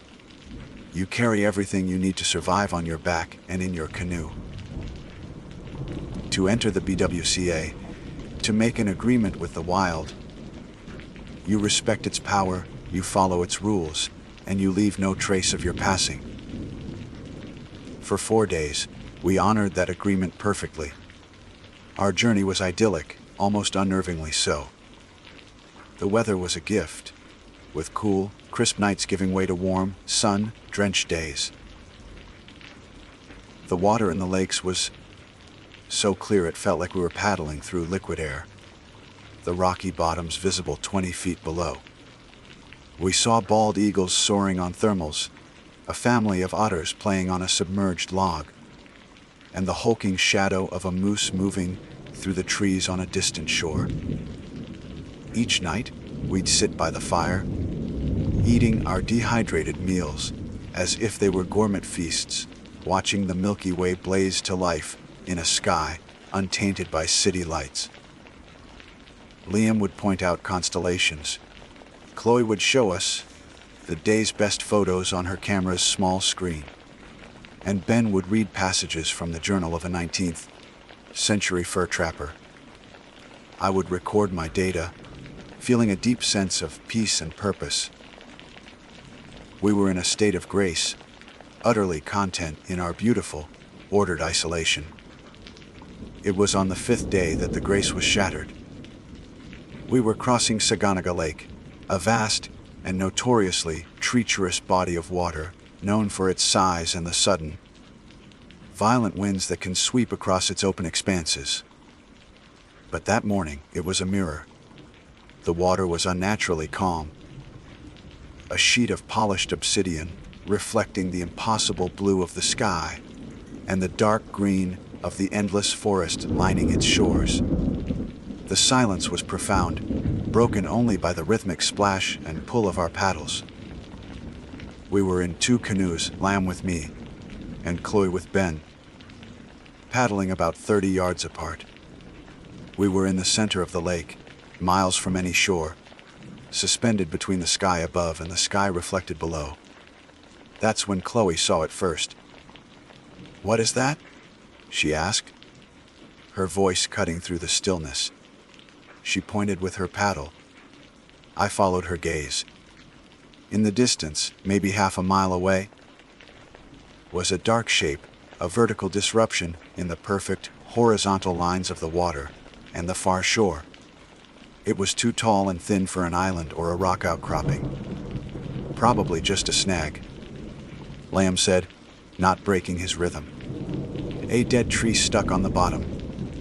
It was the most logical explanation. Saganaga was dotted with them. But as we paddled, the shape didn't behave like a snag. It didn't get wider or change its profile. It remained a stark, vertical line. A man. My scientific mind immediately rejected it. Impossible. The charts Ben and Liam had studied the night before were clear. We were in the deepest part of the lake, over 100 feet of cold, dark water beneath our hulls. No one could be standing there. "It's not a tree," Ben said, his voice low and tight. He had stopped paddling. Chloe had her camera up, her telephoto lens aimed at the figure. We continued to paddle closer, a silent, magnetic pull drawing us forward. The feeling in the air had changed.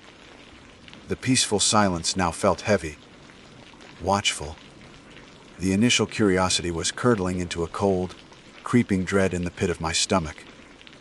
At about 200 yards, the details began to resolve. It was impossibly a man. He was large, broad-shouldered, and stood perfectly still, the water ending cleanly at his waist. He was facing us, a statue in the center of the vast lake.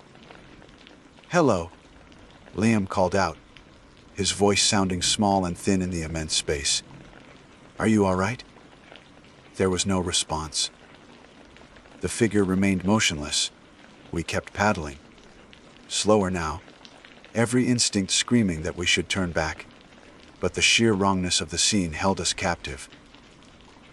At 50 feet, the image was terrifyingly clear, a portrait of anachronism and impossibility. He was an old man with a great, wild beard that flowed down his chest, the color of sun, bleached driftwood. His hair was long and unkempt. He was dressed not in modern gear, but in what looked like traditional buckskin clothing, dark and weathered with age. In one hand, he held a long staff of gnarled wood, its top level with his head. But it was his face that stopped my heart. It was a mask of utter neutrality, his eyes fixed on us without expression, without recognition. He wasn't in distress. He wasn't curious. He was simply there. And he was watching us approach, standing in water that should have been 100 feet over his head. The world seemed to shrink until it contained only the 50 feet of impossible water between our canoes and the silent man. Time itself felt thick, syrupy. My scientific mind, my anchor in a world of cause and effect, was frantically scrambling for purchase and finding none. A submerged rock formation, a sandbar. No, the charts were unequivocal. Refraction of light, a complex mirage. The image was too stable, too detailed, too real. Every logical explanation dissolved into absurdity, leaving only the terrifying truth of what my eyes were seeing. Beside me, Liam's paddle rested across his lap, his knuckles white. The easy confidence had evaporated from his face, replaced by a stony, primal disbelief. He, who knew these lakes better than his own home, was utterly lost. In the other canoe, Chloe, ever the artist, was the first to break the paralysis. I heard the distinct, mechanical click of her camera's shutter. It was a sound of normalcy, of routine, so out of place in the profound strangeness of the moment that it was jarring. She fired off another shot, and another. The whir of her auto-focus motor was a tiny, buzzing insect in the crushing silence. Ben was pale, his eyes wide, fixed on the man's buckskin attire. "Voyager," he whispered, the word barely audible. Or something older. He was seeing a ghost from his history books, a specter walking out of the past and into our present. My gaze was locked on the man's eyes. They were not the eyes of a madman, nor were they vacant. They were ancient, filled with a depth of knowledge that felt geologic in scale. He was looking at us, but also through us, as if we were fleeting phenomena, like mayflies dancing on the surface of his eternal existence. The water lapped gently against his waist, not even seeming to soak the strange, leather-like material of his clothes. He was not cold. He was not wet. He was simply present. Liam found his voice, though it came out as a strained rasp. "Sir, we need to know if you need help. We have a radio. We can call for a ranger." He was clinging to protocol, to the familiar script of wilderness encounters. The man did not answer. He did not blink. Instead, he moved. It was a slow, deliberate motion, imbued with an immense sense of purpose. He raised his right arm, the one holding the gnarled wooden staff. The water streamed from his buckskin sleeve in smooth, unnatural rivulets, leaving the material instantly dry. He lifted the staff until it was pointing directly at the space between our two canoes. And then he smiled.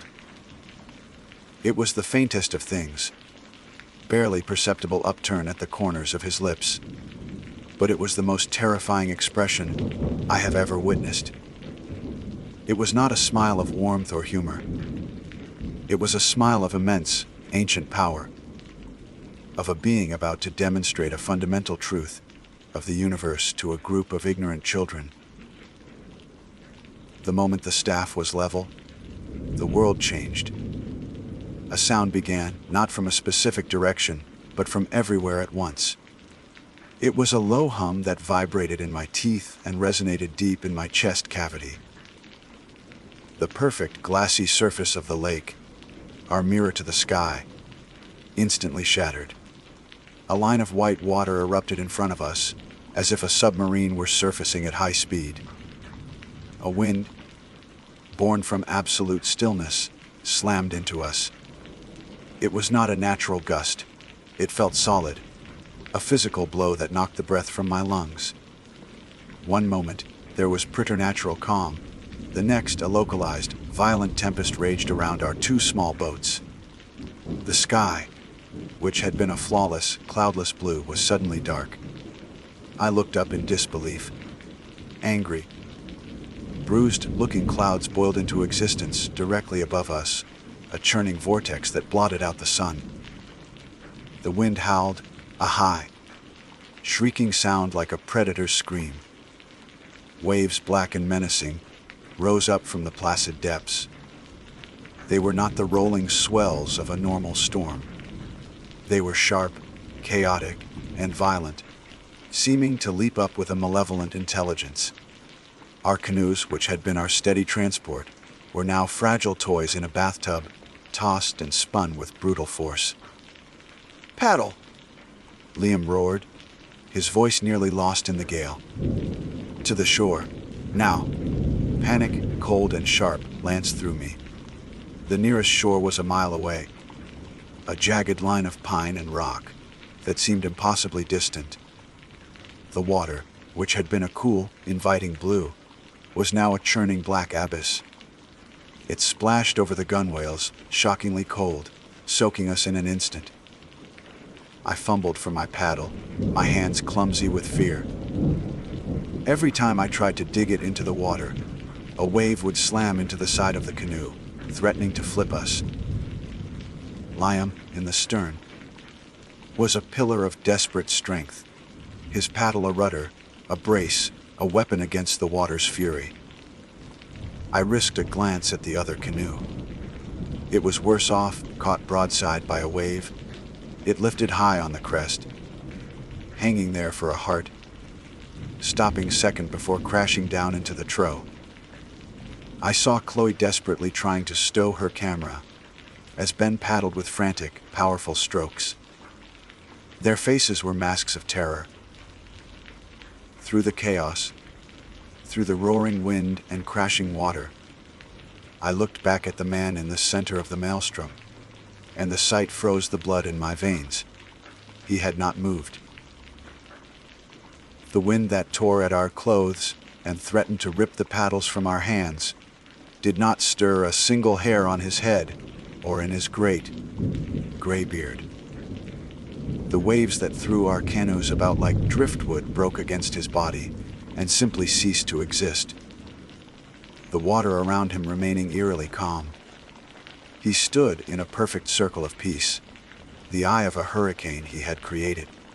His staff still pointed at us, that faint, terrible smile still on his lips. He was watching our struggle with the detached curiosity of a scientist observing microbes in a petri dish. We were not in a storm. We were being attacked. The thought was so alien, so contrary to every principle of my life, that it brought with it a strange, terrifying clarity. This was not meteorology. This was a conscious act of will, and we were its target. We paddled for our lives, our muscles screaming, our lungs burning. It was a primal, desperate flight, a battle against an enemy we could not comprehend. The wind tore at us, the waves battered us, and the cold water sapped our strength. More than once, I was sure we were going over, that we would be plunged into the black, frigid water to be swallowed by the lake. But somehow, Liam's skill and our sheer terror kept us upright. After an eternity of struggle that could have been 10 minutes or an hour, our canoe scraped against gravel. We had made it. We half fell, half crawled out of the boat, scrambling onto the rocky shore on trembling legs. A moment later, Ben and Chloe's canoe crashed ashore nearby. We collapsed onto the rocks, gasping for air, our bodies shaking uncontrollably from adrenaline and cold. For a moment, we just lay there, the sound of our own ragged breathing, louder than the storm that was, impossibly, already fading. I pushed myself up and looked back at the lake. The wind was gone. The howling had ceased. The angry, black waves were shrinking, softening, melting back into the placid surface. The dark, boiling clouds above were thinning, dissolving like smoke, revealing the serene, indifferent blue sky once more. Within the space of a minute, Saganaga Lake was again a perfect, silent mirror, and the man was gone. There was no ripple, no sign that he had ever been there. The lake was empty. The silence that returned was not the peaceful silence of before. It was a heavy, dead silence, a vacuum left in the wake of an event that had broken the world. We lay on the sharp, unforgiving rocks of the shoreline for a long time, a tableau of shock and exhaustion. The silence that had descended upon the lake was more terrifying than the storm itself. It was a dead, hollow silence, the kind that follows a scream. My own ragged breaths sounded unnervingly loud, a stark contrast to the absolute stillness of the water and air. The sun beat down, warm on my soaked clothes, a grotesque mockery of the idyllic morning we had lost. My body trembled, a deep, cellular tremor that had nothing to do with the cold. It was the vibration of a tuning fork that had been struck against something fundamentally wrong. It was Liam who moved first. He pushed himself into a sitting position, his movements stiff and slow, like an old man's. He stared out at the placid lake, his face a gray, haggard mask. He, our fearless leader, the man who was more at home in this wilderness than anywhere else, looked utterly broken. He had been violated in his own church. What was that? He whispered, not to any of us, but to the lake itself. No one answered. What could we say? My scientific vocabulary was useless, a collection of irrelevant words in the face of what we had witnessed. Meteorology, physics, optics, they were the tools of a different reality. Here on this shore, they were meaningless. Ben was curled on his side, his knees drawn up to his chest, his eyes shut tight as if he could unsee the event. Chloe was fumbling with her pelican case, her hands shaking so badly she could barely work the latches. The camera, she said, her voice a choked whisper. I got pictures. A jolt went through me, a surge of something that felt horribly like hope. Evidence, data. Something tangible to hold on to in the swirling chaos of the impossible. We all turned to look at her as she finally got the case open and pulled out her camera. The expensive, weather-sealed body was damp, but seemed intact. With trembling fingers, she turned it on and pressed the playback button. We huddled around her, our shoulders touching, a small, frightened herd seeking comfort in proximity. The first image appeared on the small LCD screen. It was a shot of the lake from before, serene and beautiful. Chloe clicked to the next one, and the next. all beautiful, empty landscapes. No, wait, she muttered, her brow furrowed. I know I took them. She scrolled faster. More photos of the lake, the sky, the distant shore. All of them pristine. All of them empty. There was no man. There was no vertical shape in the water.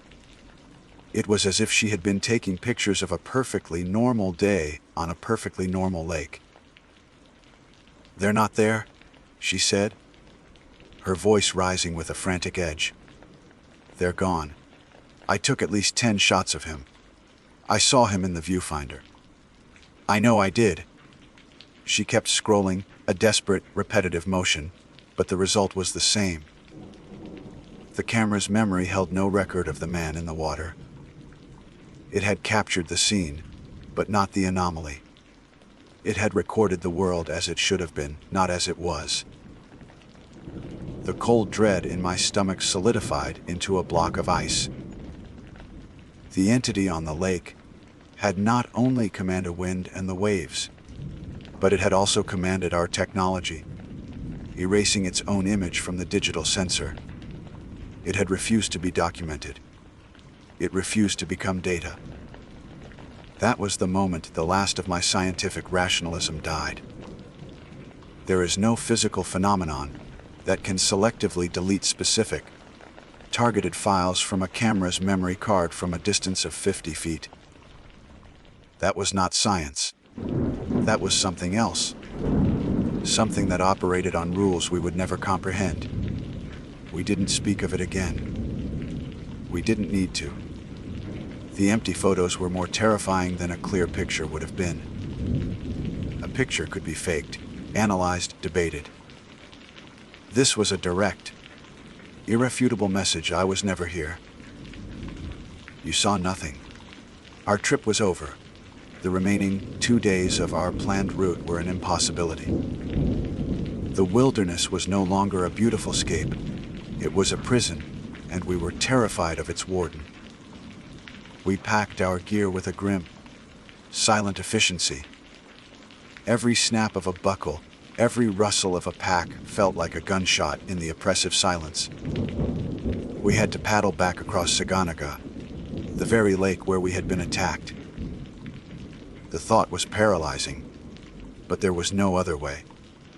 We loaded the canoes, our movements clumsy, our eyes constantly scanning the water, the shoreline, the trees. The paddle back was the longest, most harrowing journey of my life. The lake remained perfectly calm, the sky a brilliant, indifferent blue. But the beauty was gone. Now, I saw only menace. The dark shadows between the trees were no longer just shadows. They were hiding places. The cry of a loon was not a call of the wild. It was a warning. The water beneath us was not just water. It was a thin membrane separating us from a hostile, unknowable depth. We paddled hard and fast, not speaking, our gazes fixed on the far shore. We didn't stop. We didn't rest. We just paddled, driven by a primal need to escape. We made it to the entry point by nightfall, 2 days ahead of schedule. We hauled our gear out of the canoes and practically ran to the car. The simple act of closing and locking the car doors felt like sealing a tomb, shutting the horror outside. The drive back to civilization was silent. The 4 of us who had started the trip as a tight, knit group of friends were now 4 separate islands of trauma, adrift in a shared, unspeakable memory. We tried to talk about it once. A week later, in a brightly lit coffee shop that smelled of roasted beans and steamed milk, we tried to put words to the experience. It was a disaster. Liam, the pragmatist, attempted to frame it as a shared hallucination brought on by fatigue or some unknown atmospheric condition. He sounded hollow, his words a desperate attempt to rebuild in logical walls the man in the lake had demolished. Ben, the historian, spoke of ancient water spirits from Ojibwe lore, the Mishapishu, the powerful underwater panther. He wasn't offering an explanation, merely a historical container for a terror that defied categorization. Chloe, the artist, said nothing at all. She had sold her camera equipment. She said the joy was gone, that when she looked through a lens now, she felt like she was being watched.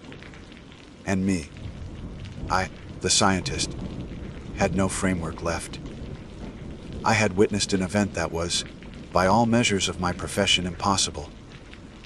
It had targeted us, toyed with us, and then erased its own existence from our only physical proof. It broke my career, in a way. I still work as an environmental scientist, but the passion is tempered by a deep, abiding fear. I can no longer look at a pristine landscape without a cold knot of dread forming in my stomach. I can analyze the water. I can count the species. I can measure the ecosystem. But I know with a certainty that chills me to my soul that I am only measuring the surface. Beneath the quantifiable, observable world lies something else. Something ancient, powerful, and utterly indifferent to our existence. We never went back to the boundary waters. The four of us drifted apart. The shared trauma a chasm too wide to bridge with coffee shop conversations. The friendship, like our sense of safety in the world, was another casualty of that day on the lake. I don't know who or what we saw. A ghost, a nature spirit, a being from a dimension that briefly, terrifyingly intersected with our own. I will never know, but I carry the memory every day. I carry the image of his expressionless eyes, the feel of the unnatural wind, and the horror of those empty photographs.